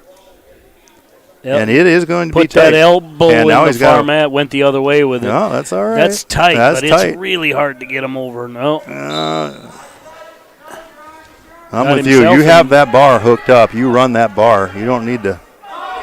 And now he's close to. He might be a little early with that reversal.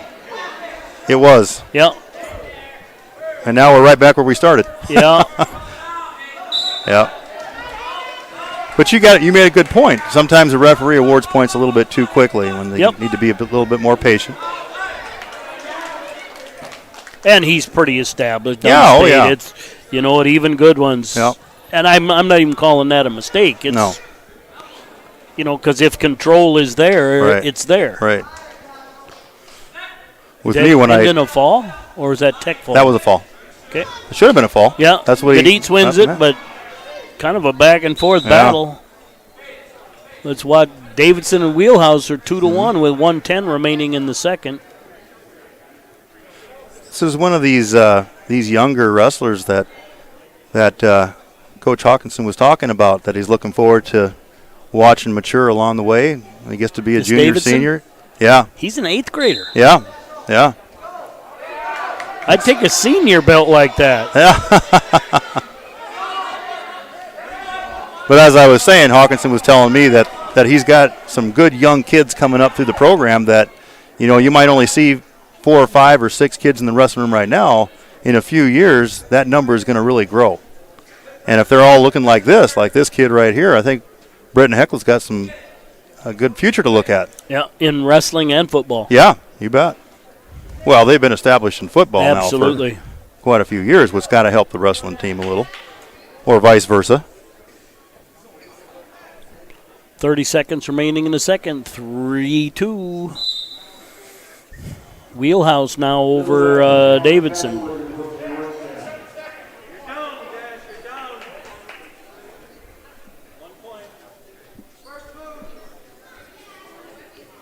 What year is that Wheelhouse? Freshman. He's only a freshman.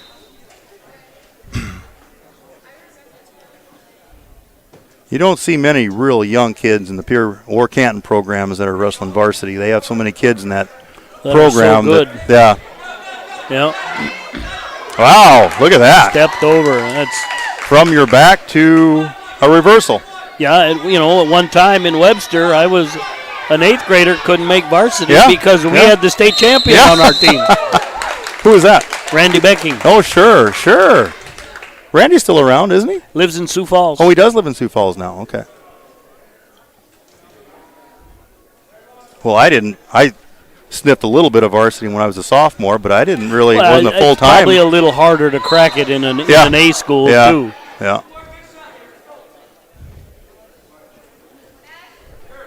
Pretty exciting match yes, here. Yes, it is. 5-4 in the third period right now. Great shot, head to the outside on a single. And if he can get that half, he caught it. He's got it. Now if he can get out the side, chest on chest, get that leg, step over that. There we go. No, be patient. That's the name of the game right now. Right there. Wheelhouse did a nice job there fighting all he could.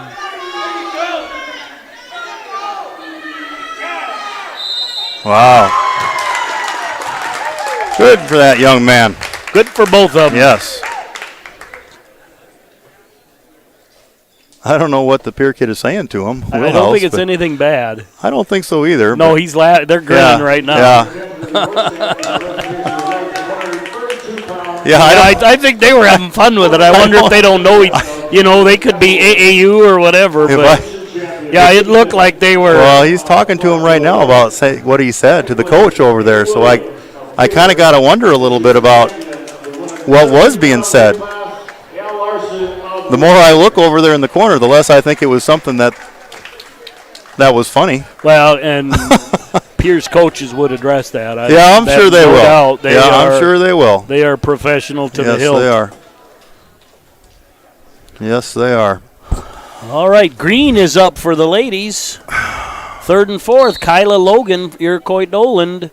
Emanu Canton Championship, Gianna Stangland from Pierre versus Rachel Masteler from Canton.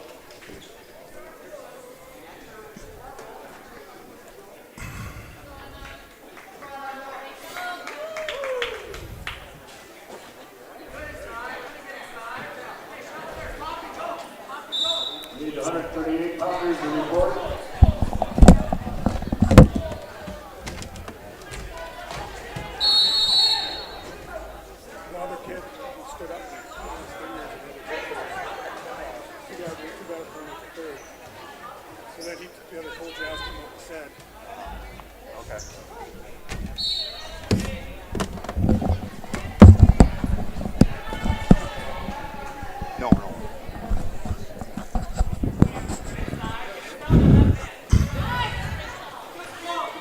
Masteller in on a nice shot, but out of bounds.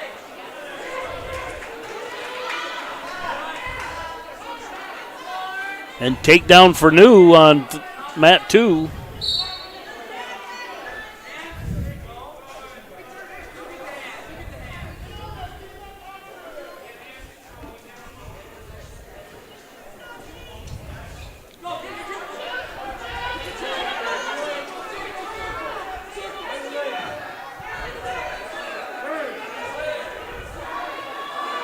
All right, trying to put that force half on there. Yeah. She's not quite got the pressure. Yeah. You know, there's no pressure on that. Yeah, I got to get that leverage a little bit deeper.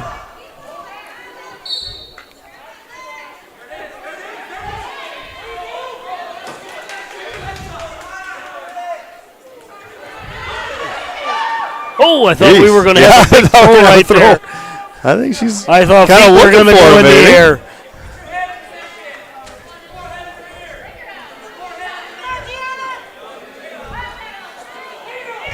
There's a cradle hooked up.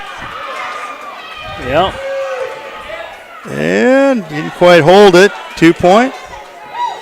She must have broken her grip. Yeah, it was.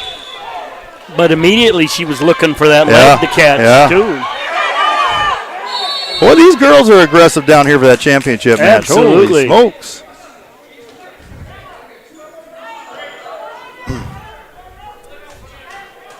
And it's scoreless.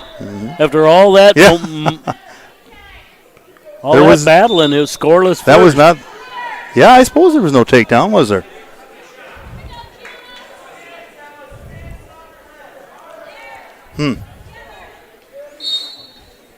No, there's a clasping. They kind of missed that one, but that's.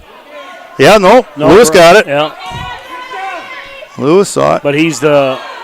Yeah. But the question is that the second one? Is that so? The head ref doesn't have to recognize.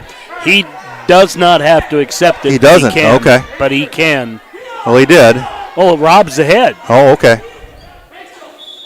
But I think he's signaling 2 of them. I really am. Yeah. Yeah, there's 2. Oh, we got 2. There was 2 separate clasps. That's. Okay. Unfortunately, it was on the same move because you can't call it until. Yeah, I thought they'd have to stop the match. You can't stop action if it's going to hurt the defensive okay. wrestler. All right.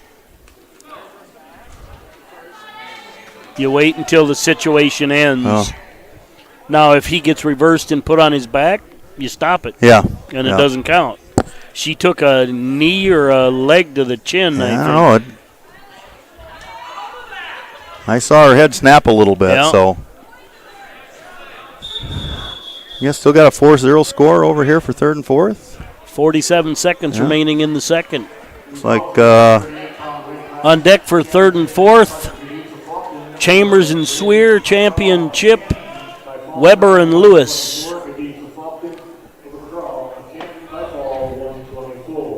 Results for consolation championship after 138.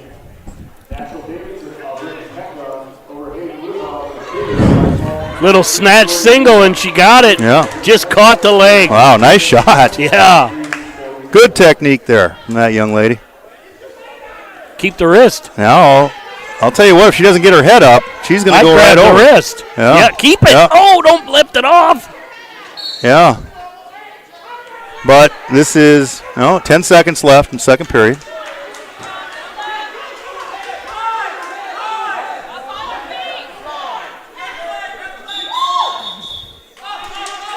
And some tied that championship up now 2-2s. As soon as I say that, it's going to be 3-2 here. Now that should be an escape, right? Yep. Yeah. Escape for Pierre. Boy, she's looking for a headlock. Yes, she is. Fairly obvious, you think?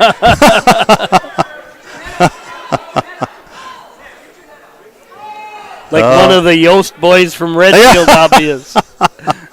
Boy, did he take that all the way to the bank, didn't he? Yep. Jeepers almighty. Fun career watching them. Yes, it was. And for me, one of the funnest kids I ever watched was the kid from Harding County that just threw everybody. Oh, look at that. There was kind of a throw. Just kind of a muscle she's throw. Out, yeah.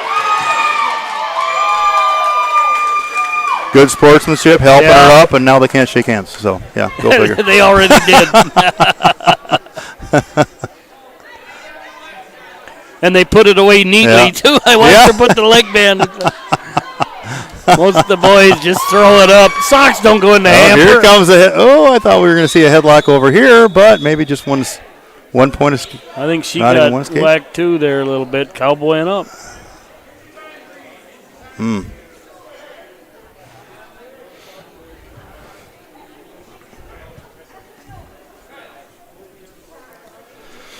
Well, we make kind of, like I said before, make fun of some of the things that we're supposed to do, but, we can't run scared from this whole thing either. Nope. I mean, that's, if that was the case, we'd all be in our homes and we wouldn't be doing anything. So, thank goodness for that. I'm still teaching in high school in Groton, and we're doing all we can to try and protect everybody from what it is, but, at the same time, it's not foolproof. Well, and you're still moving forward. Yep, we're still moving forward. We still have face-to-face contact, and I hope to God it stays like that. I agree. So 6-0 here. She's coming forward. It sure is. How much time? 47 seconds are not enough to. But could get a stall call here pretty quick. Yeah, there is one right there. There's a warning. And that'll turn into a point pretty quick, but like you say, not enough time to really make a difference. No. She needs to get on her horse, get behind the referee like that kid did at the state tournament a few years ago. Ankle pick. Yeah, look at that. Nice tried hook. to trip nice it though, hook. out of bounds, though. One thing that that kids are learning, though, drag those feet. Yeah. If she'd have kept them both in bounds, she might have ended up with 2, and you necessarily wouldn't have stopped that. There's a point. Now a throw for a 5-point move. But 10 seconds left. It's there. Yeah. And she's going to run out of time. Yeah. Good aggressive action, though. They're leaving it on the mat. Yes, they are.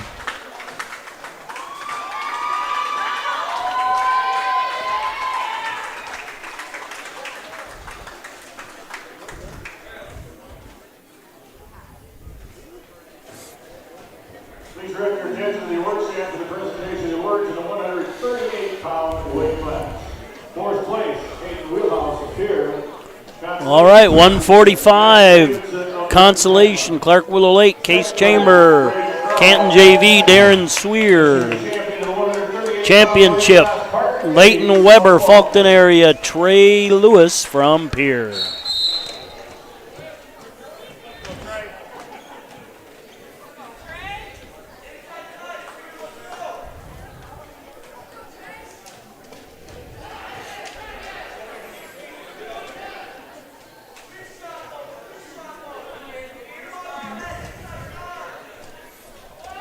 Well, that Swear kid from Canton, he's a tall-looking guy. We just got taken down by Chambers. Yeah. It's a nice chuck by. They're both fairly tall, aren't they? Yeah.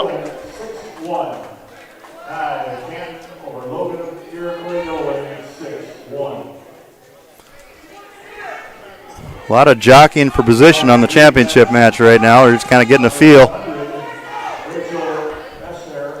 A lot of straight on. See, you're wasting energy Lewis. underneath. Yeah. If he gets underneath, your trick is to make him pay a price. Even if you don't get anything, he's got to burn energy.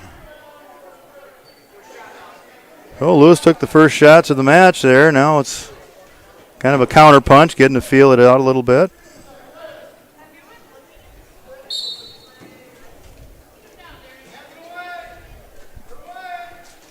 Yeah, we got a 3-0 match now for third and fourth. Yep. These two are definitely keeping a gap in the championship, too. Neither one looks like they really want a head tie. Weber in on a shot, single hit, head outside. Nice shot. Trying to turn the corner, does turn the corner. Yeah. Senior versus a freshman. We got the first points of the match down there in the championship now with 10 seconds Weber remain, yep. Ahead 2-0, 10 seconds. Well, it was 10 when I said it, but now it. Then we get an escape here in championship, or third and fourth, excuse me. That Swear trails Chambers 5-1. Start of the second, Weber on the bottom, Lewis on top in the championship, Mat 1. Wow. But when you got those long arms, double leg takedown doesn't seem that hard, does it? Yeah. And you haven't noticed it, but there's the hair rule is gone too. So you can have long hair and eliminate an obstacle. If some kid doesn't want to cut his hair, then let him come out. Yeah, I guess so. Yeah. Lewis got those legs in. Kind of that overhooked the other leg. He's going to get warned for stalling. That's a good thing about that too. You got to get off the side. You got to act like you're in a position to work something. You know, before wrestler could put legs in and just lay there, and it would be the bottom man's fault for not trying to score. Yeah. You know, now at least it's evened it out a little bit, and I like that rule. I do too. Nice lateral drop there by Chambers. By Chambers. Wow, with beautiful backs, shot. With backs. Yeah. Well, that's going to end that match. Yeah, but I'm a little confused. I think it looked like Lewis had the leg in, and they called Lewis was Weber. He called red. Oh. Because I agreed with you.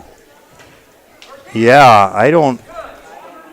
Yeah, was that a mistake in just the referee pointing out to the? I don't know, but red was called for stalling. Well then, that is a little bit confusing then.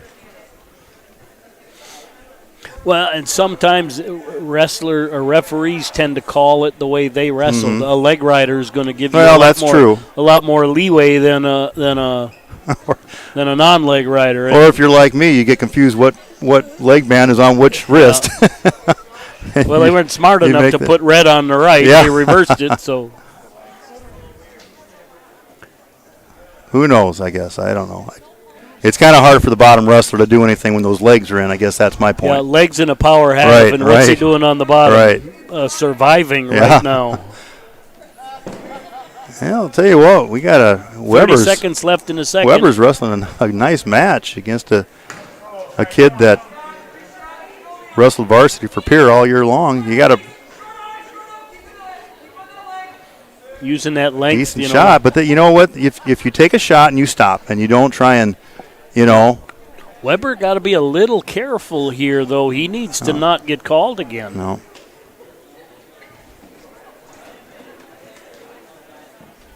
And that'll end the second period. Weber ahead of Lewis 3-0.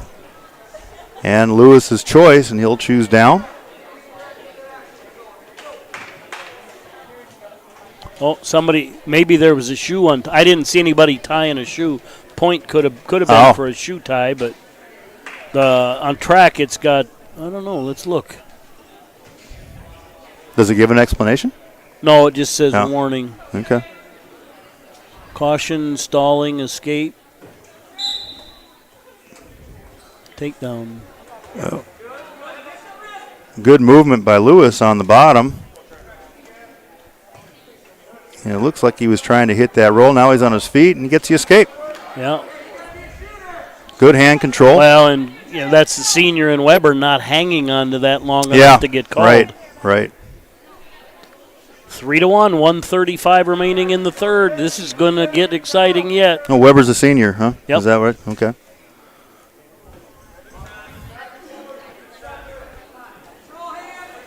Nice shot by Lewis. And then he stops. But you almost need to not do that committal shot. Get a couple of cheap shots. Yeah. So you can get a call. Kind of get a feel for the. Get a call. Get a call, sure. Yeah. Oh, yeah. You go underneath and commit to it hard. Right. I forgot he had that stalling. You get one shot. If he does 2 or 3 cheap ones, he'll probably get a stall call and get a point. And then that changes the match. Right there. Then a takedown wins it. There's another. Yeah, you're right. There's 2. Good call. 51 seconds. We're tied up. And now the advantage switched to the bottom man. With 50 seconds left, scores tied. You would think that you would have. You might see him let him go. But Lewis is a heck of a cradler too. So if you wait and wait he'll go a few seconds and see what happens. Yeah. But so now Weber's on his feet. Gets the escape. That may not be a bad thing for Lewis to kind of let him go there. Now he has a chance to. A takedown and or a stall call. Right. And the way he's going after him, 30 seconds left. 30 seconds. One shot. If Layton holds him here, he's not going to get the call. Yep. He did right there. Now we got a tied match. And tied match, 20 seconds left. There's a lot of thinking in this match, isn't there? Oh, absolutely. There's a lot of strategizing going on here. He could get called again. Look at that.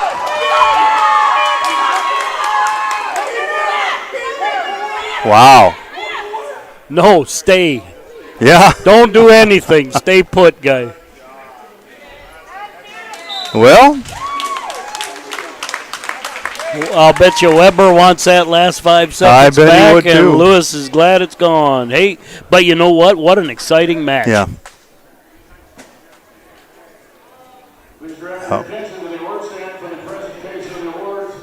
Yep, that was an exciting match.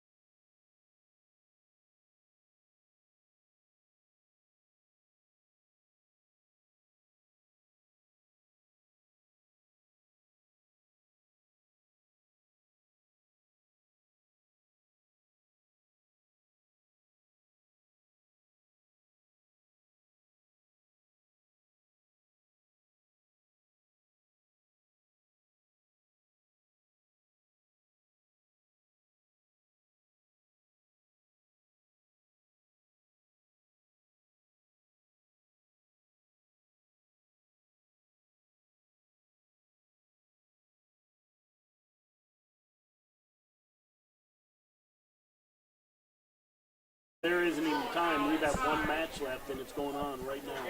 So. He just won by fall, but it was tight, so back and forth. Against pretty good kids. Pierce got a lot of their varsity kids got beat out for varsity spots, so they're wrestling here. I gotta go. Yeah, we got knocked out by Snow Queen. It wasn't time. They had just logged in early. It happened during football when they do dual stream. We got knocked out. I don't know how or why, but nothing we did on our end. Anyway, let's see who we got here. Canagator and Niles.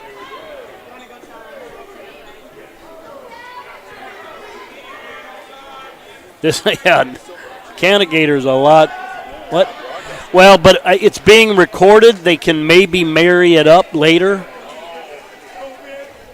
And absolutely. 2-1 here in the championship, and 5-0 for third and fourth. Sarda from Pier leading Gavin New. Canagator leading Niles 2-1. 57 seconds remain in the first. Canagator's a lot bigger than we are.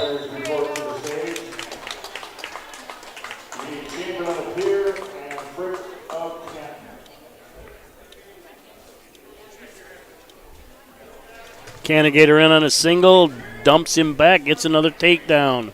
4-1, 31 seconds remain in the period.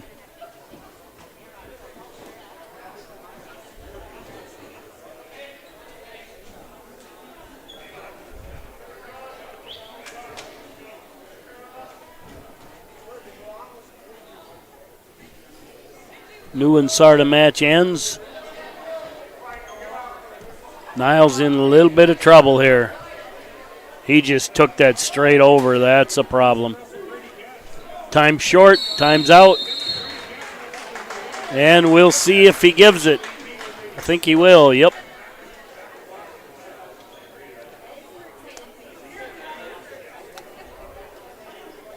No. Yep. He's going over to ask. Good job, Rob.